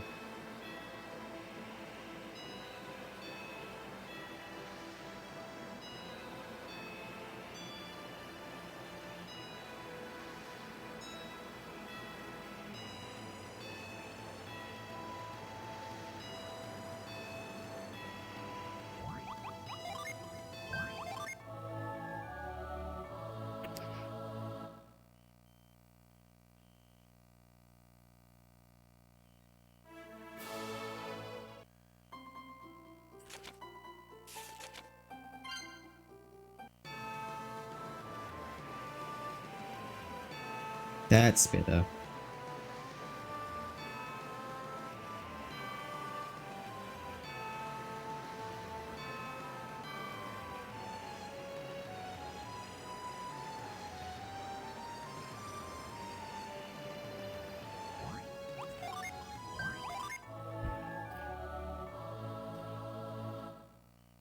Yeah, it's not that bad, but it's gonna look a lot worse than it is due to the A, the menu, B, took a little while to get this going.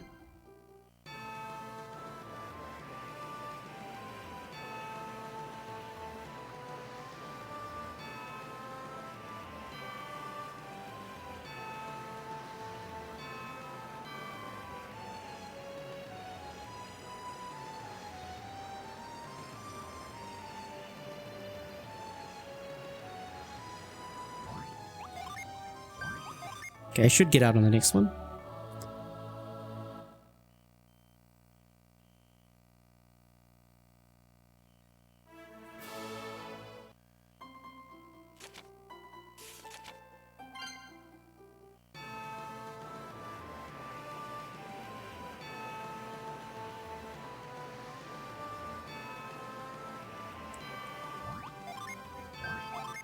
So now we do the same thing we did with Paithos, except we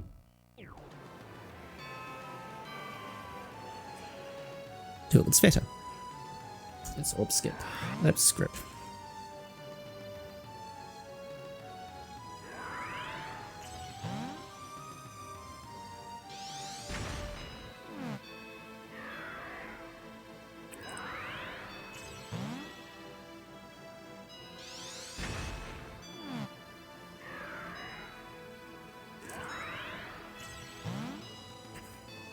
So hopefully I can save some time on this split, because usually I do my setup right before Chaos Sound. This time I already am set up. Oh, I should probably swap people around a bit, shouldn't I? Yeah, I should. Yeah, okay, I'm just gonna quickly swap some people around.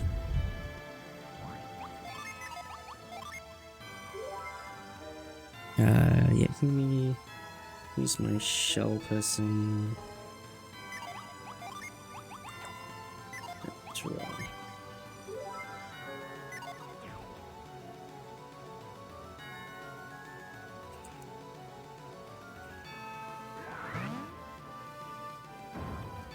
So if you position correctly, you can skip a short cutscene, which is nice. And because we did Orb Skip, these cutscenes here are a little bit jank, just a little bit.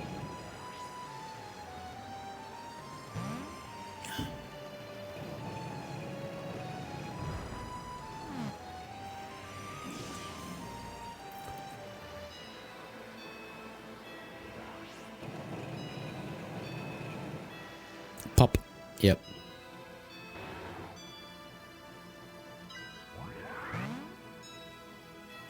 And if you thought that was good, oh boy.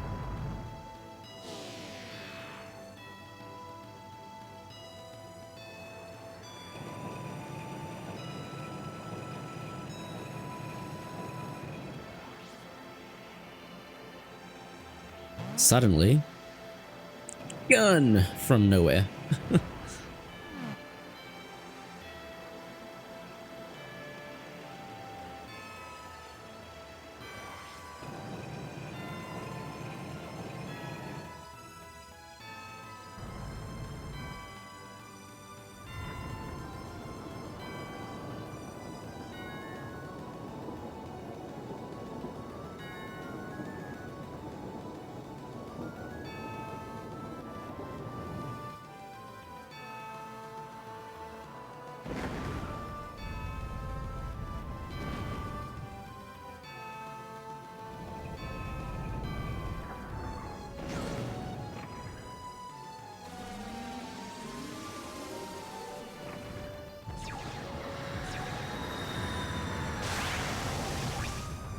Oh yeah, it was implied, but it's not necessarily obvious, that you can make as many Molochs as you want, and I've stacked 3 of them onto Sveta.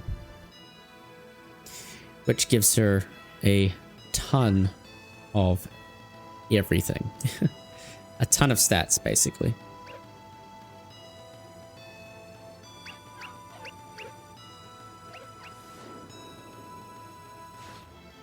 Thank you, Majombo. Exactly that.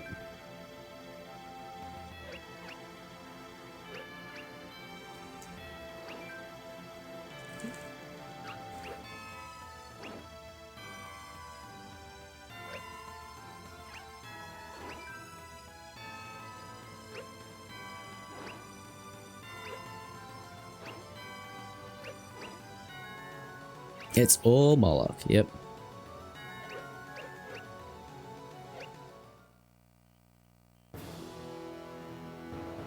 And then suddenly these guys drop out from nowhere.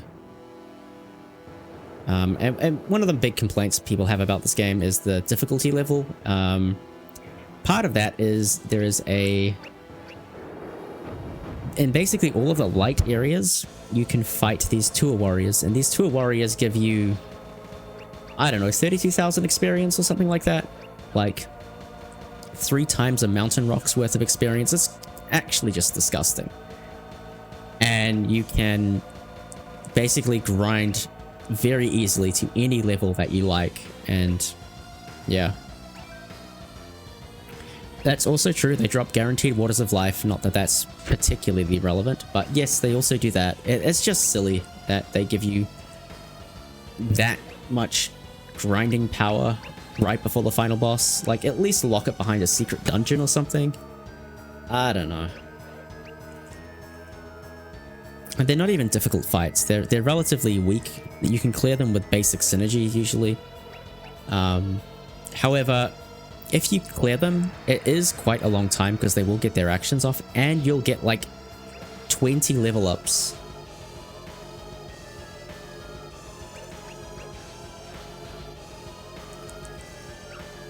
It's kind of silly.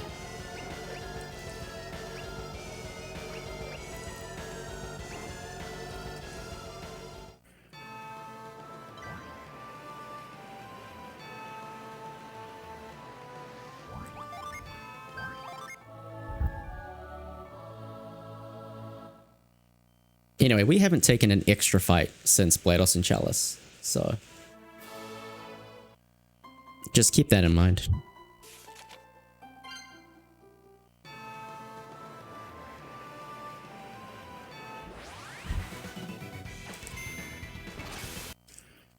That's gonna take too long. It's better to do this. That's a bit of a shame. Yeah.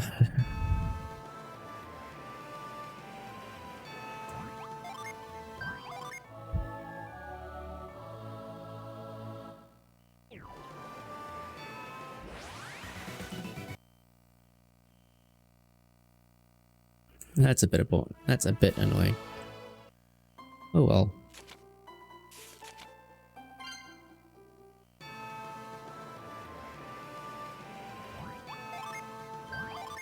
So this fight can go wrong, so do a quick safety save. Why aren't they? Because they're Dark Adepts. That's a split. Dang, we lost a lot of time. Why did we lose so much time? I have to look into that later.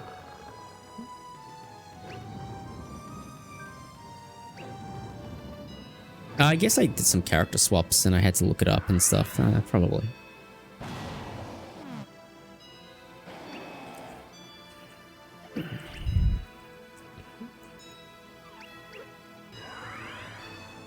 And I don't know these menus as well as I knew the ones before.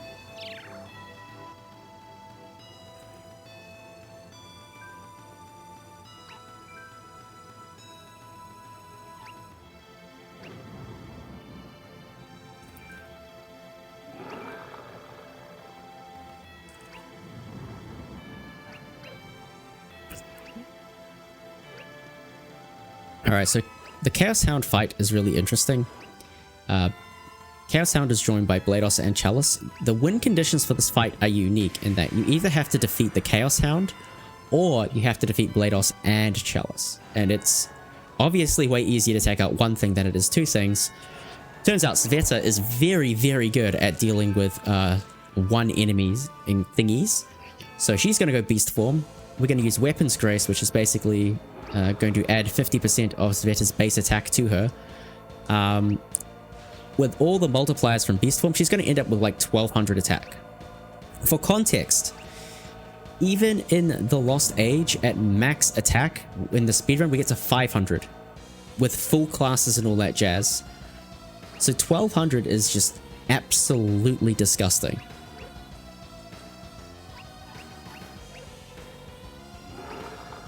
And you'll see the power that she dishes out in this form. It's just silly.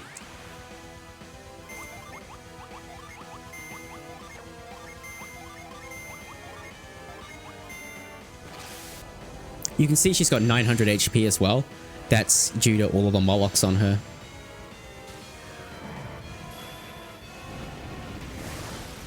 That's unfortunate.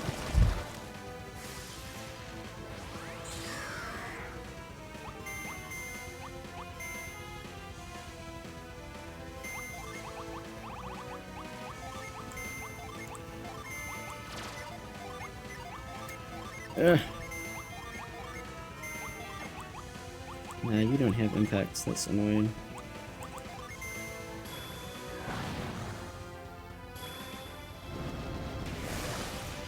That is really terrible RNG.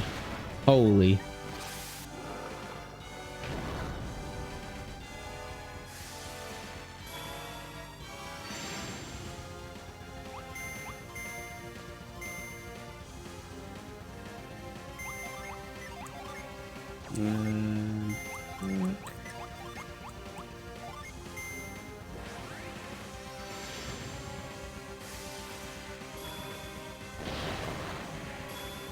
This is, suffice to say, going really terribly.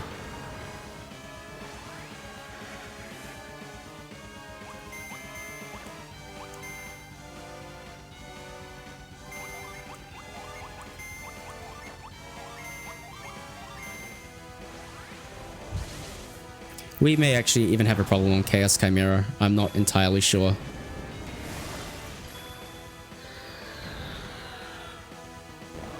I don't know how many turns this has been.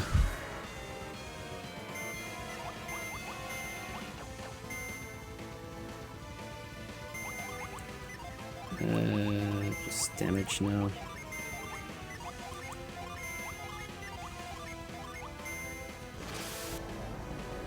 Really?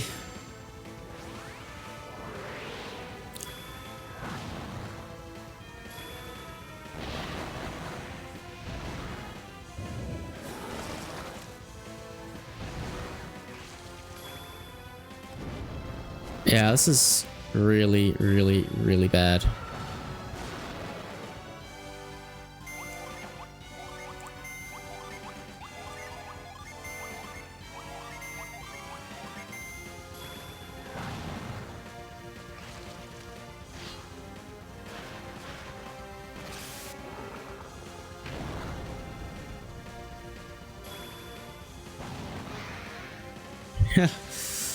Okay. We survived. But we could have a problem.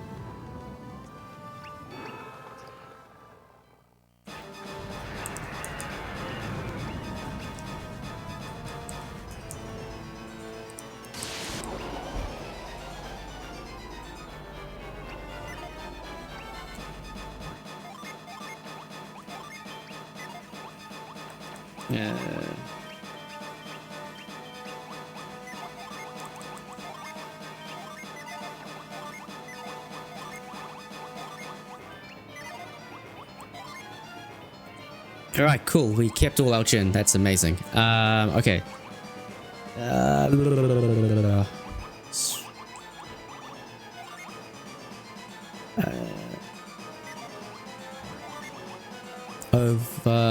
What? Magnet.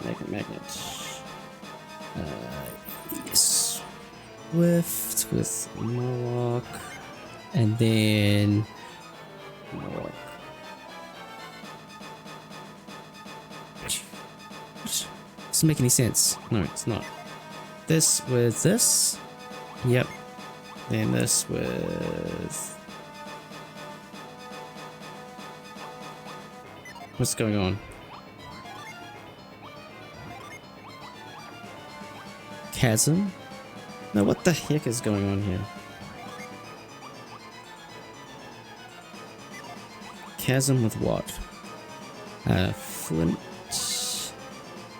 with pepper, spring, M4 with fury, shell, then like set shell, set Moloch, set Moloch. Set Bark, set Chasm. Throw that.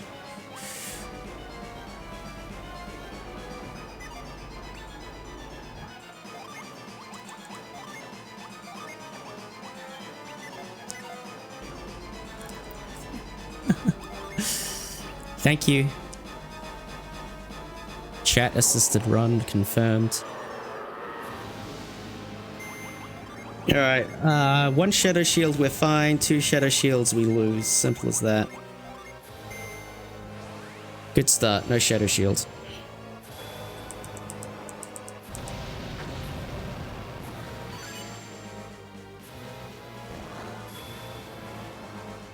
Please no retribution.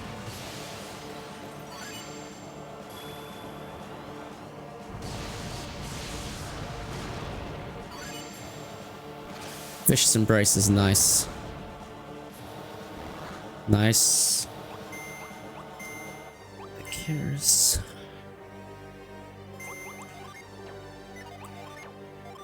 Do I go for the 3-turn?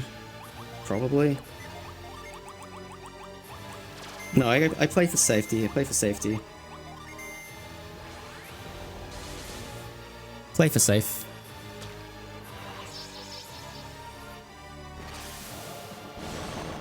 Nice.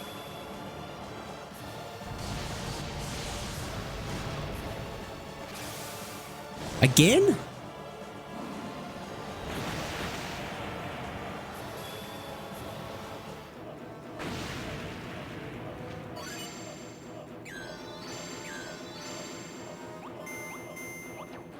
It's Matthew.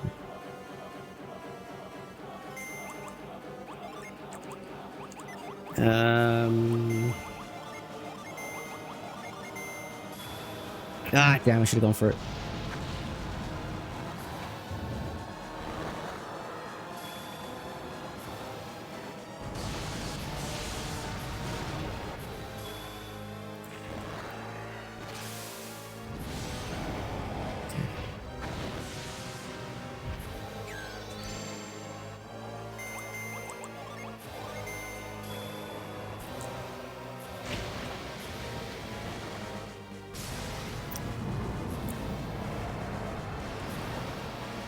Nice. GG.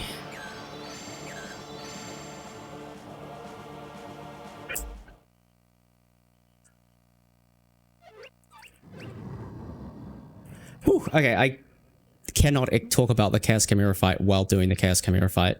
It's spooky. Chaos Chimera fight is spooky as all hell. Retribution has a chance to kill you. Shadow Shield halves your damage. That was very, very, very kind of Chaos Chimera.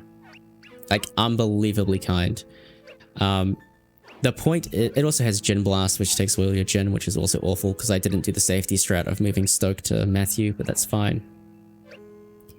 The point about Chaos Chimera is the first half of the battle is more risky than the second half.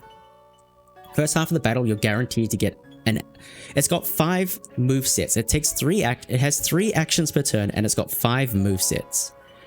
The first half of the battle, where it's got above half HP, it pulls from the same 3 command sets every time. Once it goes below half HP, it starts pulling from all 5 sets at random. So you actually have a 40% chance to not get a Retribution moveset, basically. This was unlucky because I crossed the HP threshold and got double Retribution, which is kind of dumb, but whatever. So really, you want to get into the second half of the fight as soon as you possibly can so that you can avoid getting Retribution, Gin Blast and stuff. It just... The other two command sets don't have nearly as many nasty things. So you get into the second half and then you finish it off. It still has Shadow Shield, but... Shadow Shield is just, yeah, awful. The strategy I have can play around one Shadow Shield. And it can get a 3-turn fight, but to get the 3-turn fight, I need to sacrifice the Mist Potion on Aeolio. And that's was a little bit too spooky for my liking. So just doing the Mist Potion there makes it very, very safe. If I replaced that with an Eruption, it would have been fine. So I know, like, on the last turn then, the Chaos Chimera has, like, double-digit HP before it heals back with 100. In the second half of the fight, it goes to 100 HP per turn regen as well, which you kind of know when you go into the second phase of it. It's a really dumb fight. Objectively, the fastest thing you can do is just throw all your summons into it and then pray that it works. And if you get Shadow Shielded, tough luck. If you die, though, what happens is you go back to the Hail Traveler place. You very quickly can get back to the Chaos Hound area. And fortunately, it doesn't make you go through the Chaos Hound fight again. It only makes you go through the Chaos Chimera fight. So you can save right before it and just repeat things. It's like a 4-minute time loss if you die to Chaos Chimera and have to reset it, or give or take. So it's really not that punishing, and then you just reset until you get good RNG and you finish the fight. It's perfectly fine. Also cute sprites incoming.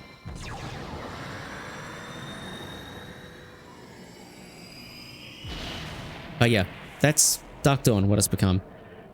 Disappointed in my technical ability because I'm really sad about that Warrior's Hill. I think that cost me the sub 430. And my menus still need a ton of work because I literally worked this out yesterday and they're completely unpracticed and I don't know what I'm looking for and stuff. And that Chaos Hound fight was truly tragic. Like, that is about as bad as it can go. As long as Veta doesn't die, you're in with a chance, though. Also, Cat Jam. There's some cool stuff you can do in the end here. You can do, like, Crystallux stuff. You can do, like, Death Warp to Chaos Chimera stuff. It's kind of neat. But yeah, this is Dark Dawn. It is actually quite a cool speed game now. Back when it was 7 hours, it was still cool, but it was just very different. Now it's all about tech. There's tons of tech everywhere, as you've seen. The fights are technical. The fights are challenging. Yeah, it's just a crazy run. Like, it's really crazy.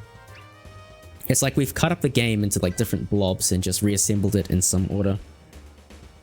I always forget the movement here, because, like, who practices this? I probably should. I would say time is now, but we haven't decided that time is now.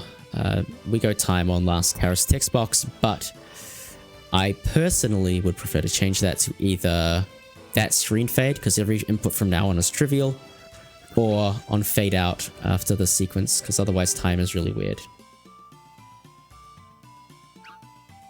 But yeah. Somebody likes Xenoblade. Anyway, usually there's some Easter eggs in the epilogue sequence. In this case, there's a couple, like the big one is Light Adepts. All of our animal friends have turned yellow. If you speak to them in Belinsk, they're like, oh yeah, I can manipulate light. Whoa, what a cool thing. There's one dude though who gains the power of compound interest. He learns how to calculate it really efficiently. We call him Super Taxman. What a cool dude.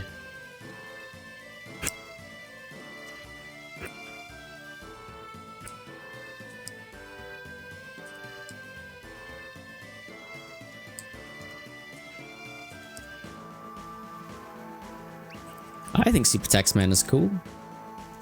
I think it's hilarious.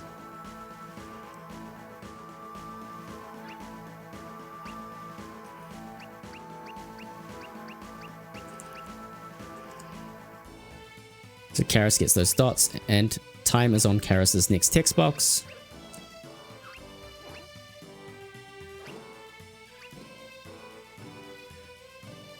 Which I slightly split late for, but whatever.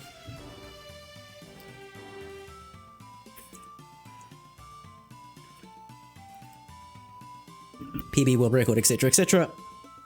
Plenty of time save. Plenty of time save.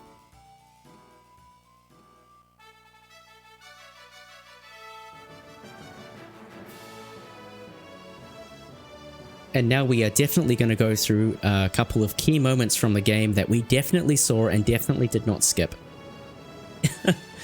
This is Arangora Prelude, which we definitely saw. Then I think it goes Mountain Rock, right? I don't remember.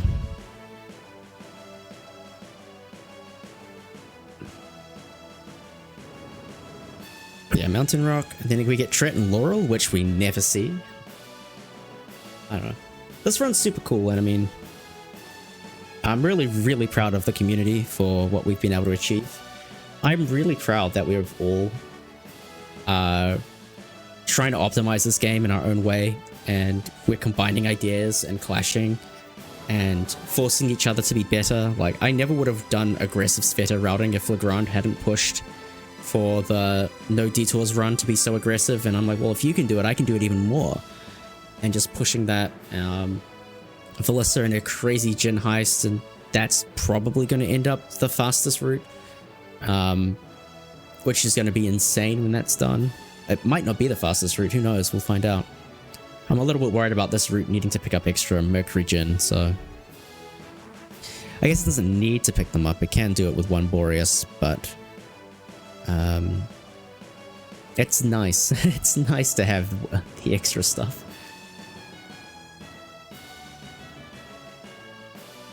It's not even rivalry, man. It's just, it's collaboration.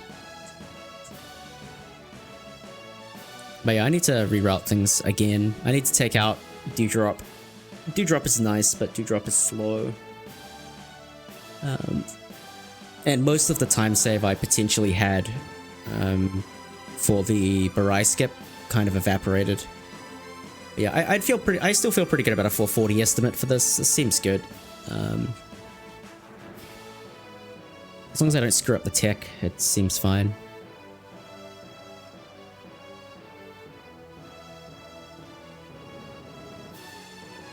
No, I consider you a friend, Legrand.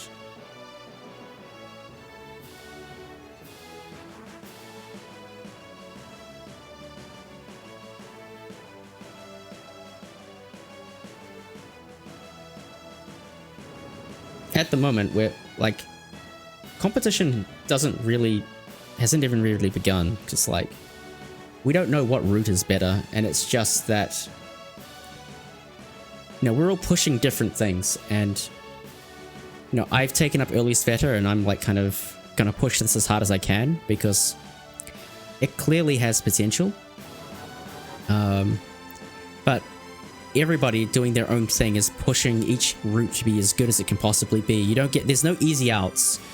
Like before, when we had one route with Dark Dawn, when it was like the 7-hour route, like there wasn't that competition to push the route forward. It's like, oh, actually, yeah, Zolring, that seems good. Minute investment, who cares? It's safe, it's nice, who cares? But because we're all pushing different things, and I'm like, when you're like, oh, I can do all this stuff, then I have to go, well, why am I wasting time doing this stuff? I need to do better in my route.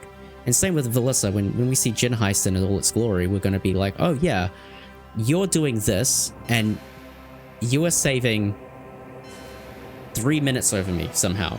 Alright, I need to somehow find 3 minutes of time save in my route, or Jin Heist is just the best route to play with. And so, like, the fact that we're all pushing things independently and all trying to make our own routes the fastest route in this game makes this just a really cool time to be involved in Dark Dawn. A really, really cool time.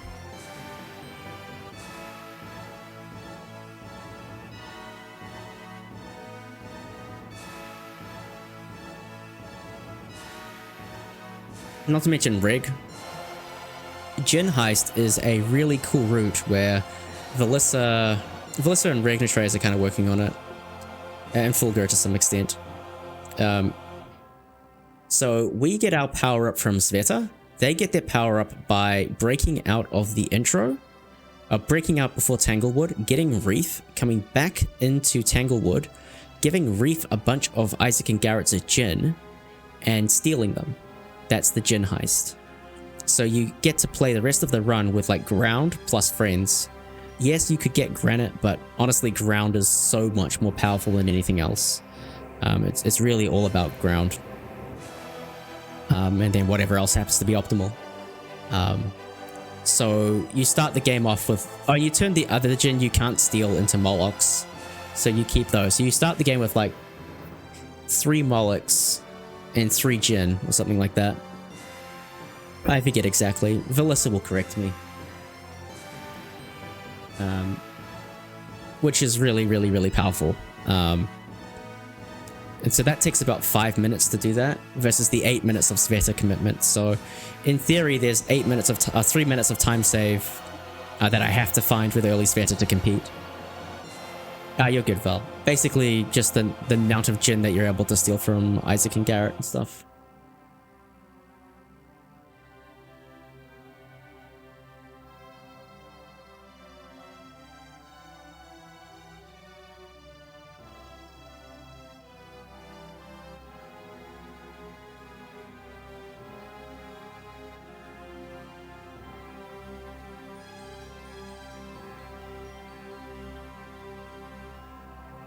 Yeah, I might do a run of this tomorrow, I'm not sure. I do want to improve this and not have those huge mistakes in a PB world record run. Good on you, Dumpster. You did us proud. Yeah, no detour is just trying to survive. Well, that's basically no detour in a nutshell though, right?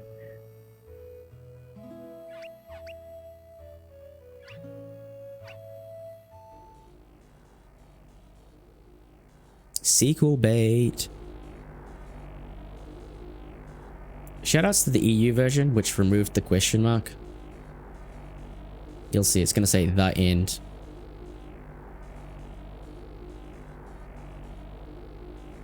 And then, yeah, the EU version doesn't have the question mark. It's kind of funny.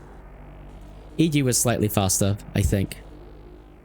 I don't know, we have to retime the cutscenes, because the places where EU was definitely faster is no longer necessarily true. 414 IGT, that's not bad. Yay, we did it.